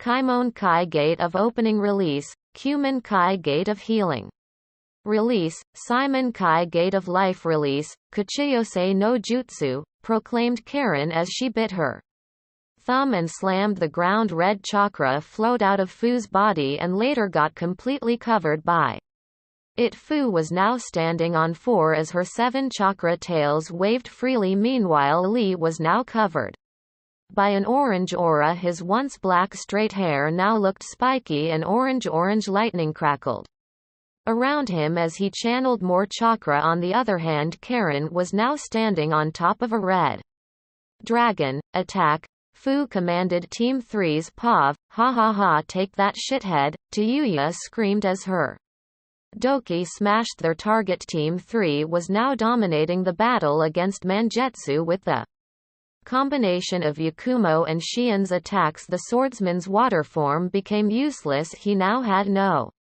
choice but to fight in solid form. Earlier they were on the losing ground as the Hazuka relentlessly attacked them, giving them no time to coordinate attacks. The tables turned when Yakumo successfully managed to capture Mangetsu on a Genjutsu. Even on a short time, that short moment gave them the opportunity to proceed with their planned attack. Yakumo repeatedly cast the Burning Coffin Burial against the swordsman, restraining his movements. Mangetsu would morph his whole body into water to extinguish the flames. However, Shien would simply bombard him with lightning jutsus. Since they fought on water, the lightning jutsu's damage increased drastically. Earlier Mangetsu thought that he would easily overpower Team 3 as their battle terrain was on a lake. He now realized that his opponents really did prepare for him. Mangetsu smiled as he slowly fell. He congratulated the 3 for defeating him and apologized to them for underestimating them earlier. Suigetsu, avenge your brother, were his last words. The 3 nodded and sighed in relief as they finally defeated the swordsman. Tayuya took out 2 scrolls and sealed Mangetsu's corpse in one and the Haramekure in the other. Just then they felt a disturbance in the atmosphere. It seems that Elise activated the inner gates. Fu's gone into tailed beast mode. Since I sense demonic chakra, I also smell dragon fire. Karen must have summoned her partner. Team 2's going all out. We need to assist them. Let's move, Tayuya commanded Team Fa's Pav. We must hurry. Fu's gone into tailed beast mode already, Gara told his siblings through the mental link. This guy is too strong. He even managed to destroy my puppets. Winded Konkuro said, this swordsman's no joke. He even made me use up to my fan's 5th moon. Replied Tamari, I can still use the broken limbs to attack him. Tamari, I'll combine my poison darts with your wind jutsu. I got it, Tamari replied as she now opened her fan. Holy, showing 7 moons. You got 5 seconds attack while I distract him with my sand, Gara said as he raised his arms and formed sand spikes and sent them flying towards their opponent. Collaboration technique. Poisoned wind blades, Konkuro and Tamari said as the girl did a 1080-degree spin in. Released hundreds of giant wind blades. The puppet user released all poison darts and had them fly along his sister's attack. Due to the strong wind, the poison dart's speed increased drastically. Jinin was unable to dodge the barrage of attacks and had to use the Kabutowari to deflect the darts. His efforts were in vain as he still got pierced by dozens of poison darts. The swordsman's movements became sluggish until he became totally still. Damn it, I got defeated by brats. No, this poison is Nothing, I can still fight, Chunin thought as he channeled more chakra to nullify the effects of the poison. You'll have to do better than that. Surely but slowly he once again began to move. He charged towards the nearest target, who was the red-haired boy. Let me out, Chome's out. Let me out too, whined Shukaku, sounding like a child, in which of course he was at least entailed. Beast terms, he was the youngest, with Kurama being the eldest. Fine, finish this guy already so we could help Team 2, Gaara replied as the swordsman neared. Red chakra poured out of the redhead's body, encasing him with it as Chunin raised the kabutowari to pummel the boy. A singular tail of chakra grew from the boy's back. Gaara simply raised his arms and held the enemy's blade by the blunt side.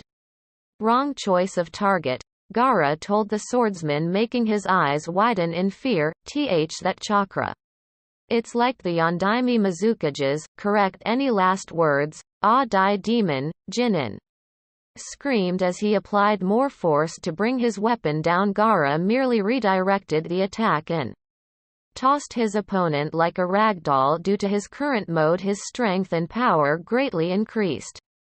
Chunin was sent crashing towards a tree. Due to the force of it, he got 2 broken ribs and a dislocated leg in the process. One rib pierced through his lung, making his breathing difficult. He tried to stand up but found that he could not, as he saw sand quickly wrapping around his body. The sand continued to cover him until it was only his face that was visible. Grand Sand Burial were the last words he heard before he left the world of the living. Team 4 waited for a whole minute before Gaara released Chunin's broken body from the sand prison. He took out 2 scrolls, sealing the corpse into one and the kabutowari to the other. Let's go. Team 2 requires our assistance. Team 1's Pav. I'm going to have shark sushi tonight, ha ha ha ha.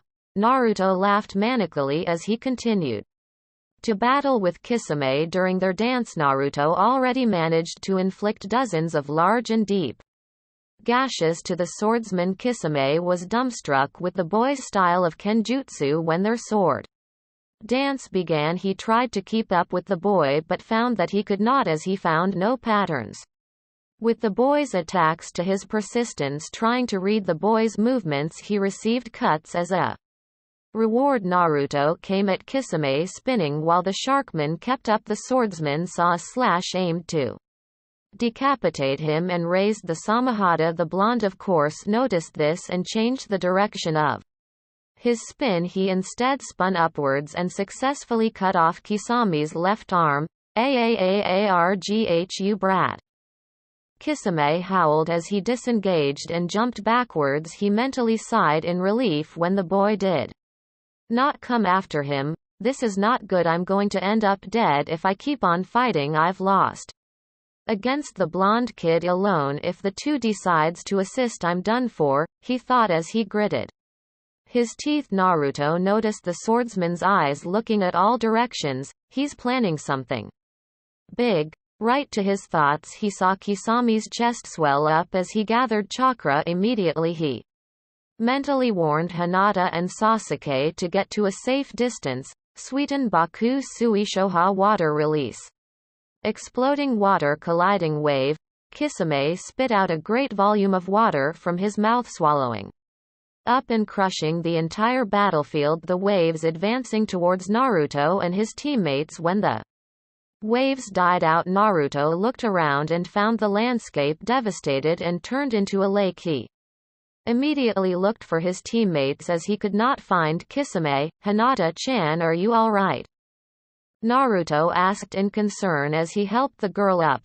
I'm okay, Naruto-kun, thank you. Sasuke, the blonde asked his best friend. I'm fine. What do we do now? Naruto closed his eyes and felt the surroundings. He opened them once again as he pinpointed Kisame's location. He's headed to Team 2's location. Let's go, Naruto mentally informed them before he took off and chased after the monster of The missed Sasuke and Hinata were a bit startled when Naruto spoke to them mentally. Hinata subtly activated her Byakugan and found a squad of Kiri Anbu nearby watching. She mentally informed Sasuke, who had a confused look as they followed after their leader. Yo Naruto, are we really letting those Kiri Anbu live to tell the tale? Sasuke asked as they caught up with the blonde. Yes, Naruto replied simply. Sasuke looked confused and went silent as they headed towards Team 2's battlefield. After a minute of silence, the raven-haired boy started laughing. Ha ha ha ha, I get it, ha ha ha ha. Get what, Sasuke-kun? Asked Hinata. Your Uchiha friend has finally lost it. He's gone mad like his sensei. I wouldn't be surprised if he started talking in third person, Kurama told Naruto, making him sweat drop. Ha ha ha, Naruto, you mofo, ha ha ha. Finally understood now, have you? Naruto asked, smirking. Haha, yeah, so that was why you told us to stand down. You fought one-on-one against Kisame to show those Kiri Anbu your skills, Sasuke said. Hinata finally understood what the boy laughing about and remembered Naruto saying something about him wanting to be put in the bingo book, so that was why. You told him your full name during the battle. Yes, replied Naruto, they'll report this incident to the Mizukage. Of course she already knew about this going to happen. Those Kiri Anbu were supposedly sent to hunt down Kisame and retrieve Samahata. Sasuke and Hinata nodded in understanding and continued with the chase. We're near. It would seem that Kisame has joined the battle against Team 2, Naruto said as he heightened his senses and felt his surroundings. He felt 21 other chakra signatures approaching. Teams 3 to 9 have defeated their opponent and are headed to Team 2 as well. Team 2's Pav. Damn it, this shark guy's annoying, Karen said as Shifu and Lee regrouped earlier before Kisame arrived. Fu managed to destroy Kakuzu's wind heart thanks to her tailed beast mode version 2, while Lee also managed to kill the lightning heart using the Ura Renge reverse lotus. Karen and her summoned dragon were about to destroy the fire heart but were taken by surprise when Kisame joined the battle. Karen momentarily dispelled her summon while she and her teammates planned for another approach.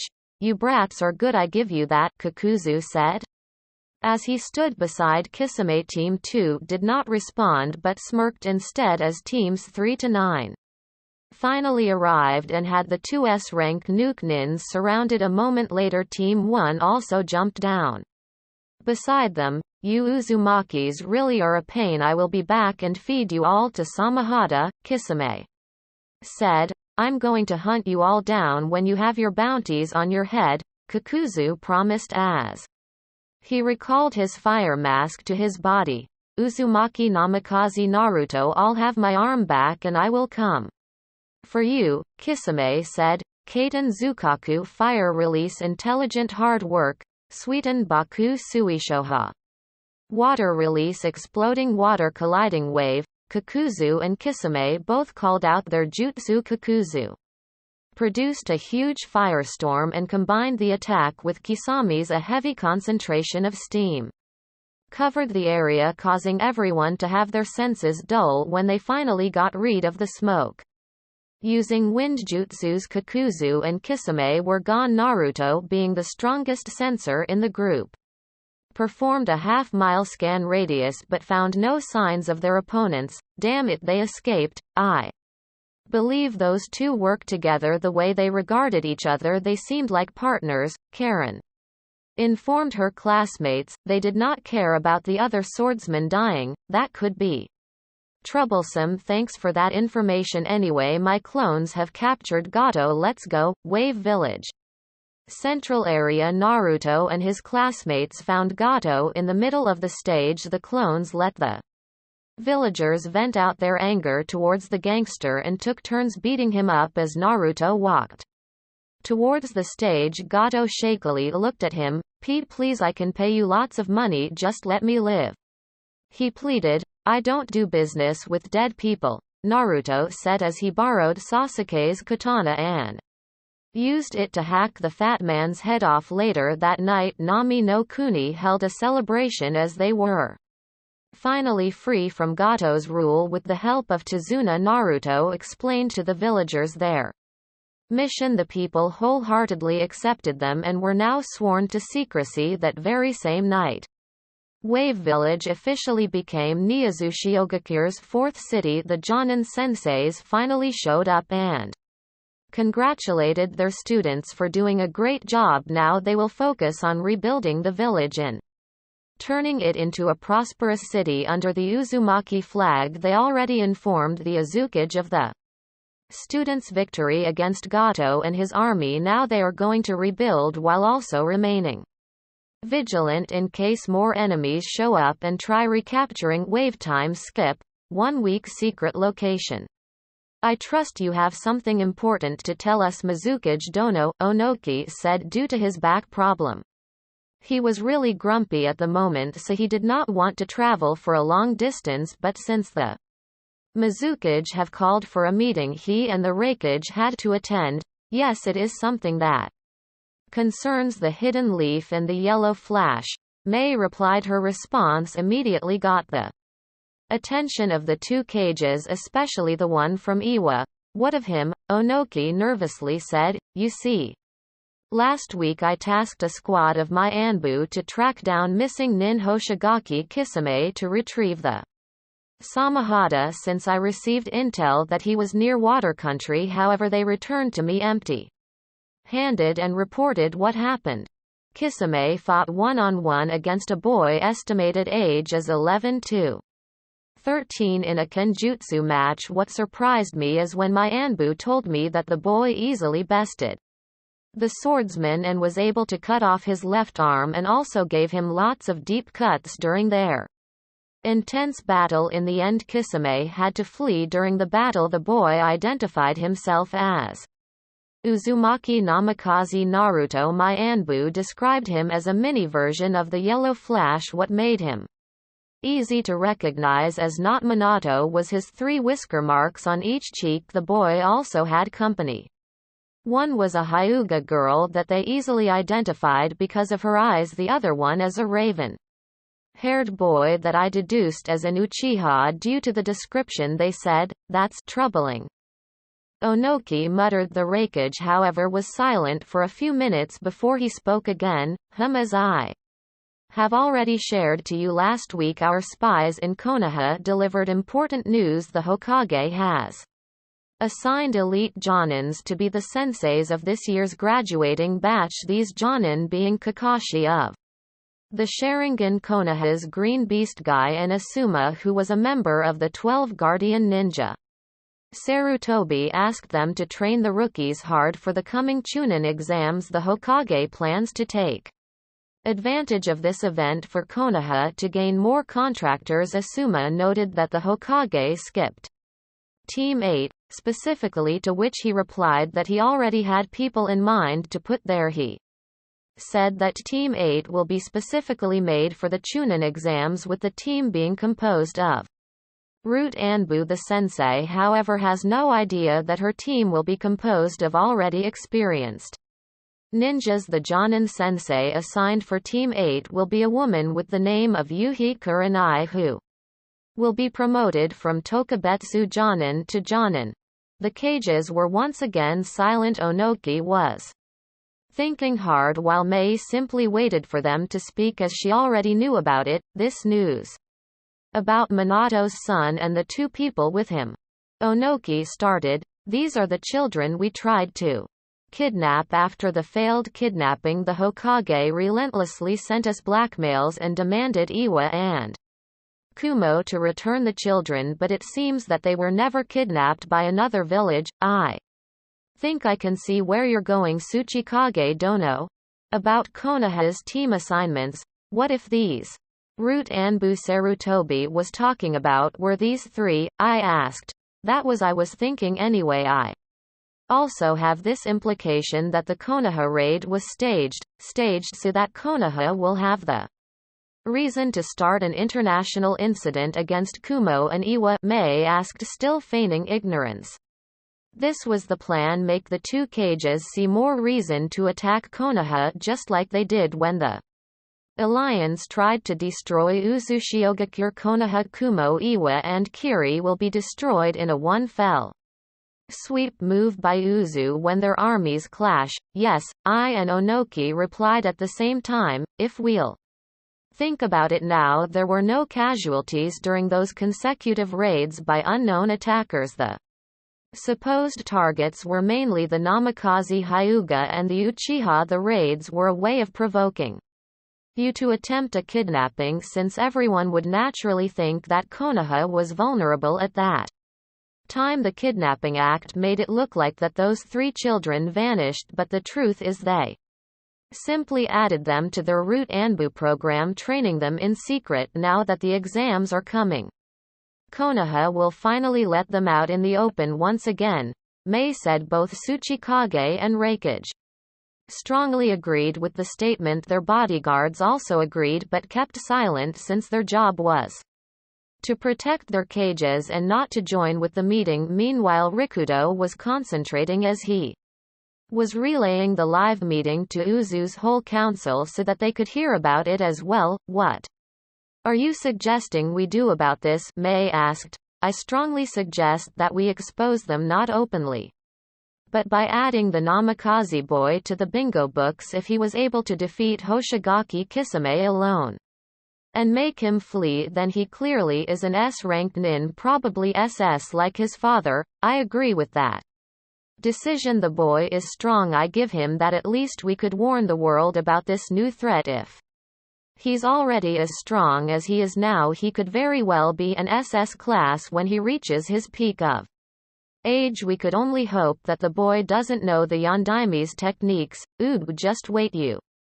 old geezers. My nephew's going to destroy your armies using the Hiraishin, Mei thought. Meanwhile, in Uzu, Kushina and Minato could not help but feel proud of their son. Onoki regarded Naruto with fear.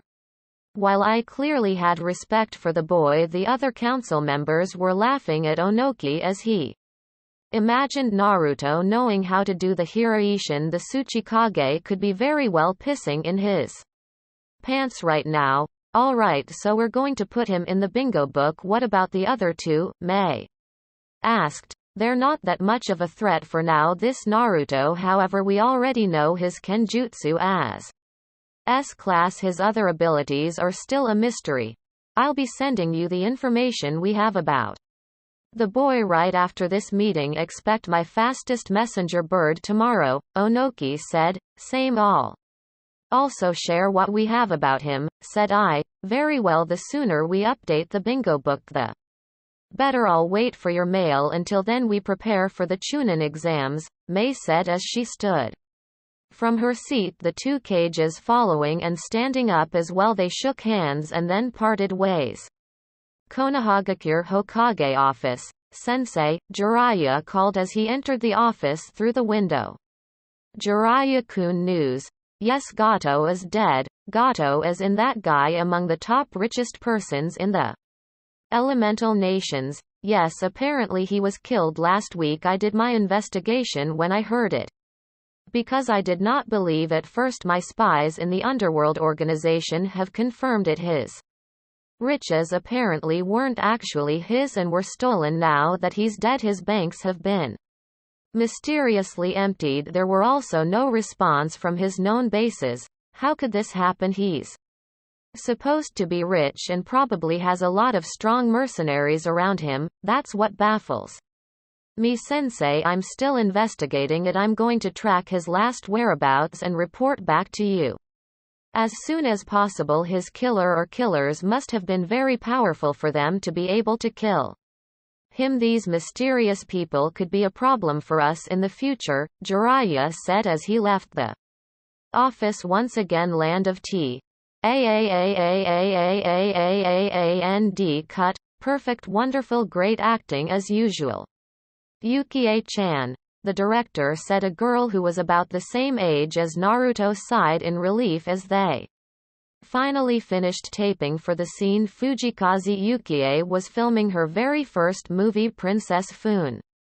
They were about to finish the movie and had less than 10 scenes left. Her manager Asama Sandeu helped her to a seat and gave her a bottle of cold water. "Well done, Koyuki-sama. If there's anything else you need, just let me know," Sandeu said while he wiped the girl's sweat. "Sandeu-san, you're calling me by that name again. If someone hears us we will be in trouble," the girl whispered. "Forgive me, Yukie-chan, I just got excited. I'm sure your father will be proud of you now that you've become an actress and fulfilled your dream." As he said it, the girl's face immediately fell sadness clear on her face. "Father, his death will be avenged, I promise you that. For now we lay low and earn money with your acting. Soon we'll be able to hire an army to help us overthrow your uncle and reclaim the land of snow." "Right," the girl said, now determined. "This is why I'm doing my best in acting." "Yes." Sandeu smiled and patted the princess's head. "Koyuki and Sandeu have been on the run for more than 5 years. They finally settled a year ago once they were sure they have lost their pursuers and trackers." Sandeu had the princess change her name for her safety. They were given protection by a veteran shinobi who happened to recognize them as he was once a traveler before he started in the movie industry. The person reassured them that he will keep their secret and will protect their identities. Goku was once a Konoha shinobi who defected after the attack on Uzu. He was good friends with the Yondaime and the Red Death and fought alongside them during the Second Great Shinobi War. He defected because he found out about Konoha's treason against the Uzumakis. His heart could not take it when he also heard the Yondaime supposedly committed suicide due to depression. He did not know about Naruto being alive, so he left, but would have stayed and protected him if he did. Right now he was glad Konoha never pursued him after his defection, mainly probably because there were also others who defected aside from him and Orochimaru. He lived his days now as a director of his own movie productions. Koyuki smiled and looked at Sandeu. "Have you seen my book? I'd like to read The Whirlpool Princess again. I can see why you love this book so much," Sandeu said as he took out a book from his bag and handed it to Koyuki. "It inspires me. It's really good." Just then, the booming voice of the director startled the two. "Did I just hear you say The Whirlpool Princess?" Yes, Goku-san," nervously replied the young actress, afraid that the director might not like her reading another book aside from the one they are filming. Suddenly the director had hearts in his eyes as he took the book from the girl and hugged it. "Ooh, such masterpiece this is. I'd really love to meet the author of this book. If we could convince him and grant us permission to turn his book into a movie, it will be really great since the protagonist is a girl and is the same age as you. Yukie-chan, you will be the main star, of course. This is just perfect with this book rising to the list of the top sellers. We will great make profit if we could turn it into a movie," Goku said as he handed the book back and waltzed away while muttering plans for him to find the author. Perhaps some shinobi skill application might work. Time skip 1 week. Konohagakure Hokage office. Sarutobi was puffing smoke in his pipe while he signed some papers. He was startled when the window of his office suddenly slammed open. He looked up and saw his student Jiraiya with a solemn look. "What is it?" The Hokage did not even bother greeting him and proceeded with business. Seeing the white-haired pervert's expression, "Here, look." Jiraiya took out a copy of the latest bingo book and opened to a certain page, placing it down on the desk for the Hokage to read. Sarutobi dropped his smoking pipe as he saw a picture of a familiar blonde kid. On the top of the page was a picture of Naruto taken during his battle against Kisame. He narrowed his eyes as he read the contents of the page. Name: Uzumaki Namikaze. Naruto. Title: The Juggernaut. Age 12. Height 5 feet 0 inches. Weight unknown. Affiliation unknown. Genjutsu Mastery Unknown, Ninjutsu Mastery Unknown, Kenjutsu Mastery S rank, primary 6 swords. Secondary bow staff. Taijutsu Mastery S rank uses the super strength technique, the same as Tsunade of the Sannin. Elemental affinity unknown, bloodline limit, Uzumaki clan's quick regeneration, long life, and vast amounts of chakra. Unique abilities, can use origami for offensive attacks and is very proficient in fuinjutsu. Description: can be easily recognized by his 3 whisker marks on each cheek. His long blonde hair is tied by a ponytail, while his 2 bangs were supported by an unmarked forehead protector. Almost looks like the Yondaime Hokage except for his whisker marks. His parents are Konoha's Yellow Flash and Yondaime Hokage, Minato Namikaze, and the Red Death, Uzumaki Namikaze. Kushina. His whisker marks are caused by his being the Jinchuriki of the Kyuubi, became an orphan in a Jinchuriki the day he was born. Like most Jinchuriki, he lived in isolation and was ostracized by everyone in Konoha before he vanished at the age of 5. He was allegedly kidnapped by Iwa Nins, but this was never proven. Reappeared after 7 years in hiding. He has shown great proficiency in Kenjutsu during his battle against the monster of the mist who have gone rogue. Uses an unknown style of Kenjutsu with 6 swords. Defeated Hoshigaki Kisame on a one-on-one match by giving him multiple deep sword cuts while also managing to cut off the Nuke Nin's left arm while he remained unscathed. He was last seen in Water Country chasing after the fleeing said Nuke Nin, traveling with a female Hyuga and a male Uchiha around his age whose names aren't identified. Level S rank, bounty 60 million. Ryo note: flee on sight. If Chunin level or lower, he is still an unknown, so there is a chance that he knows the Hiraishin. If you see him wielding a 3-pronged kunai, run for your life. If you happen to encounter him and survive, report it to your cage immediately. Iwagakure is offering an extra 30 million Ryo for his head. The Hokage was silent for a long time as he reread the page multiple times.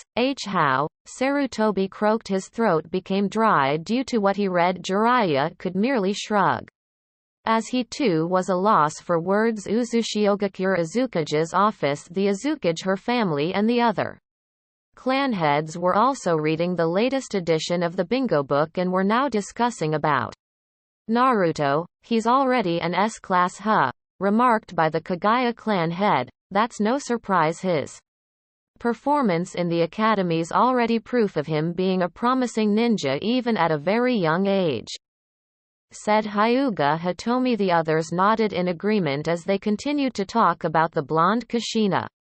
However, could not help but feel worried for her son. Naruto was now in the bingo book and had a large bounty. Minato, seeing his wife's worried look, massaged her shoulders and gave her a reassuring squeeze. I'm sure Naruto-kun knows what he's doing. Besides, this is what he wanted. People always looked to him as the son of the Azukage or the son of the Yellow Flash. He wanted to step from our shadow and be recognized as himself. Uzumaki Namikaze. Naruto, I believe this is a good thing for him. People will recognize him as someone strong, not because he is our son but because he is very dedicated to his shinobi training to protect the ones he care for. Don't worry, we will still protect him with our lives even if he's already reached this level, Arashi said. We're not letting him get harmed, especially by Konoha, Tsunade said. Anyway, Uzushiogakure starting to resurface. Once we've made ourselves known once again, Naruto-kun will be given immunity due to him being the son of a Kage. Should someone try to assassinate or kidnap him, it will be an act of war. They'll be damned, Kaide said. Hearing this, Kushina nodded and allowed herself to relax. It has been 2 weeks now since her son and her classmates left for Waves. So far nobody has tried to attack the village. After their battle against Gato and his mercenary army, unknown location, secret cave, a black and White creature could be seen eating a corpse of what looked to be a hunter nin. As the creature finished its meal, it began to talk as it took out a book from the vest of its victim. It seems that the kid you fought has already found his way to the bingo book. The kid got lucky, I was just taken by surprise, that's all. Kisame replied, ha, taken by surprise and by a kid, ha ha ha ha, what a fucking noob, and you're supposed to be the monster of the mist, what a fucking pussy, a dark-haired teenager with a three-bladed scythe said, shut it you tranny or I'll feed you to Samahata, just try it. Fish cakes I'm going to enjoy offering you to Jashin-sama. That's enough you two. Kisame, how is your arm? A masked man said, it's good now Madara-sama, I will be murdering people again in no time. That's good to hear, I want you to get back on track taking missions, the organization still needs funding. Understood Madara-sama. For now I will be switching the pairs, Hidan and Kakuzu will be working together while Kisame and Sasori will be the new partners. The masked man then turned to the creature, Zetsu, I need you to scout around the elemental nations to look for more possible recruits while the others do mercenary missions. We need 4 more members, the masked man said before he vanished in a black vortex. Understood. Understood, replied black and white Zetsu before they sunk down to the earth. Nami no Kuni. It has been 2 weeks since their battle against the missing nins. Naruto and his classmates were currently resting in their cottage after a whole day of helping with the village's construction. Naruto was currently having a friendly conversation with Kurama but were interrupted in his thoughts when he heard a knock on the door. Who is it? There was no reply, but instead a book was slid in through the bottom slit of the door. Naruto walked closer and recognized it as a bingo book. His classmates who were chatting with each other noticed and huddled with Naruto. What is it, Naruto-senpai? Dosu asked. His other classmates also regarded him now as their higher up due to his intelligence, strength, power and authority. The latest edition of the bingo book, Naruto replied as he walked towards the living room and sat on the sofa, all his classmates following him, curious to see its new contents as well. Naruto opened the book and scanned to the latest page and found his picture on it. He smirked as he read the contents about him, 60 million Ryoha and an additional 30 million from Iwa. Well done Naruto-kun, Kurama remarked, amused. Oh look, we're mentioned as well, Sasuke pointed out. But they do not know our names. Hinata said, no problem, we'll introduce ourselves next time. The raven-haired boy replied, earning snickers from his classmates. Time skip.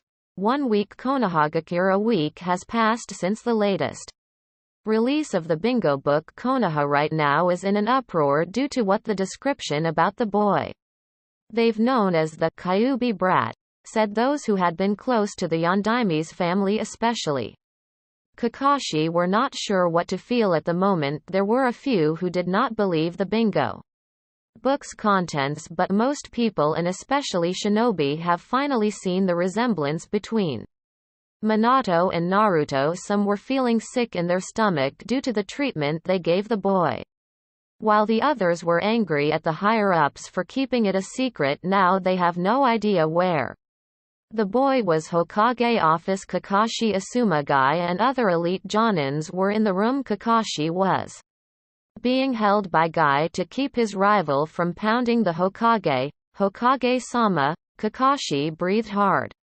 With all due respect, we need an explanation for this. How come you never told us? How come you never told me? Stand down, Jonin. Sarutobi growled, emphasizing at the man's rank. I did what's best. I had to keep it a secret so other villages won't try anything, especially Iwa.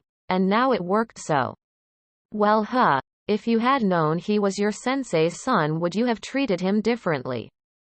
Sarutobi remarked. If you really was the student of your sensei, how come you never realized he wasn't the demon brat but instead your sensei's legacy? This made the one-eyed Jonin shut up. Asuma was disappointed at his father while Guy kept mumbling, "Unyouthful, excuse me Hokage-sama."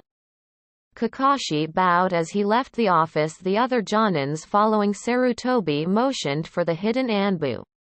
To show up, 4 masked figures appeared kneeling in front of the Hokage.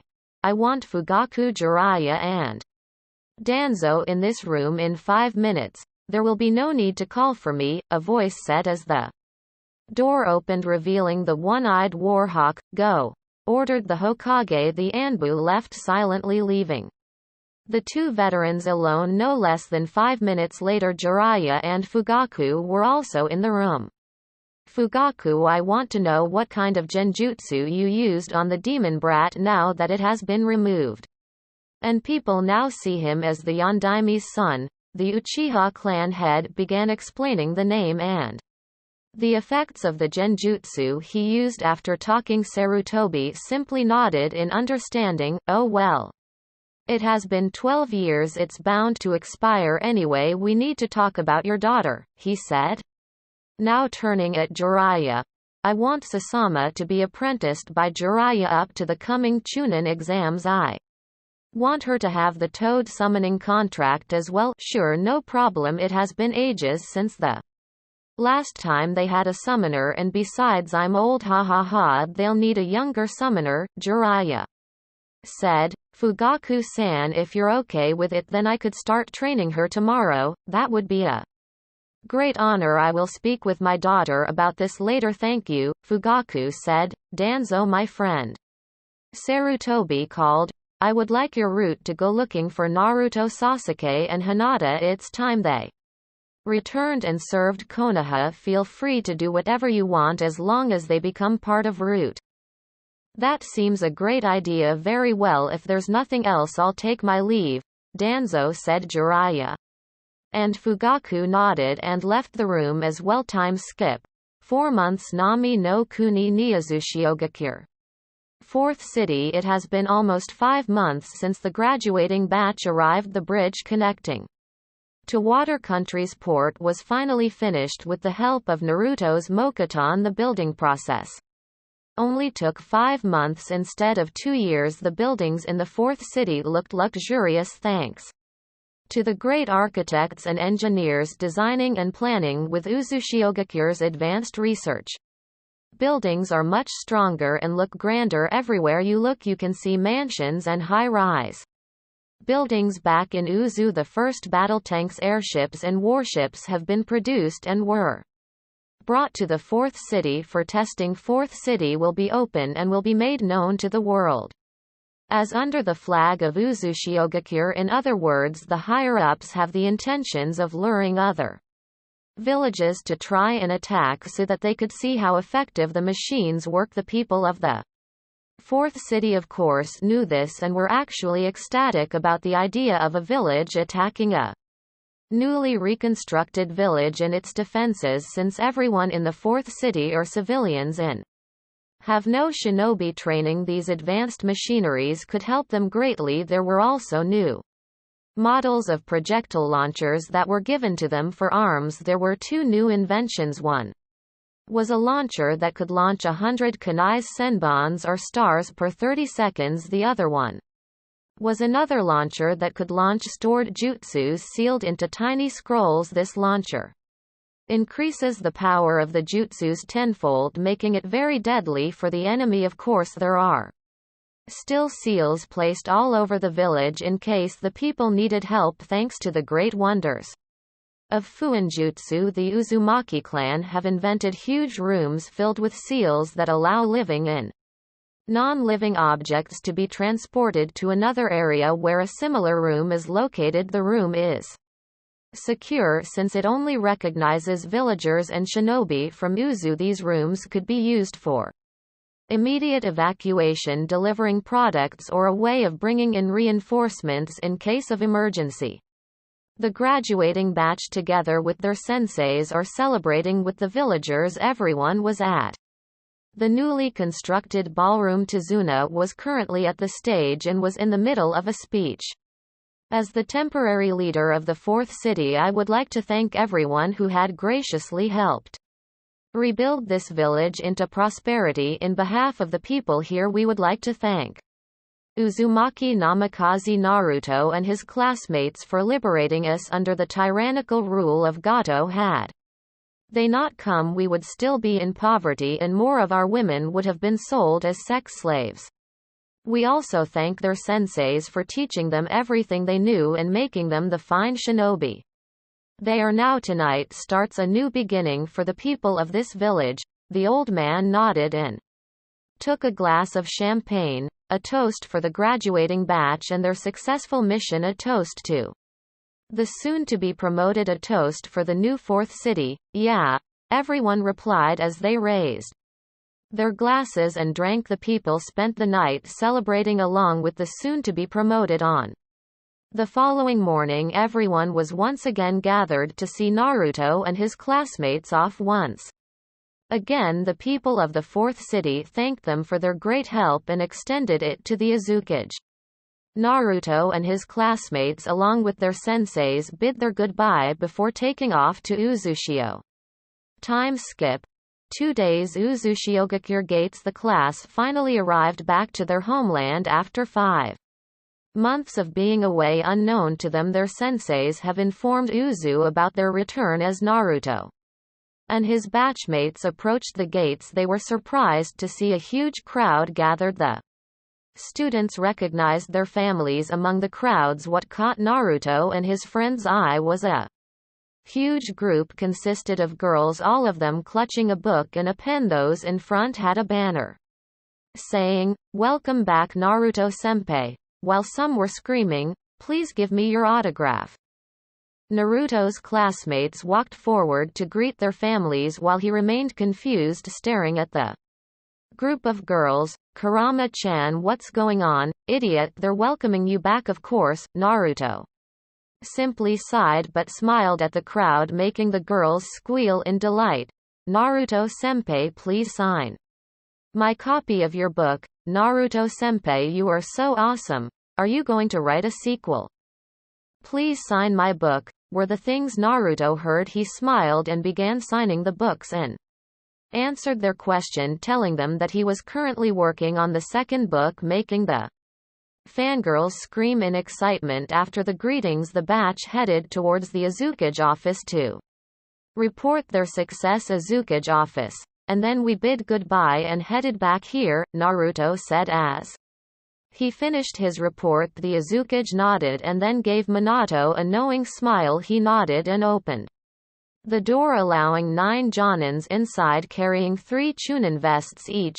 "Your senseis have already sent their evaluation about your performance 3 days before your arrival. The council have already reviewed this and were impressed with the reports. As the Azukage, I am very happy to inform you that all of you have passed the graduation exam and are promoted to Chunin." Everyone clapped their hands as the Azukage handed them their Chunin vests. After everyone wore their new vests, the Azukage spoke once again.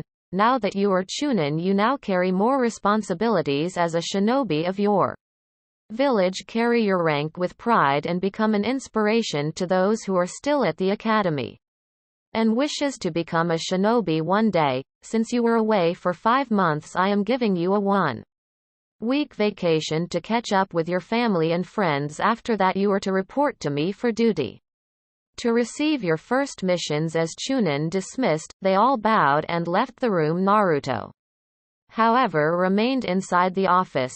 "Yes, Naruto-kun?" asked the Azukage. The boy simply smiled and tackled his mother into a hug. Minato laughed as he ruffled their son's hair. "I missed you, Ka-chan." "Tu-chan. We missed you too, Naru-chan. Congratulations on your promotion." "Thanks." Naruto grinned. "Oh, by the way, congratulations as well for your book. The Whirlpool Princess have already released its 2nd edition now with your real name on it. It has been added to this year's list of top sellers," Minato said. "Hee, so that explains how they knew." Kushina simply smiled as she knew what Naruto was talking about. "Your fan club has gotten even bigger, Naruto-kun. You now both have fangirls." And fanboys, due to your books and you being on the bingo book, just don't forget your family, okay? Kushina teased. Ka-chan. Out of nowhere, Tsunade and Naruto's siblings appeared in. Joined the group hug congratulating Naruto for his promotion and his book success later that night. The family had a celebration and had dinner outside. 1 week later, Uzukage office. You three are going to Mount Katsuragi to look for this person. That is where he was last sighted, the Uzukage said as she handed Naruto, Gaara and Fu a folder. You Takata? Naruto asked as he read the folder's contents. There was a picture of a teenage boy with hair that covered his left face. The details said that he was a missing nin from Kiri. Somehow he looks a bit like Sasuke, Fu commented. Gaara simply remained silent. Now I'm sure you're wondering why I chose you three for this mission and why not with your respective teams. Can you guess why? Kushina asked. The three were silent for a few moments as they thought of an answer. This guy's a Jinchuriki, they all replied. The Uzukage smiled and then nodded. Correct. Now I want you to find him and convince him to join Uzu. The Mizukage personally requested for this mission. She gave us the details why he's gone rogue. Gaara and Fu, you are to meet with Naruto at Mount Katsuragi. You leave the village in 2 days. Here is the map I'm giving you.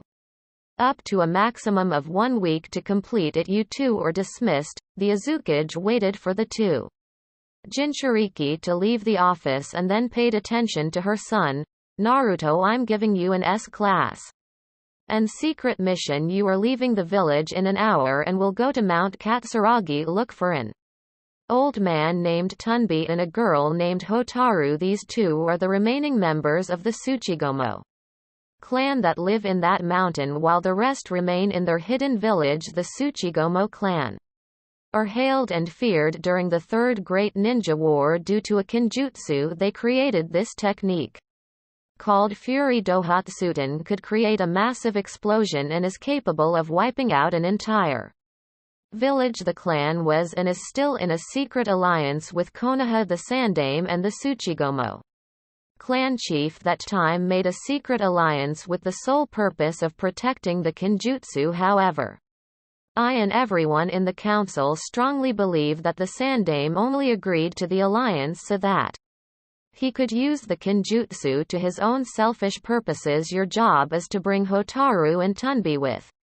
you to Tsuchigomo village and convince the clan to cancel their alliance with the Leaf. You will be the representative of Uzushiogaki. Your war is brewing. We cannot let the Kenjutsu fall into the wrong hands. Understood. Kushina stood from her desk and then hugged her son. Be careful, Naruto-kun. I will, Mom. Naruto then kissed her mother's cheek before leaving the room to prepare for the mission. Time skip.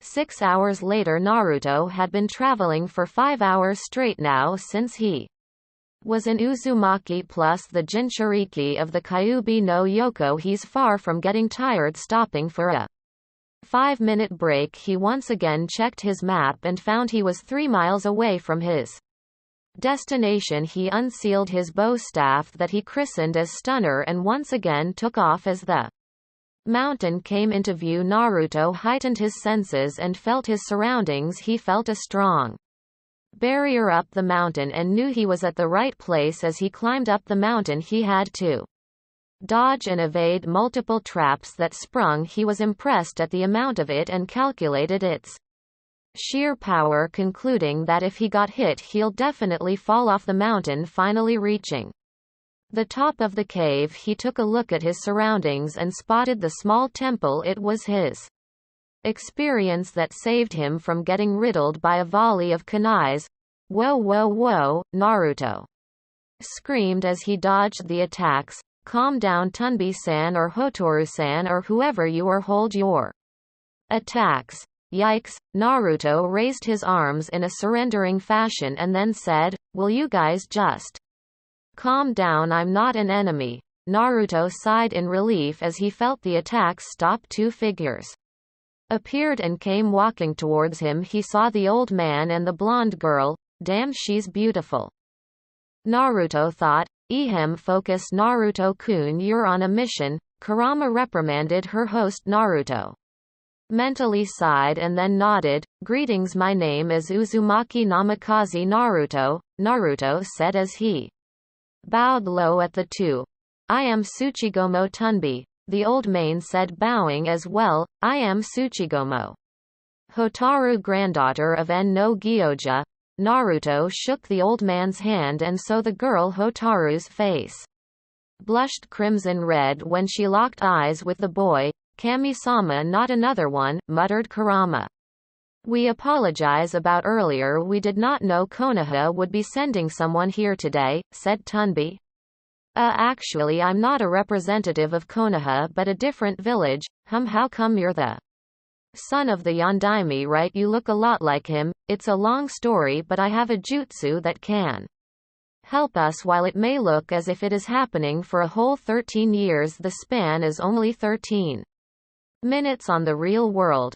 I see. Well, I don't think you are an enemy. I do not sense ill will from you. Please follow us, Tunbi said as they went inside the temple. Wait, said Naruto. The two then stopped and watched the blonde without making seals. Naruto produced 6 clones. The clones headed to different directions and went down the mountain. What are you doing? Tunbi asked, raising an eyebrow. It's just a precaution. My clones will create a barrier seal. No offense to you, but the traps are actually easy to bypass for experienced shinobi. None taken. Tunbi smiled. Just then they heard the voices of the clones. Uzumaki sealing 6-point barrier. Hotaru watched in amazement as a light purple prism covered the mountain. There, now we can talk without worrying about intruders. The two nodded and led him to the mansion. As he entered the mansion, Naruto was amazed with how neat it looked. Even though the place was small, his attention was caught by a large picture frame of an old man with a long beard wearing a white cloak. Gandalf? Naruto asked, making Hotaru giggle. No. That's En no Gyoja, Hotaru's grandfather, Tunbi explained. Do not worry, Naruto-kun, I also used to call my grandfather that, said the girl. Naruto-kun, already Kurama muttered, making the blonde smirk. Anyway, if you're ready, I will be telling you of my story and the village I represent. We're ready whenever you are, Naruto-san. All right, Naruto said as he made a dozen seal, demonic art sands of time. Naruto clapped his hands and a seal appeared on each of his hand. He silently asked the two to hold his hand as he channeled chakra. The moment they held hands, they were pulled into a dreamscape. They landed on an unfamiliar place. Where are we? Naruto did not respond but instead pointed at something. The two looked and were surprised to find a younger Sandaime Hokage talking with the younger versions of the Yondaime Raikage, Sandaime Tsuchikage and the Yondaime Mizukage. This was the scene when the Hokage sold out the Uzumaki clan and convinced the 3 villages to attack. Next scene shifted to the Battle of Uzushiogakure. Naruto had to look away as he could not bear to see his mother and siblings heartbroken because of his apparent death during that scene. Naruto could not help but shed a tear when his mother began to wail for him. Tunbi was shocked and horrified as he watched this happen. Hotaru also shed tears as she watched. Next scene was the attack of the Kyuubi and the sealing of the Yondaime to Naruto. For the next moments they watched Naruto as a baby up to the point where he dreamt about his parents. Hotaru hugged Naruto tightly as the boy cried upon seeing his past life in Konoha. The jutsu continued to show them Naruto's memories. And up to time he got promoted to Chunin and had dinner with his family that night. The last scene was him receiving his mission and then dodging traps until he reached the top of Mount Katsuragi. Before the jutsu ended and pushed them back to reality, Tunbi was a bit dazed about everything. He just saw Hotaru simply jumped at Naruto and hugged him tightly. I'm so sorry, I didn't know you went through all that and now you had to watch it again because you needed to show us so we could Understand you faster, she sobbed. Naruto patted the girl's head and ran down his fingers through her hair. Shish, it's all right Hotaru-chan, you did nothing wrong. Naruto then looked at the old man. Now Tunbi-san, I'm sure you understand now why you should denounce your clan's alliance with Konoha. They are consisted of manipulators and traitors. The old man nodded. The things you have shown us are more than enough for us to be convinced. You should know as well that we're no longer affiliated with the current Tsuchigumo village. You see, the clan split into two. The other half was loyal to no Gyoja while the other was not. We're the only two left as the acting head of the clan Tsuchigumo. Tunbi hereby cancel the clan's allegiance with Konoha. There was a soft gust of wind indicating what the old man just said was true and was now in effect. As Naruto was about to speak, he stopped as he received the memories of his clones, making him clutch his head for the sudden memory influx. Hotaru noticed his discomfort and asked the boy in concern, Naruto-kun, are you alright? Intruders. We have intruders. They are now trying to take down the barrier. How many? Asked Tunbi. 5. Although only 4 of them are working, that would be the Megaki group. They have come to take the Kenjutsu so they could use it for their own purposes. Megaki group, a rank in the bingo books. Known for their flawless collaboration techniques. Bounties 20 million ryo for them all 5. Naruto recited, do not worry, I will protect you too. Listen, I'm going to put down the barrier so I could fight them. Before I do, I'm going to place you inside a small barrier so you'd be safe. Naruto did not wait for their approval and immediately flashed into handseals. Moments later, Tunbi and Hotaru were now safely inside the barrier. Seeing them safe, Naruto cancelled the larger barrier and waited for his opponents. The top of the mountain was huge enough for a wide-scale battle. Naruto was thinking what kind of jutsu he'll use against the nuke nins. Well, what do we have here? A double pointy-chinned guy with a huge shuriken in the back said. A bodyguard, replied the one who looked like a girl in the group. Hey, don't you recognize him? Said the tallest. Yeah, it's the Yondaime, said double pointy chin guy. Idiot, the Yondaime Hokage's dead. That's his son, said the girl. The juggernaut, the one wearing a fishnet shirt and a vest, said, all right boys, we have 2 prizes here, said the leader, the Kenjutsu and this upstart. It appears that he's protecting the girl, so we kill him first and then take the girl. We'll become rich when we deliver his head to the Tsuchikage. Kurama said. So they plan to bring me to Iwa. Alright, then I've decided what jutsu to use. I'm not in the mood to play with them, replied Naruto. Shiranami, leader of the Megaki group, the one with the fishnet shirt. Akaboshi, second in command, the double-chinned guy.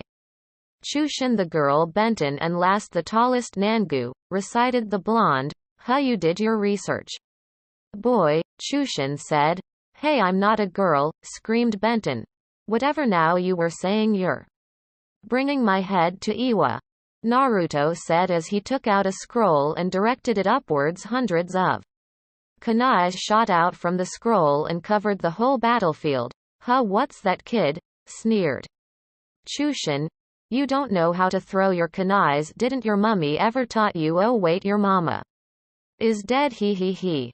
What the thieves failed to realize was that the kunais were no regular kunais but 3-pronged. Any last words? Naruto asked solemnly. Yeah kid, whatever, we should be the ones asking that, said Chushin. His comrades, however, were silent. Those who had brains analyzed the situation and finally saw the structure of the kunais. At that moment they instantly knew they should flee. 4 flashes of orange later, there were now 4 corpses without heads. The members of the Megaki group were no longer in the world of the living. Shiranami looked at his henchmen's corpses and stared at the blonde in horror who was holding a tanto, the Hiraishin. You can do the Hiraishin, he stuttered, remembering the note on the bingo book. He began running for his life. Oh no. You're not going anywhere, Naruto said as he flashed in front of the man and shoved a Rasengan on his gut, killing him instantly. I plan to keep this a secret until the exams, you know. Can't let you. Informing people about it, Naruto took the bandits' heads and sealed them into a scroll he burned. The corpses using Foxfire Fireball, he grinned at Tunbi and Hotaru as he undid their barrier. There. You're safe now, Tunbi stuttered. I don't think we're safe as long as we're here. Well. If you like, you guys can come with me back to Uzu. In that way your clan's jutsu will be safer. Master, Hotaru murmured as she bowed at the boy. Master, please take me as your apprentice. What the hell, go on Naruto-kun, accept her as your student. Master, ha ha ha. Naruto stood on his spot, blinking, staring at the girl in front of him. I'm not a master, ya no, but master. Hotaru said as she stood up, her eyes gleaming with admiration. I've seen your memories, you're very strong both in mind and body. Your peers treat you as they're higher up, you're the genius in your batch. I saw you destroy the Kiri swordsmen easily, and now I just watched you kill those thieves like they were nothing. Please take me as your apprentice. I want to become strong like you so that I could protect those precious to me as well as my clan's treasured jutsu. Naruto sighed as he scratched his head. Alright, I guess I'll be your master, Hotaru-chan. Kami-sama, that sounds wrong. He thought Kurama was laughing in agreement. Hotaru cheered happily and jumped at Naruto, pressing her chests against him tightly. Oh my god, what have I gotten myself into? Thank you, Naruto-kun, I mean master. You can just call me by my name, no need to call me master, but. Alright. Just try not to call me that in public, okay? Hi. Good, now then I'm going to send you two to Uzu. Naruto noticed that the old man was silent. He looked at Tunbi and saw him smiling at them both. They look nice together. Oh yes, they'll make a great couple, Tunbi thought. Alright, since my mission here is an S-class mission, we're just going to Hiraishin back to Uzu. We cannot risk other people seeing me with you, understood? I'm going to place a barrier around the mountain to keep the place safe from thieves or others. After Naruto placed the seal, he unconsciously grabbed Hotaru into a tight embrace with his right arm while he gripped Tunbi's shoulders with his left hand. In a flash of orange they were gone to the Azukage's office. Naruto left a clone to explain the situation, while the real him Hiraishined back to the mountain 2 days later. Alright, I got Utakata's location. My clones are currently watching him on a distance. Let's get moving, Naruto told Fu and Gaara. An hour after their arrival, they traveled for about an hour away from the mountain and got near the place where the Six Tails Jinriki was. Naruto sensed other people with the teen they were currently fighting with him. Uchiha. Those damned eyes, let's rip their eyes out, destroy all the Uchihas, Kurama growled. Wait, Uchiha, what the heck's an Uchiha? Oh, Fu, Gaara, we need to hurry. Naruto rushed forward as his body became enveloped by red chakra, going into tailed beast mode.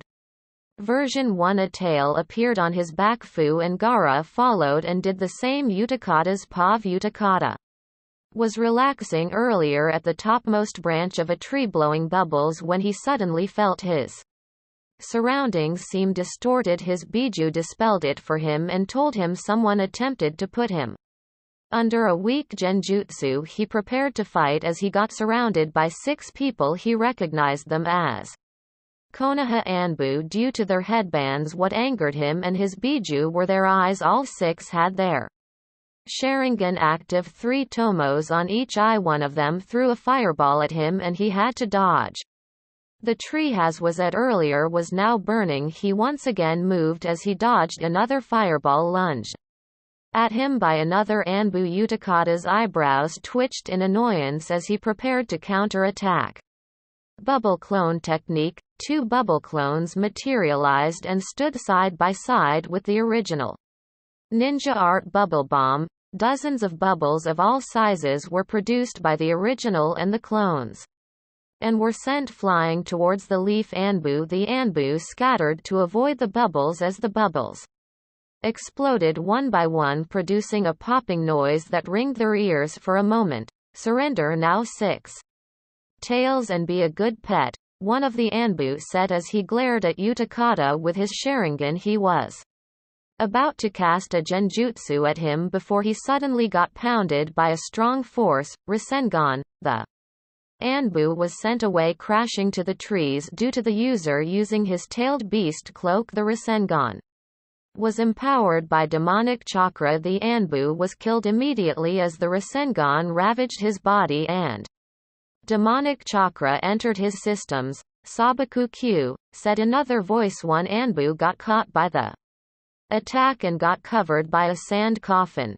Sabaku Soso. The Anbu screamed in terror as he got crushed into blood and gore. Drilling Bughorn. Another Anbu screamed as he got pierced from the back by a demonic horn. Utakata and the leaf Anbu were in shock. The newcomers suddenly came and attacked the 6 tails. Jinchuriki was looking at the newcomers with a surprised look. He got more startled when the blonde addressed him. Brother, are you all right? Utakata was still in shock and was unable to reply. Naruto, Gaara and Fu formed a protective line in front of him and faced the now regrouped leaf Anbu. The 4 Jinchuriki gasped in surprise when one of the Anbu's Sharingan eyes morphed into a 4-pointed star and killed his 2 remaining comrades. The Anbu with a raven's mask looked at Naruto and spoke. Hello Naruto-kun, it's been a long time. I can't tell you how pleased I am to see you. Well, I'm not sure if you still remember me, so let me introduce myself, the Anbu said as he removed his mask and revealed his face. I am Uchiha Shisui. I am Uchiha Shisui. Naruto narrowed his eyes. His stance told everyone he was prepared for a fight. Explain quickly. I nor Kurama-chan do not recognize you. She doesn't recognize your signature even if I didn't have shinobi training back then. Kurama-chan was with me and would have recognized your chakra and remembered. The beast sealed inside. Utakata gasped. Kurama, I see now. That was why he addressed you as brother earlier. Utakata, I was also too shocked. It did not even register in my head. The teen simply remained silent as he listened to the two's conversation. His 3 rescuers still kept their Biju cloak active. I understand, nodded Shisui. Well, for starters, I was one of the Yondaime's personal guards. The first time I saw you was 2 hours after you were born. I paid a short visit to you and your mother at the hospital back in Uzushio. I gave you a raven plushie as a gift, although I believe it has been destroyed when Fugaku kidnapped you. The second and last time I saw you was that day you were rescued and brought back to Uzushio. I participated during the raid. I was sent on a long-term mission by the Yondaime after I visited you at the hospital. I had no idea what was happening while I was away. I just found out from local inns about Uzu's downfall and the Kyuubi's attack at Konoha. At that moment I knew there was something wrong. I abandoned my current mission and went to Whirlpool to investigate. I knew the Uzumakis were strong. Even a joint strike force from Kumo Iwa and Kiri would still not be enough to bring them down. I lingered there for weeks until your grandfather finally showed up. That was when I discovered about your clan's dojutsu. He had me interrogated by the Hell's Head back then. Your clan and I didn't know about Konoha having a part on the recent events. I was simply told not to tell everyone about Uzushio's current state, and I was ordered to resume the mission the Yondaime-sama assigned to me. I was away for 4 years and reported back to Uzu instead of Konoha. Since I was informed that the Yondaime had been brought back to life, I remained there and entered the Academy for Jonins a few months before your 5th birthday. I graduated and enlisted as a storm Operative 2 weeks after the raid, I was sent back to Konoha to work as a spy. Konoha did not suspect me of anything since I had the mission files requested by Yondaime-sama and was reinstated as an Anbu. I see now, Naruto said as he deactivated his chakra cloak. I do remember seeing a raven plushie in my crib while I was watching my memories. Shisui nodded and then smirked. If you want, I can give you a new raven plushie to replace the destroyed one. Naruto grinned. Thanks, but no, I prefer a fox plushie. Kurama and the others laughed at his statement. All right, then I'll give you a fox plushie on your birthday. I'll look forward to that anyway. What brought you and your team here? Why were you attacking my brother? Shisui nodded and bowed to Utakata. I apologize about earlier. I had to act along. I was just waiting for you to kill some of them while I kill the rest, but Naruto-kun here and his friends took care of them anyway. Shisui then turned to Naruto. The Hokage and the council have gone restless without a Jinchuriki. They felt that Konoha was threatened when the second to the latest bingo book was released. Danzo recognized Utakata-san as a Jinchuriki after a lot of pressuring. The Hokage finally agreed and gave the order to capture him, and now we're here. Okay, seriously, who are you people? Utakata asked. Oh right, hehe, sorry, I'm Uzumaki Namikaze Naruto, Jinchuriki of the Kyuubi. I'm Uzumaki Fu, Jinchuriki of the Nanabi. I'm Sabaku no Gaara, Jinchuriki of the Ichibi. I'm Uchiha Shisui, also known as Shisui of the body flicker technique. Anyway, it will be too troublesome for us to explain everything, so we'll just let you have a view of our memories instead, Naruto said as he finished making seals, demonic art sands of time. About 40 minutes later they finished viewing Naruto, Fu and Gaara's memories. So yeah, now you know about us and why we're here. Naruto finished. I see Saiken-san tells me the jutsu was not a Genjutsu but was real and created by demons, hence the name. I believe you and the memories you showed me. It seems that we all had the same life as Jinchuriki. We were betrayed and were made outcasts.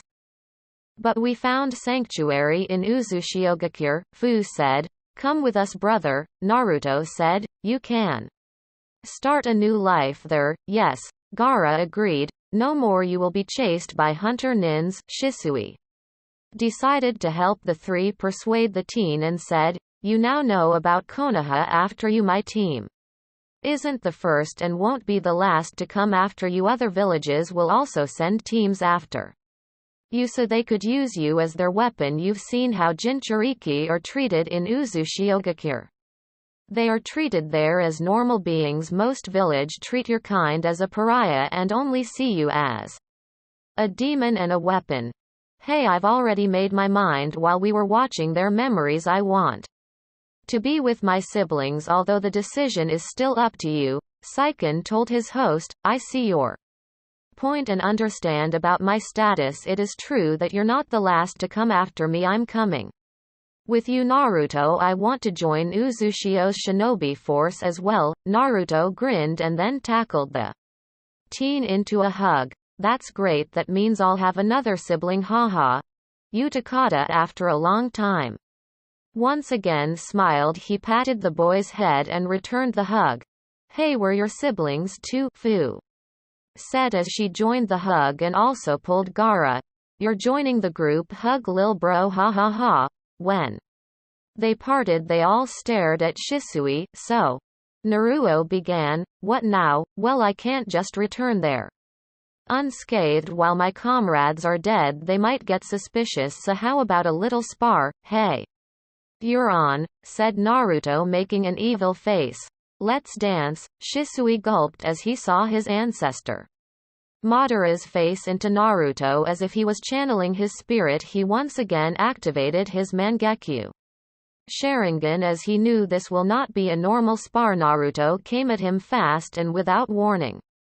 Thanks to his eye he was able to foresee his movement and was able to parry a downward slash. Naruto attempted to jab and was blocked by Shisui's left arm. Naruto kicked the Uchiha in the chest and jumped back. Shisui regained himself and this time charged at the blonde. During their fight they were on a stalemate. Naruto was using his chakra-empowered taijutsu attacks to damage his opponent while Shisui was using his mangekyu to be able to read the blonde's attacks and avoid them. They were able to land hits at each other during their mixed taijutsu and kenjutsu match. Naruto jumped back in. Decided to level things up. He decided to show Shisui the technique that gave him his title of Juggernaut in the bingo book. He quickly unsealed his 6 swords and caught them immediately going into his dance of 6 death stance. 6 swords could this be? Shisui thought. Naruto gave him an evil smile saying, "Here I come." The boy came at him dancing with his 6 swords. Naruto came at Shisui spinning while also channeling chakra to his elemental swords. Shisui now had trouble dodging the boy's attacks as his eyes could no longer predict his movements. After receiving multiple cuts, he finally decided that he was no match against his kind of style. Naruto was simply a whirling instrument of death with the 6 different elemental chakras crackling around him. Shisui jumped back and signaled for Naruto to stop. "Okay, I concede you win this spar. I was having fun." Naruto pouted. "Haha, very funny Naruto-kun." They all laughed at Naruto's childish behavior while the boy made faces. "Anyway, it was very nice to meet you all. I will be going back to report to Konoha now. You can have their bodies for investigation or something," Shisui said, indicating at the fallen leaf. Anbu, after he left the 4 Jinchurikis, also headed back to Uzu. After sealing the corpses, they got more acquainted with each other along the way. Uzushiogakure they arrived at Whirlpool nighttime. The 3 reported to the Azukage about their mission and also deposited the Leaf Anbu's corpses for further investigation. Utakata was taken to another room for a short orientation and was later brought to the Azukage's mansion to stay for the night. Azukage mansion. The 3 Jinchuriki entered the mansion and headed to the dining hall. Fu and Gaara were told to come for a simple celebration. Naruto's family were already there waiting for Kushina and Naruto. Sasuke, Hinata, Lee, Yakumo, Shion and Tayuya were also present. Naruto was the last to enter since he still had to remain at the office to report about his secret mission. As Naruto waved hi to everyone in the room, he was suddenly tackled to the ground. "Master, you're back." Naruto was confused for a moment until he recognized the person who tackled him as his apprentice Hotaru. "Umphfi missed you too, Hotaru-chan." Naruto patted the girl as he tried to stand up. Meanwhile, Hotaru was enjoying pressing her face against the boy's chest. They did not notice the Azukage and Utakata also enter the room. Kushina was shocked to see her youngest son on the floor with a girl on top of him. As they finally stood up, Hotaru clung to Naruto's right arm and pressed her body against it. "Master, when are we going to train together? You've been away for a while. You have to train me as soon as possible. I want to become strong like you, Yano." Meanwhile, Naruto's friends and family were stunned and were thinking of the same thing.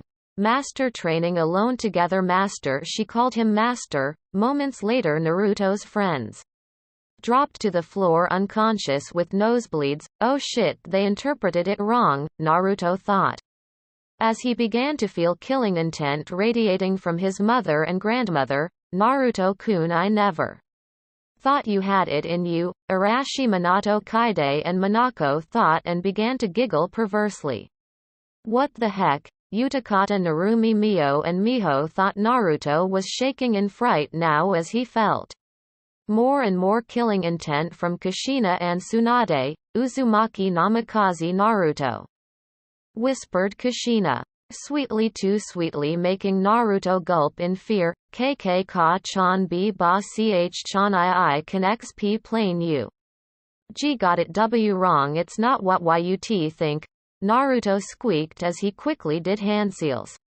De demonic art sausans of tea time. Everyone including those on the floor unconscious were pulled into Naruto's jutsu and saw the scene where Hotaru asked Naruto to be her master finally.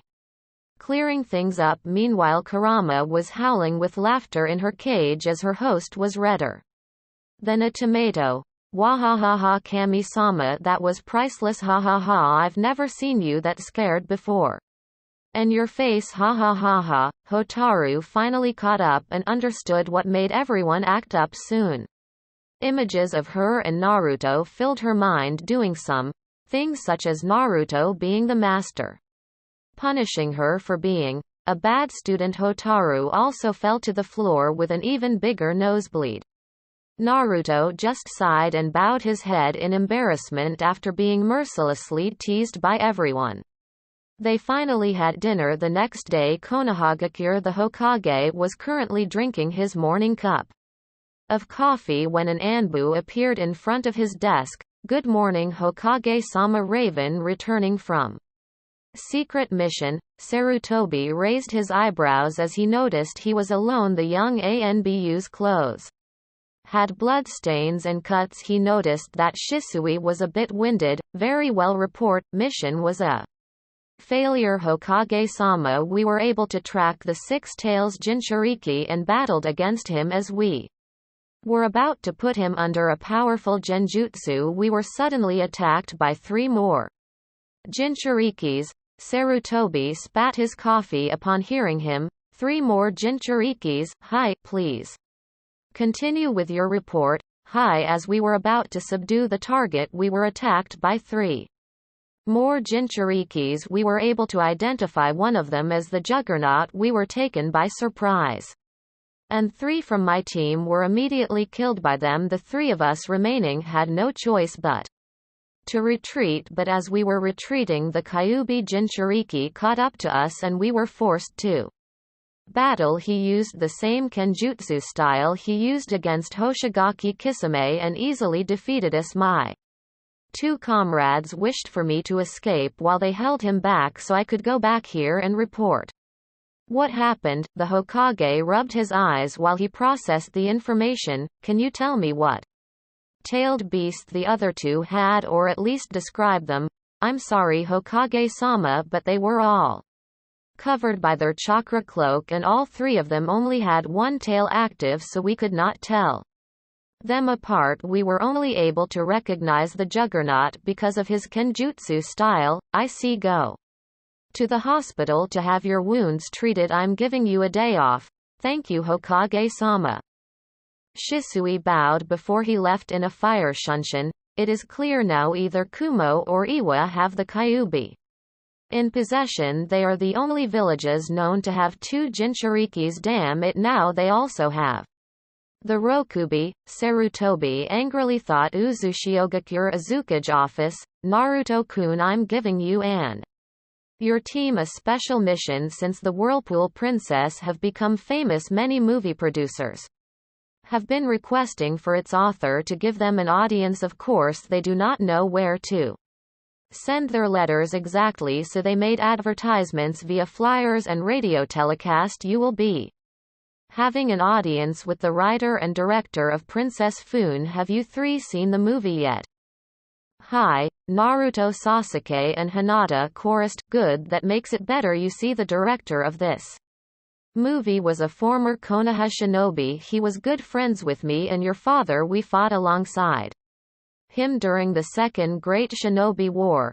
What's his name? Asked Naruto. Goku. You fought alongside a Super Saiyan? That's awesome, Naruto suddenly screamed, making everyone including the hidden storm in the room sweat drop. Seriously Naruto-kun, could you be any denser? Kurama asked. Exasperated Kushina tried her best not to smack her son on the head. Sometimes he still acted like a small child despite his status as an S-rank shinobi in the bingo books. No Naruto-kun, Kushina sighed. He just happened to be named the same as him, she said, making Naruto pout in disappointment. Anyway, if you're fine with this, then I'm making this an official mission for your team, of course. I might see the actress Yukie Fujikaze and have her autograph as well. When are we leaving? Naruto excitedly said. You have an hour to pack for a 3 to 5 month duration mission. When you go to T-Country, you will be dressed as civilian businessmen. You will not be asking Goku-san to return to shinobi service, but you will be asking him for a business partnership with Uzushiogakure instead. You reveal to him about Uzushiogakure when you think it is fine to tell him the decision is still up to you. If you wish to have your book adapted into a movie, dismissed. Wave Country Niuzu, fourth city. Compared to their situation months before, Wave Country, or as the inhabitants now call it, the fourth city, is now flourishing with life and business. Children ran the streets happily while their parents chatted with each other. People walked to their workplaces or the parks. In the outer inner circle of the city were the houses for the villagers that are mansions and villas. In the outer skirts of the city, stores and trading shops have been opened for non-inhabitants, visitors and merchants. In the center part of the village were the high-rise buildings for research schools and offices for work. In the center most located was the highest and biggest tower, that was a 66-story building. In the top, a huge Uzumaki flag could be seen waving freely about 21 blocks away. 444-story towers were built, and on top of the buildings the Uzumaki flags can be also seen. They were located in the northern, southern, western and eastern part of the main center. On the outermost of the city were 16 more similar towers. The citizens of the fourth city were of course aware of the people visiting there. They knew the faces of each other and can easily recognize who are not from the city. They were aware of spies lurking around. The citizens were of course careful of what they were talking about in public. The spies who have been there for weeks still got nothing, as the villagers were tight-lipped. So far the spies only knew of the city's structure. In the fourth city's main gate, a white-haired man could be seen casually approaching. Jiraiya looked around in amazement and wonder as his eyes roamed the buildings from the outside. What caught his attention were the towers that proudly showed the Uzumaki flags on the top. To the outsiders, they will only see the towers as regular buildings, but for the inhabitants, they knew that the towers were strategically positioned for watching the surroundings, for protection and for defense and offense in case of an attack. When activated, 4 advanced crossbows and a jutsu cannon in the middle will come out from the rooftop. These of course are manual and still require people to man on the top floor. Down to the middle were windows for the citizens to use as sniper nests, armed with Uzushiogakures latest crossbow inventions. The tower located in the center of the city served as the command center. Powered by seals, it has radar that can detect living and non-living objects in a mile radius. The researchers in Uzu were of course experimenting and improving their inventions so the weapons can shoot farther and stronger, while the towers can gain more visual and radar. Halt, one of the city guards said as he approached the gate. There were 12 in total stationed outside the gate. State your name, status,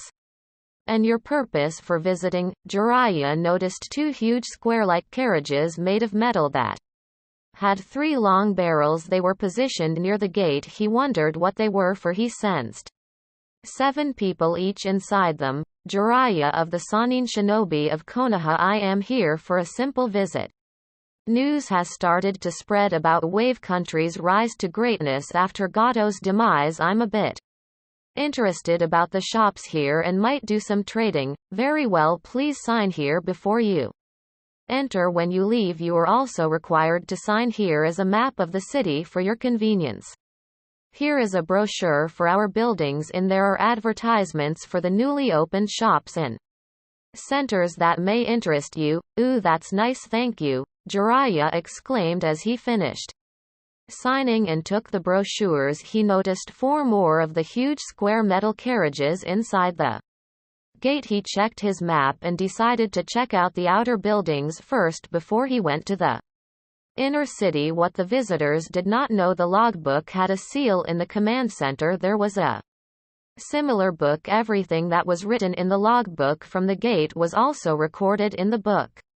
There, as Jiraiya's name appeared, one of the front desk officers stood up and headed to one of the portals and was transported to Uzushiogakure. The Azukage asked them to inform the main city should people from Konoha visit. A minute later, the clerk returned to her post as Jiraiya finished checking out the shops. He decided to visit the innermost city this time, however he felt 4 chakra signatures following him. He simply shrugged it off and continued exploring the city. It seems that this place have their own shinobi. After all, I thought non-shinobi only lived here. Time skip. 1 week. Tea country. It was 5 in the morning. The streets were not yet crowded but was starting to. As people walked for their daily work, 3 hooded figures could be seen walking towards the filmmaker Goku's studio. As they neared the building, they removed their cloaks. They appeared to be wearing expensive business suits. The one in the middle was blonde and wore aviator sunglasses. The girl beside him was clutching an envelope while the other boy beside him carried a suitcase. Welcome, the building guard said as he motioned for the 3 to enter. Naruto, Hinata and Sasuke walked towards the front desk. Good morning. Naruto greeted the clerk. Good morning, sir. How may I help you?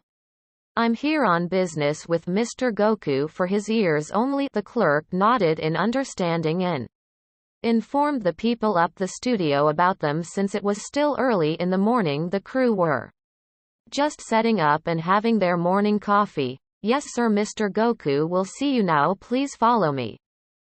The 3 were amazed as they saw for the first time what a film studio looked like. A man in his early 40s greeted them. Good morning. How may I be of service? Goku asked. Good morning, Mr. Goku. We came here for business. We would like to request for a private room. Please bring Ms. Fujikaze and her manager along. The director then called for the 2 and led the 5 to his office. He asked his guests to sit down and offered them tea. Naruto cleared his throat and spoke. If you don't mind, Goku-san, I'm going to place a barrier seal so nobody could hear or sense what we are doing here. Inside, the veteran shinobi narrowed his eyes and shifted into position, preparing to defend himself. Naruto noticed this and raised his hand. You're not in trouble or anything. We're not here to arrest you or assassinate you. We came here for pure business, but you must understand that what we are going to show you is very confidential and are only meant for your eyes and ears. Goku exhaled in relief and nodded. Uzumaki art barrier jutsu. The director's eyes widened when he heard the word Uzumaki. Naruto sat down after placing the barrier. He took a sip from his teacup and got started. First of all, my name is Uzumaki Namikaze. Naruto. With me are my teammates and best friends Uzumaki Hyuga, Hinata and Uzumaki Uchiha. Sasuke, Uzumaki Namikaze. Goku almost choked on his drink as the blonde introduced themselves. Naruto held out his hand in a motion to keep the director from interrupting.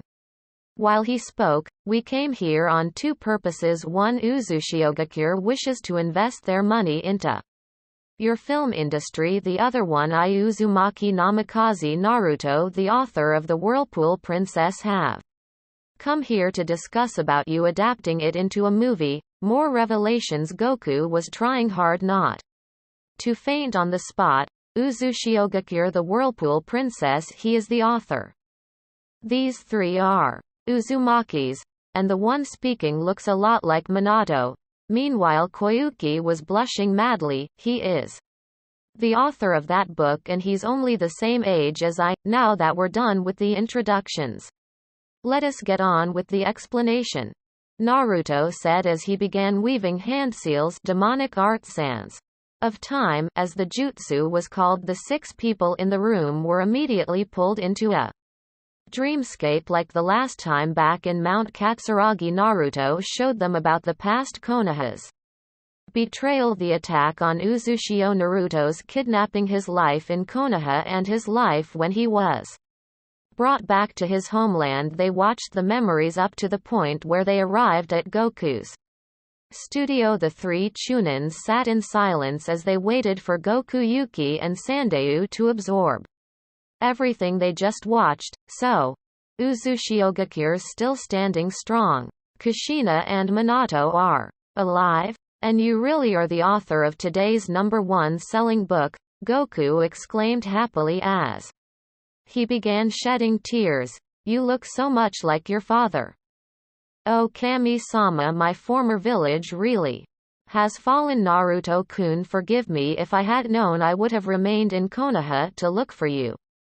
The director said sadly. You do not need to apologize, Goku-san. Nobody knew what was actually happening that time except Konoha's council and higher-ups. Let us look into the bright side now. Right, Goku said as he relaxed in his seat and finished his tea. The young actress and her manager remained silent as they were deep in thought. He's endured so much, and yet he's here now at his current level. His heart and mind are so strong. He is admired by the people around him, and he used his own story as inspiration for his book. The princess thought, what if these are the people that could help Koyuki-chan overthrow her uncle and reclaim the land of snow? Sandayu thought. After a long silence, the young actress finally spoke. Naruto-sama. No, just Naruto would be fine. Alright, Naruto-kun. Koyuki stuttered. Damn it, Naruto-kun, don't you think your fan club's already big? Kurama thought to herself. Anyway, I have something to tell you. Goku-san already knows about this. The name Fujikaze Yuki is only a name I used for my own protection. I am in hiding from people who wishes to kill me and claim a key that I currently possess. My real name is Kazuhana Yuki. Naruto widened his eyes as he recognized the girl. You're the missing princess.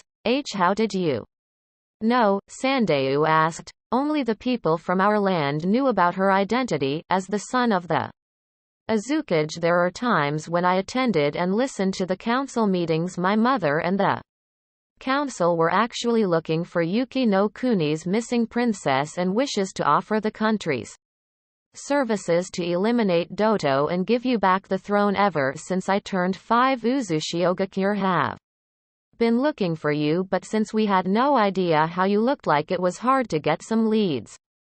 Naruto explained. Sasuke and Hinata remained silent and kept their surprise to themselves. They had no clue what Naruto and the actress were talking about. I see, Sandayu nodded. So, you're going to help us? The young princess asked hopefully. Excuse us, but can someone please explain what's going on? Sasuke asked, a bit annoyed. Hinata nodded in agreement as she too was confused. Right, sorry about that. Anyway, my real name is Kazuhana Koyuki. I am the daughter of the late Snow Daimyo Kazuhana Sosetsu. When I was 3, my uncle Doto murdered my father and took over the country. I, along with Sandayu and a few guards, managed to escape the country while my father's loyal followers remained to cover our escape. For years we had to travel constantly as my personal guards got killed one by one, until Sandayu and I were the only ones left alive. When we arrived here, we were found by Goku-san and put us under his protection, having traveled to a lot of places before he recognized me and helped my hide from my pursuers. My uncle wanted to hunt me because I held the crystal that was the key for the Yuki no Kuni's treasure. Sandayu and I decided to stay with Goku-san while I worked as an actress. The money I earn will be used to hire an army to help me reclaim what is rightfully mine and kill my uncle. It seems that our simple mission has turned into an S rank. Sasuke smirked, making Hinata smirk as well. Naruto had a creepy look on his face. So you're going to help us? Sandayu asked. Of course, replied Naruto. The princess threw herself on top of Naruto and sobbed on his chest while hugging him tightly. Thank you and thank you, yup, she's definitely one of them. Kurama mumbled to herself. Naruto returned the hug and patted the girl after a few minutes. Everyone was seated properly again. I'm going to send a letter to my mother and inform her about you. For now we talk about what we came here for, Naruto said. Goku-san, Uzushiogakure wants to get involved with the movie industry. The country wants a partnership with your company. Should you agree? We will give you 1 billion yen as investment. Goku, Koyuki and Sandeu's eyes bulged as they heard the amount, 1 billion. The director nearly fainted. No, he did actually fell to the floor. 3 seconds later, after he regained consciousness, he went back to his seat. The 3 Chunins were looking at him in amusement. 1 billion, you say? He asked. Yes. Should you agree to the partnership? Uzushiogakure will receive 30% of the company's income. We will start receiving the share. A year after the agreement, Hinata then laid down her envelope on the table and opened it. She took out some papers and gave them to the director to read. After signing the papers, Hinata took the papers back and gave Goku his copy of the contract. Finished with the deal, Sasuke laid out the suitcase he was carrying and revealed its contents to the director. Here's your 1 billion yen. Sasuke said after counting the money. Goku nodded and closed the suitcase. Right on to the next matter. I have agreed about your desire to adapt my book into a movie. I have already signed the papers and the contract, so you'll just have to sign it instead of sharing it to Uzushio's bank. I will be receiving 30% of the movie's earnings. While filming, I will be present to assist with the making. I will be personally choosing who's going to play as the main character. And my choice, of course, is Koyuki Hime. The actress blushed at the way Naruto addressed her affectionately. Sandeu smiled to himself as he watched the princess's face turn redder than a tomato. Hinata, although used with Naruto's charms, still blushed red as she handed Goku and Koyuki the contracts. After signing the contract, Hinata took the signed papers and gave Goku and Koyuki copies of the contract.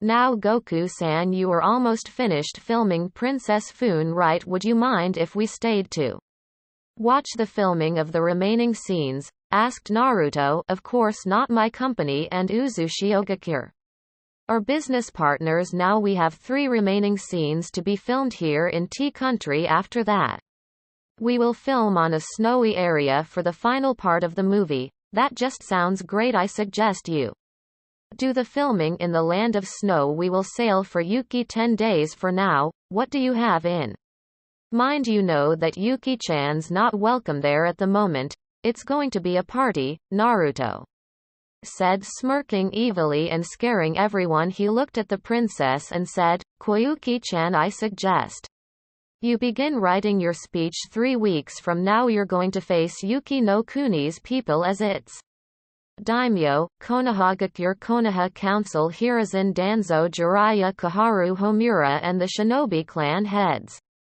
were currently gathered to discuss about the latest events. I would like to thank everyone for coming here on short notice. Jiraiya here has news that concerns our village and all other villages, said the Hokage. Jiraiya, please tell us your report. The white-haired Sannin nodded and began speaking. As we all know, Gato, one of the richest person in the elemental nations, have been mysteriously killed. Everything related to him and his businesses have vanished or destroyed. I have managed to track his last whereabouts, and that lead me to Wave Country. Uzumaki Namikaze Naruto was also last seen in Wave Country chasing a fleeing Hoshigaki Kisame. After a lot of investigation, I found out that Gato was the one responsible for the Wave Daimyo's death. Gato took over Wave Country and leached its riches under his rule. The country became poor. The man had an army of mercenaries serving him, including them were Kiragakure's 7 swordsmen and Taki's S-class missing Nin Kakuzu.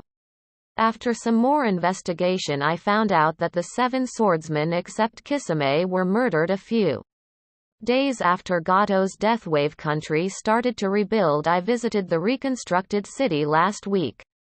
And from what I have seen, the buildings are all high class. The city consisted of high-rise buildings and huge houses. To think that it had been only less than 6 months they have managed to get back on their feet that fast. Impossible, interrupted Inuzuka Sume. That would have required a lot of money and resources. Even if the people of Wave were good at construction, a half year would not be enough. The buildings you are talking about is not possible. Sure, the country might have resources, but from how you describe it, it would have required a lot more. I wasn't done talking, Jiraiya shouted, annoyed that he was interrupted. Anyway, you're correct. Wave would require more manpower and more resources in order to reconstruct their ruined village into a prosperous city. So you're saying Wave had help? Yes. But from who? Asked the Hokage. The Uzumaki clan. Gasps filled the whole room. Sarutobi, Danzo and Fugaku fidgeted on their seats. But I thought they were all killed during the 3 villages attack, asked Hiyashi. That's what we all thought as well, but when I visited Wave, the Uzumaki clan's flags were everywhere. I'm not sure about their numbers though. I estimate around 30 to 50. That's good news then, said Uchiha Fugaku. We can ask for an alliance with them once again. I doubt they will accept it, Jiraiya said. Why? Remember the kid this village used to torment, the demon brat? That's Uzumaki Namikaze Naruto to you. More gasps.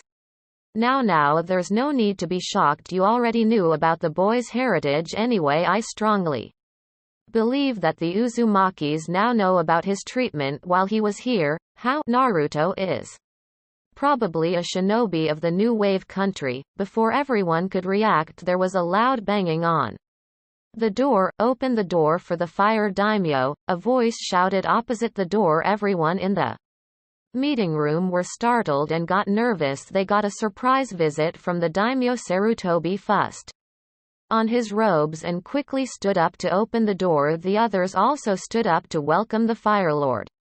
As soon as the door opened, 4 red samurais entered the room and inspected the area for potential danger. Seeing none, they motioned for the other samurais outside to come in. 2 samurais entered, followed by the fire daimyo. 6 more entered the room after their master. The room was a bit crowded.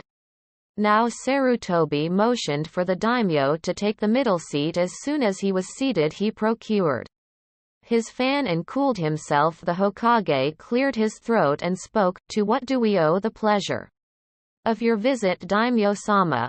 I won't be here for long. I just came here to tell you that earlier this morning I and the other daimyos of other countries had been gathered by Wave's new daimyo for a meeting. He told us that their country now officially have their own ninja village and is being run by a forgotten clan. As of now, Wave country is no longer called Wave country. It is now Uzushiogakure, or the village hidden among whirlpools. So it is official. Then they're back, Sarutobi thought. I wonder, do they know about Konoha's betrayal? If not, there is a chance for Konoha to ally itself with the Uzumakis once again, thought Danzo. No, they're supposed to be dead, Fugaku thought angrily. The Uchiha clan shall be the last clan standing. We have successfully wiped out the Senju. I'm going to do everything I can to completely wipe out the Uzumakis. Troublesome. More meetings will sure come after this. Nara Shikaku thought the fire daimyo merely watched the Leaf Council sit in silence as they absorbed the latest news. There's more to that. It was not only the Wave daimyo who came to the meeting, but the Rice daimyo and leader of the village we used to know as Imegakure as well. There's another? Asked the Hokage. Yes, the Rice daimyo have informed us that they also now have their own shinobi village, which is called Otogakure. Their country will be now called the Land of Sound instead, the Land of Rice. Who's their leader? Asked Homura. The snake Sanin Orochimaru. More gasps. He's the Otokage now. His past crime for being a missing nin will be now forgiven. Any form of threat against him or the Land of Sound will be considered an act of war, HMPF. Even if that happens, they will easily lose since they have just constructed, scoffed Koharu. That, my dear elder, is where you were wrong. The Land of Sound have been established 6 years ago and finally chose to make itself known this morning. Danzo then chose to ask something he had been wondering about since earlier. Daimyo-sama, if you'll excuse me, what was that you were talking about? A megacure? Ah. Yes, that. Thank you for asking. I almost forgot about that. Anyway, the Land of Rain as we know it is no longer called by that name. It is now a part of Uzushiogakure. A lot more gasps. The current Azukage is an Uzumaki survivor who goes by the name Pain. Almost 6 years ago he, along with his followers, managed to win the Civil War. Civil War? Ah yes, you do not know about the Civil War. Omegakure have closed itself from the outside world and kept things to itself, keeping outsiders away.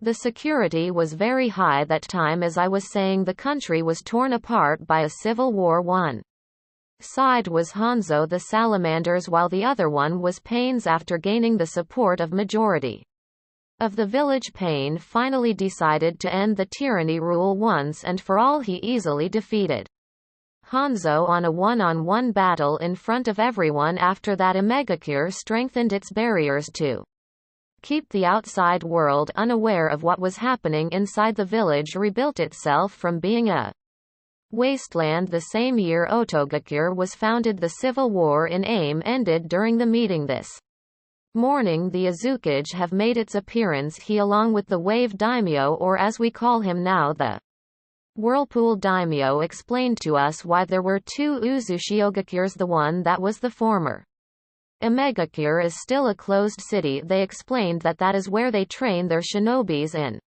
Where other military-related subjects were the other Uzushiogakure, which is located in Wave, as where we find most of its civilians. There will be a number of shinobis stationed there, but most of them are in AIM now. To remove the confusion, they told us to simply call the former Omegakure Uzushiogakures third city, while the former Wave be called Uzushiogakures fourth city. Why third and fourth? They say the first city was built and was abandoned before the first Shinobi War. The second city was the one destroyed during the Kumo-Iwa-Kiri Alliance's attack. You might be wondering why they are separated. The reason is to keep the civilians away from harm in case of war. The Wave Daimyo told us that should any form of threat befall upon the fourth city, the third city will throw everything against those responsible. Before anything foolish come into your heads, I must warn you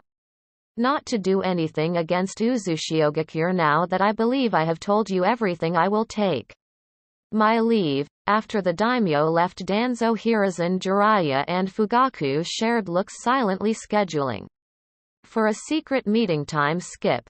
3 days later, Uzushiogakure Shorelines. This year's graduates, along with the other Chunins, Junins and Storm, were currently waiting for their leader to address them. 3 days ago, Naruto informed the Azukage about their team finally having found Yuki no Kuni's missing princess. A council meeting had been called immediately after the meeting. The squad that was deployed in snow have been informed of what was going to happen for the past 2 days. Capable personnel from the main city up to the fourth city have been hand-picked and amassed right now. There were 21,000 shinobis gathered at the shorelines, composed of Chunins, Junins and Storm. About 30 warships were docked, composed of cruisers, heavy carriers, long-range battle ships and 1 command ship, all waiting for deployment. Those who will be operating the ships and the tanks aren't counted. The Azukage stood on a watchtower, her voice amplified by the surrounding radio towers. For the past 12 years, Uzushiogakure have kept silent and hidden from the world. We have trained in extremes to become much stronger and performed research for advanced weaponries and machineries. As of now, we are the only nation with advanced warships made of metal. Others own ships that are only made of wood. Our buildings' designs are superb and high class and are very strong. We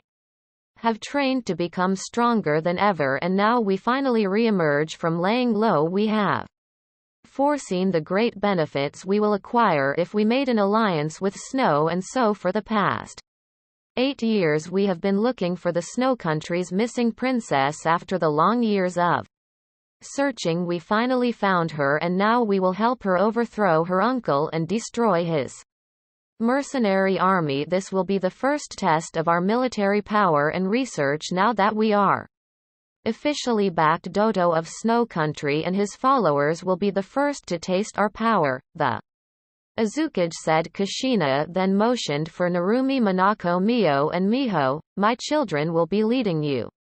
For this battle you will sail today for Snow Country and make contact with the squad sent there ahead and the rebels. Once the princess reaches the country, Uzushio will strike, make our village proud, let the world know of our power once again. Rise Uzushiogakure, to battle, to battle. The army roared as they marched and went on board on their assigned ships. Naruto's classmates, with the exception of the Sand siblings and the Sound Four, boarded another ship that will serve as the princess's ship. They will be sailing for Tea Country while the fleet headed for Snow. Soon the shorelines were filled with the sounds of warships being powered to life, releasing steam. The command ship blew out a long and deep blast, indicating for the fleet to move out Tea Country, and cut.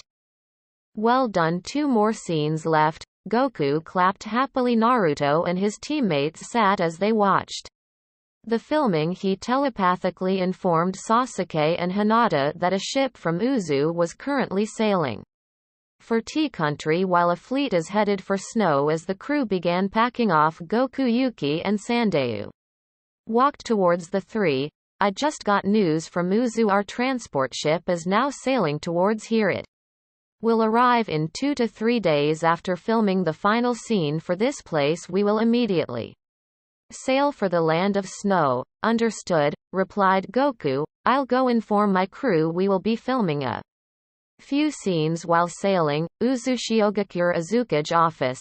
Azukage-sama, Minato-sama, Sai along with Fu and Torun are here. Please let them in. Hi.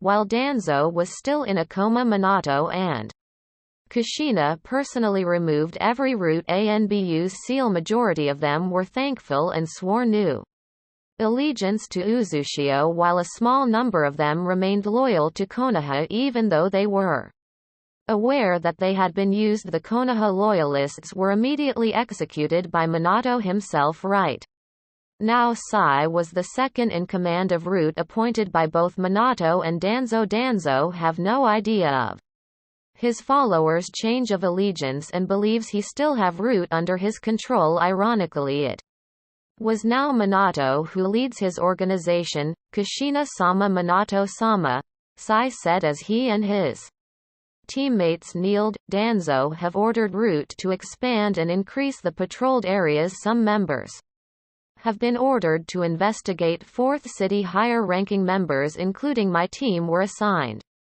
to infiltrate the 3rd City, and Otogakure the Hokage have ordered Jiraiya to take over Gato's remaining assets and add them to his spy network. Anbu were also tasked to double and expand their patrols. Bandit camps inside the fire border were to be eliminated. The Hokage have decreased the missions being received in order to keep most of Konoha's forces intact when the Chunin exam begins.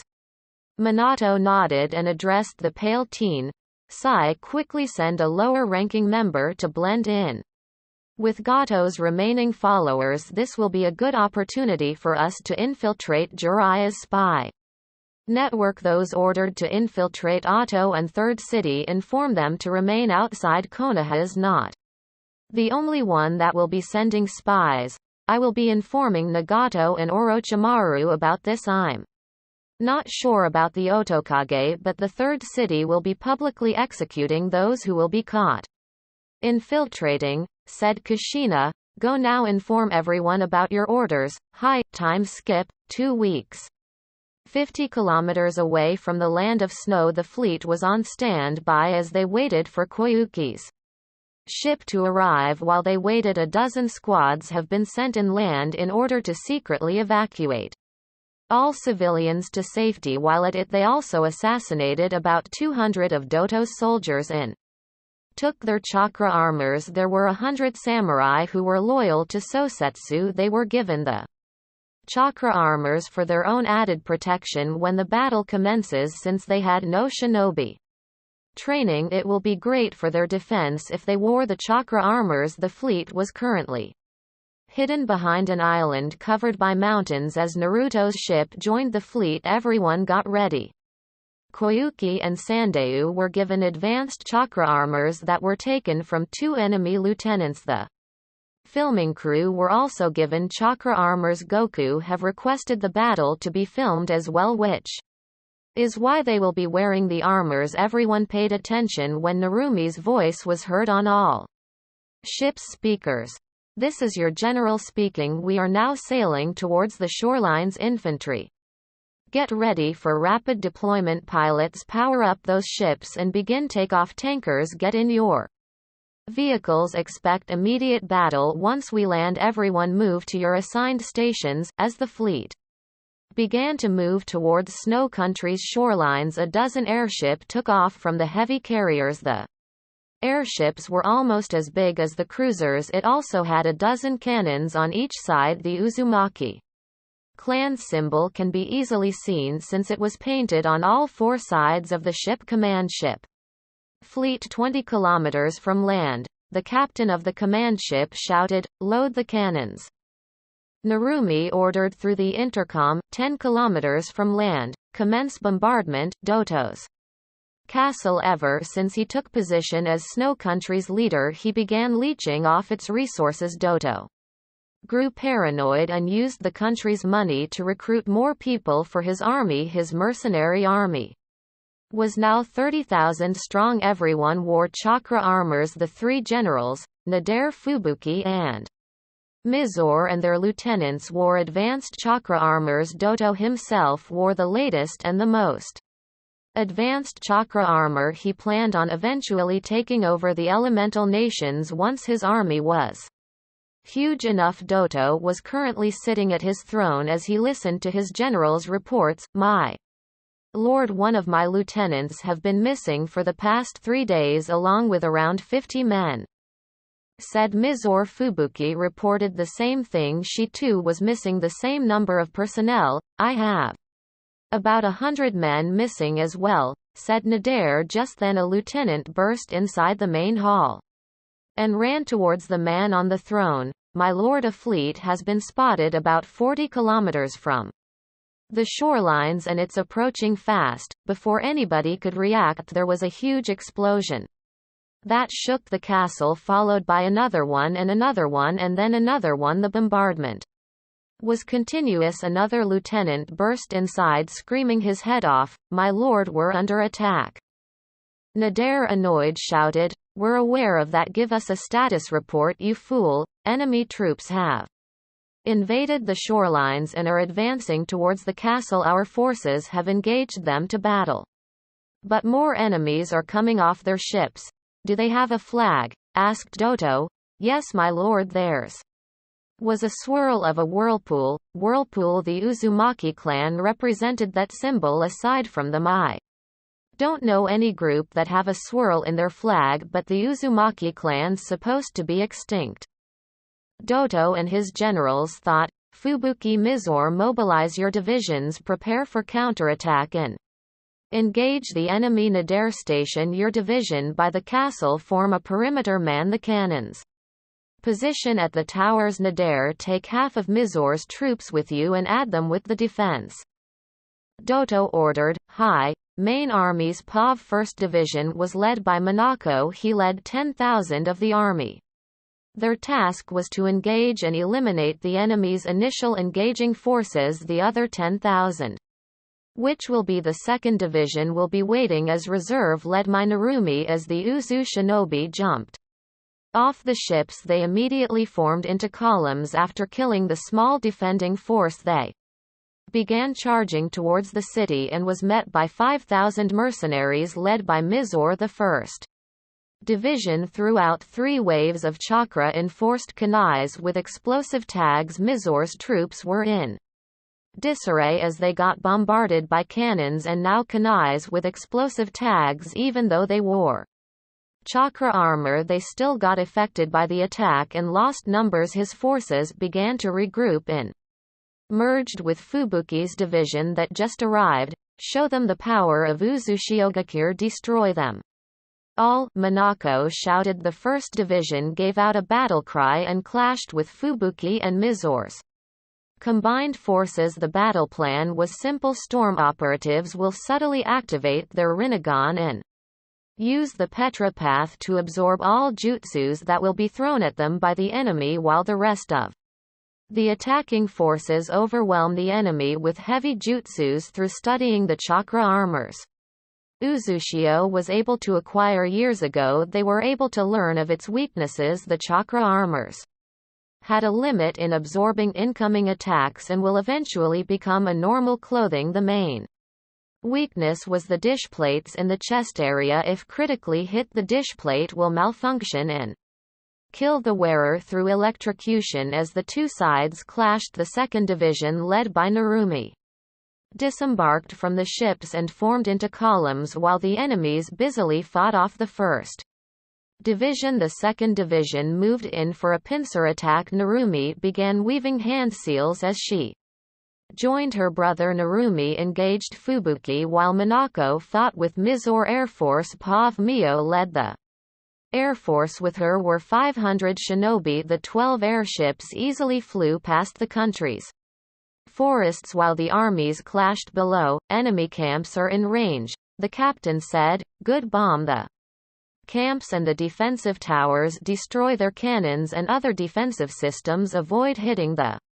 mountains and the mountainside. High tank force Pav while the Air Force swept the camps. Miho led 24 tanks plus the remaining 500 shinobi and entered through the country's emergency tunnels. The tunnels led them straight to the mountainside that were 2 kilometers near the enemy camps. As the tanks came out of the tunnels, they rolled in and began firing at the site. Doto's Pav Doto was at the balcony of the castle while Nadare's division set a perimeter around it. A lieutenant bowed to him and gave the latest status report. My lord, Mizor-sama and Fubuki-sama's forces are currently engaged with the enemy's main army. Their forces have already suffered heavy losses while the enemy kept pushing on. A dozen airships have flown past our walls and began bombing the camps. 24 huge carriages with cannons came from the mountainside tunnels and swept in the camp, firing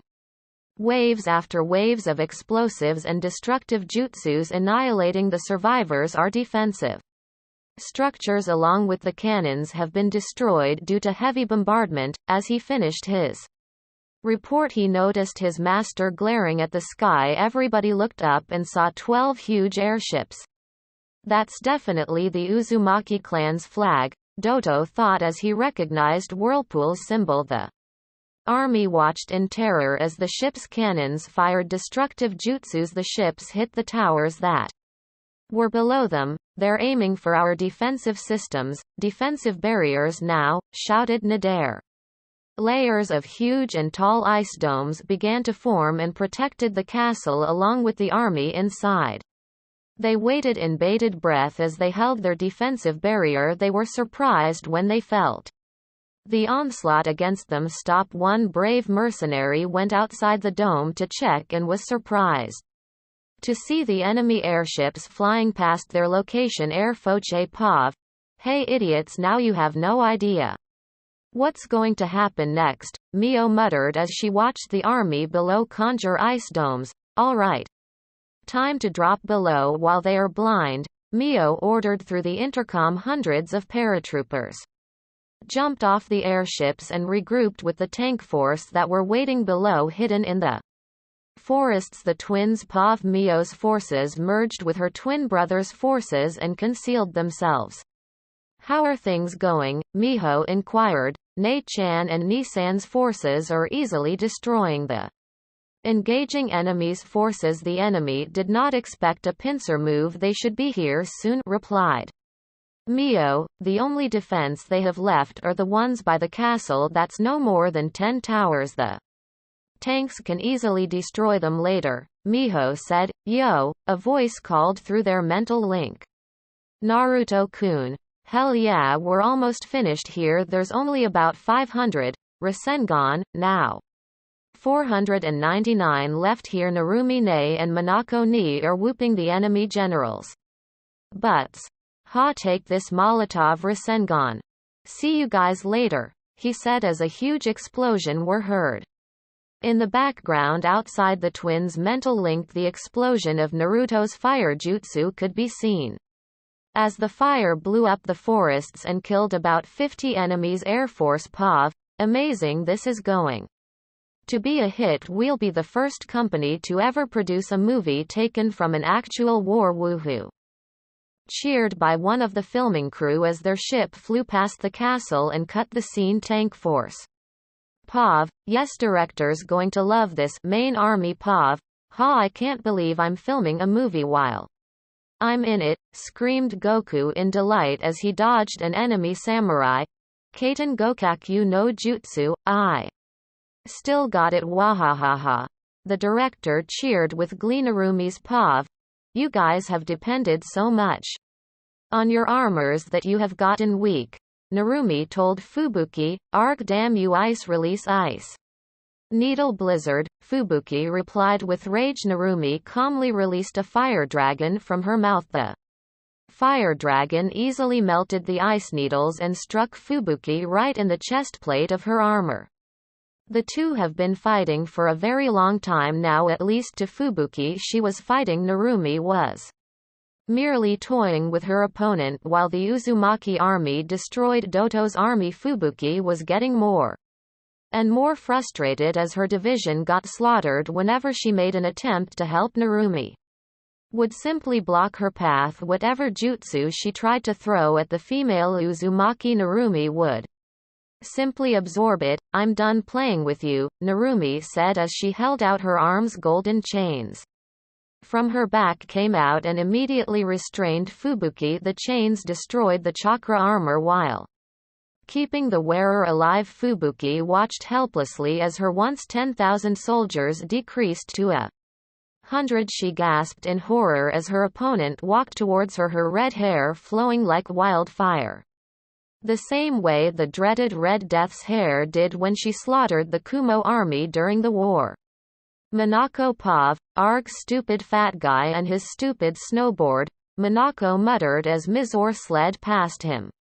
With his mechanical snowboard to Mizore, he was winning as he simply fired missiles after missiles from his chakra armor while he sped around his opponent. To Minako, he was simply letting his opponent think he was losing. What Mizore failed to notice was his army of 5,000 being reduced to 100 by the Uzumaki army. I guess it's time, Minako thought as he took out a dozen three-pronged kunai and threw them in all directions. Ninpo kunai kage bunshin no jutsu, main army POV. For a whole minute there were flashes of yellow around the battlefield. It would appear at random locations, leaving a trail of dead bodies. Hey! A voice shouted as Minako Hiri shined in front of Mizore and slapped a seal on his armor, disabling it. That was my kill, you took it, Minako chuckled sheepishly as he remembered about Naruto and his classmates' contest of who kills the most. Sorry, Naruto-kun. The brother shouted back. You guys can kill the others stationed at the castle. There are still 10,000 mercenaries reserved as last defense, as Minako flashed everywhere and killed the remaining enemies. The attacking forces regrouped and formed once again into columns. Narumi dragged a restrained Fubuki and set her on a kneeling position. Minako did the same with his opponent, dragging Mizore and setting him on a kneeling position beside Fubuki. Fubuki and Mizore looked around and inspected the battlefield. Thousands of corpses littered the place, but not a single corpse from the invading forces could be found. What are you guys? You're supposed to be dead when those 3 villages attacked you. How come you're all alive? You destroyed my army. Arg, Fubuki half screamed. Half asked Narumi and Minako Doto and his army. Pav, Doto-sama. Grave news. Fubuki-sama and Mizore-sama's forces have been annihilated. The enemy army are marching towards the castle as of this moment. How could this happen? Doto exclaimed angrily. What of Fubuki and Mizore? What happened to them? Nader asked the scout. Before the scout could respond to their questions, Nader's soldiers began to shout, enemy fire, take cover. Prepare to create domes. No, we'll only blind ourselves. Counter it with jutsus, fire at it, ice, release ice dragon missiles. The army shouted as one to deflect the rain of kunai shuriken and senbon. The projectiles fell harmlessly to the ground as the ice missiles collided with it. Nader began weaving handseals as he jumped off the balcony and charged towards the invading army, creating hundreds of ice wolves beside him. Fubuki-chan, I will avenge you. The mercenary army watched as their general charged at the enemy. Those in the front lines followed after him. What are you waiting for? The enemy army is here. Charge! Doto shouted. His mercenary army gave a battle cry as they charged to meet the invading force. Doto removed his fur cloak to reveal his highly advanced chakra armor. He too began weaving handseals as he jumped off the balcony and charged at the enemy invading forces. Pav, someone's eager to die, Naruto commented as he watched Nader's incoming form. Here they come, Sasuke muttered as he saw the army behind Nader. Tankers, go get the towers. Minako shouted. Infantry charge, ordered Narumi. Ha! Finally, Mio and Miho both said as the army behind them gave a battle cry. Normal. Pav, the Uzumaki army waited for Doto's army to approach. Nader and his ice wolves were the first to reach the enemy lines and tried tearing through them. However, he was repelled by a strong ice jutsu from Miho and was sent flying to the army behind him. The twins quickly charged after Nader and engaged him to a battle. As the enemy got closer, the tanks moved forward and began firing at the incoming army. The tanks weaved through the downed opponents and ran them over. Still moving forward, the tanks approached the enemy towers and obliterated them. Doto's army was in a disarray but immediately regrouped as they felt Doto's presence. Doto Kazuhana smirked and began weaving handseals and produced black ice dragons aiming at his opponents. His confident smirk faded as he finally noticed the leaders of the enemy army, Kushina, Minato. No, they're dead. The usurper gathered chakra and tried disrupting his chakra flow. Kai.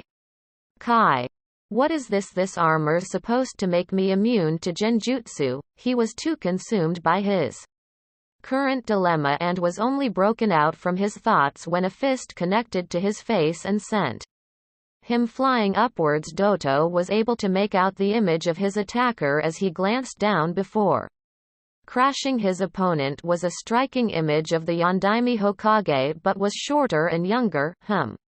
So this is their son.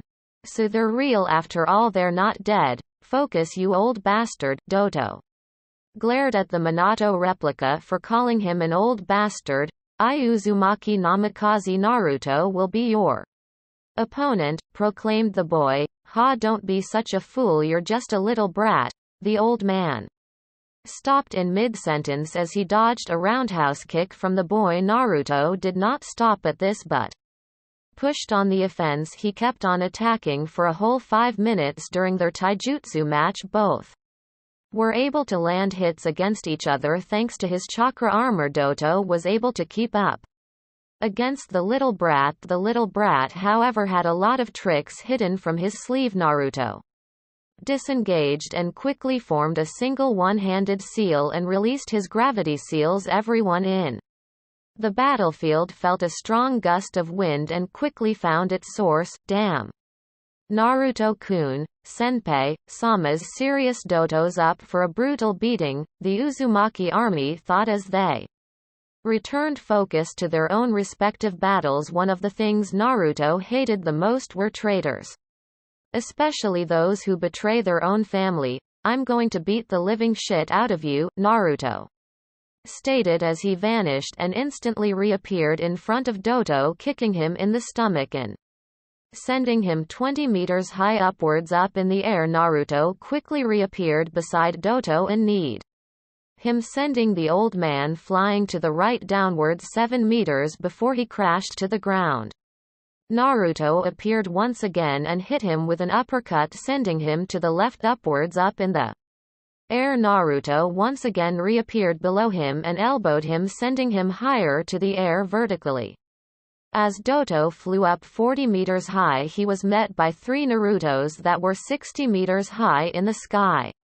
The 2 Narutos on the side threw the middle Naruto downwards, the incoming Doto hitting him with an enhanced axe kick. Doto plummeted down with a huge crash, the spot where he landed forming a huge crater. Naruto watched as his opponent slowly stood up from his crash site. "He seems a little hurt. He should have difficulties standing by now," Kurama said. "Yeah, this guy's tough, I admit." "Not really. He just happened to be wearing a very advanced chakra armor. You have to destroy it first, remember.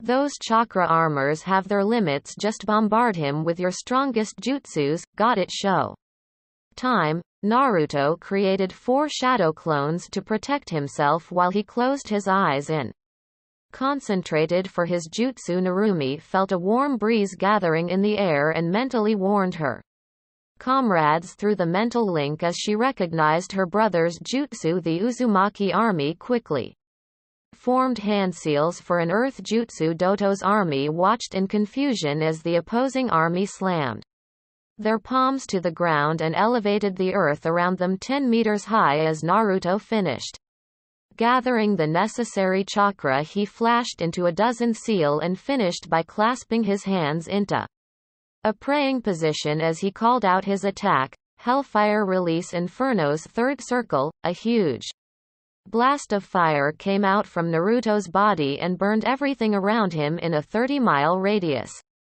The earth around him cracked open as black flames rose and scorched everything on it. Those who were within the blast range immediately got consumed by the black flames. Their chakra armors were nothing, as the inferno easily melted them off, destroying the main panels and electrocuting them. While they burned, they screamed in agony as their bodies turned into ash, their souls also feeling the heat of the black flames. Hence the name of the jutsu. Hellfire was a legendary type of fire release, long forgotten. The last people who had this Kekkei Genkei have long died before the first Shinobi War took place. Only those who had a very, very strong and potent affinity to fire have the power to use it. The flames of the Amaterasu produced by the Uchiha's Mangekyo Sharingan as an example of a hellfire jutsu. Although the Uchihas were not aware of it, Naruto's jutsu have 9 levels, with the first circle being the weakest and the 9th circle the most powerful, has the largest radius and required the most amount of chakra. The chakra required for the first circle is equivalent to summoning a minor boss summon. Naruto had a maniacal look as he stared into Doto's eyes as if he gazed right into his soul. Doto felt uneasy as he noticed the blonde's eyes. They were now red slits. He was thankful for his highly advanced chakra armor as he was still alive and well, although he did not notice the new cracks all over it when Naruto cast his jutsu. Doto tried to counter it by using his ice release Black Dragon Blizzard, but the Inferno's flames simply burned it instead of melting it. Muwahahaha. Naruto laughed. "Behold, you will be the first one to see and feel my ultimate piece of art. Tremble in fear, be afraid, recoil in despair, cower in awe, and cry your heart out, because my art is an explosion." Naruto cackled madly as he began weaving into a long series of seals. "Shit."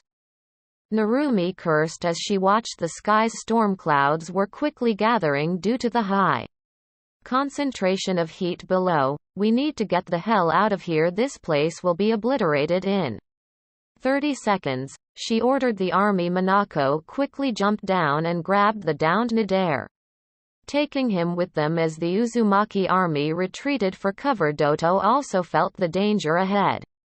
Although not knowing what it was, stop him, he ordered his army. Those who were brave enough charged at the blonde but were confronted by Naruto's clones. As Naruto reached the 100th seal, he called out his jutsu, storm. Release Kami's wrath. Silence. There was a 3-second silence for those within the area. It seemed like a long time. After the quiet, there was a blinding flash of light. And then it happened. Thousands of lightning strikes rained down from the sky. 100 tornadoes were created and touched the already blazing ground. The fire powered the tornadoes, turning them into fire tornadoes. The strong winds blew everywhere, causing the droplets of rain to freeze, turning into hail. The area was consumed by lightning, ice and firestorm. It was pure destruction, the wrath of Kami.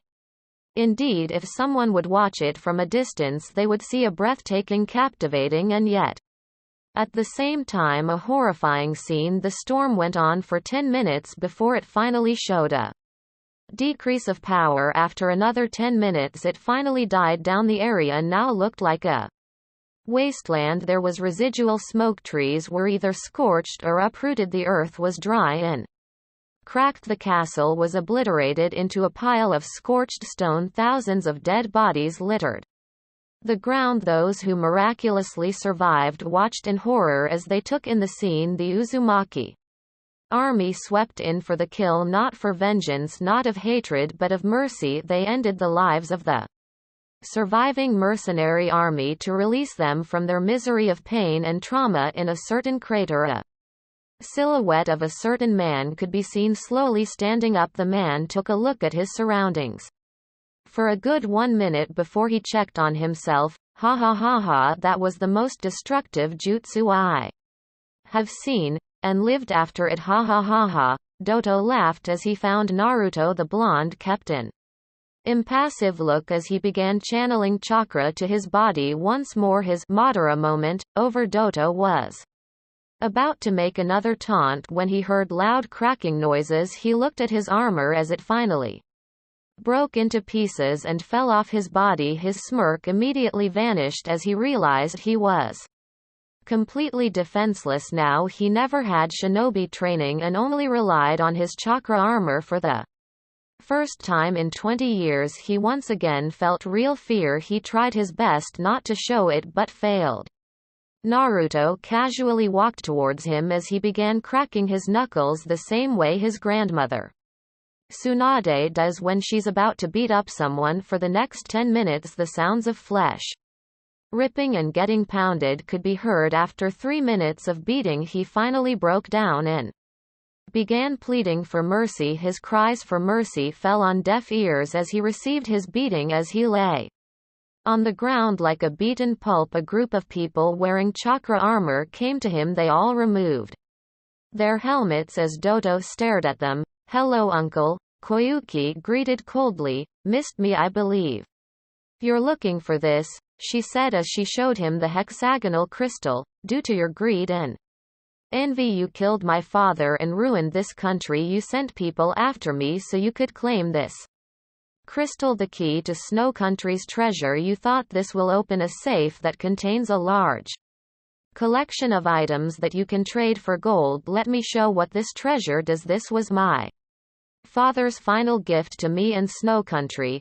Koyuki had her guards drag her broken uncle towards the rainbow glaciers with everyone following behind as Koyuki placed the crystal on the hexagonal pedestal. A soft humming sound could be heard slowly. They felt warmth coming from the generator. After a few minutes the land was no longer covered in snow. Fresh green grass and blooming flowers could be seen all throughout Snow Country's landscape. Everybody watched as a projection appeared reflected by the rainbow glaciers. It showed a 4-year-old Koyuki talking with her father. Believe in the future.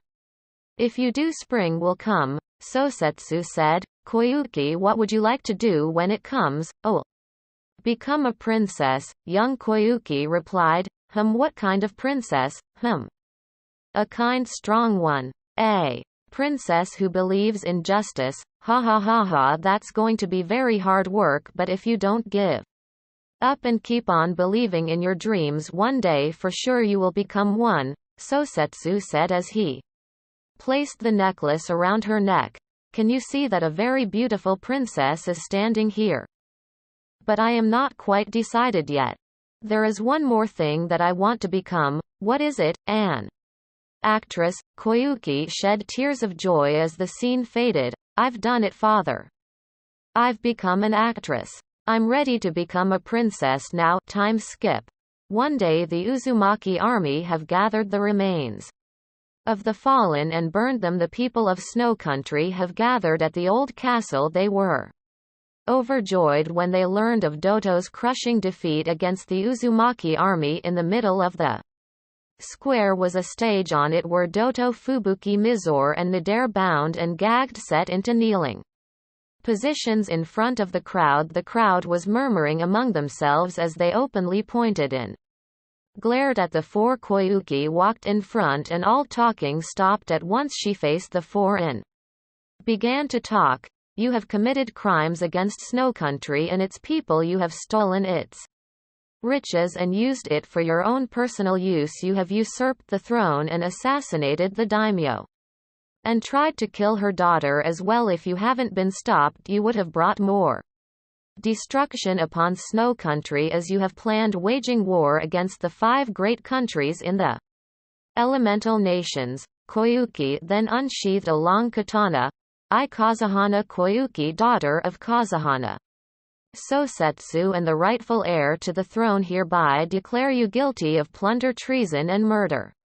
As the bringer of justice, I sentence you to death. You no longer have the rights to say your last words. Koyuki closed her eyes and took deep breaths. As she opened them, she struck down the sword 4 times, decapitating the traitors as the 4 headless bodies slumped to the floor. Everybody cheered. Doto and his followers were finally gone at last. Koyuki wiped a tear as she joined Naruto and his siblings. Father, you are avenged. You may now rest in peace. Time skip. 1 month. Land of Snow, spring. After Doto's death, the people of Snow Country began rebuilding with the help of Uzushiogakure. They were able to construct buildings that are far superior compared to the ones they had during Doto's rule. With the combined efforts of Snow and Whirlpool's scientists, they have managed to finish the generator. Snow Country was no longer covered with snow but instead by green grass and blooming flowers. A month after Doto's death, the country was renamed to the Land of Spring.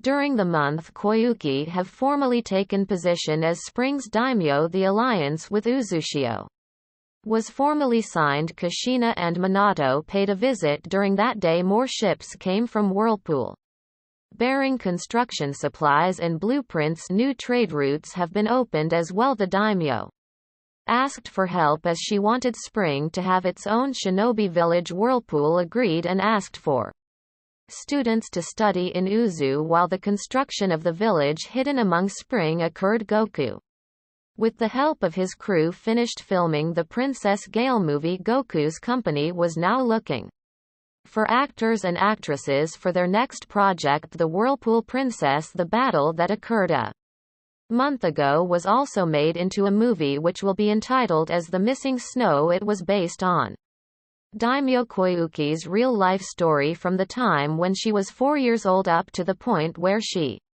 finally claimed the throne as Snow Now Spring's daimyo. The movie had 2 purposes. 1 was for audience and income, and 2 for Uzushiogakure's propaganda. It will be available for viewing 1 month before the Chunin exams that will be held in Konohagakure Uzushiogakure Azukage office. The Azukage was currently signing papers regarding the Land of Spring. She straightened up on her seat as the Storm Commander appeared in a Whirlpool Shunshin. Azukage-sama, Kaide said as he laid in Envelope on Kushina's desk. The Azukage opened the envelope to reveal a stack of forms and invitation card, a brochure and a letter from Konohagakure. It was for the upcoming Chunin exams. Kushina smiled as she set down the papers. It's time, Aunt Cut. Sorry for the cliffhanger. Bye.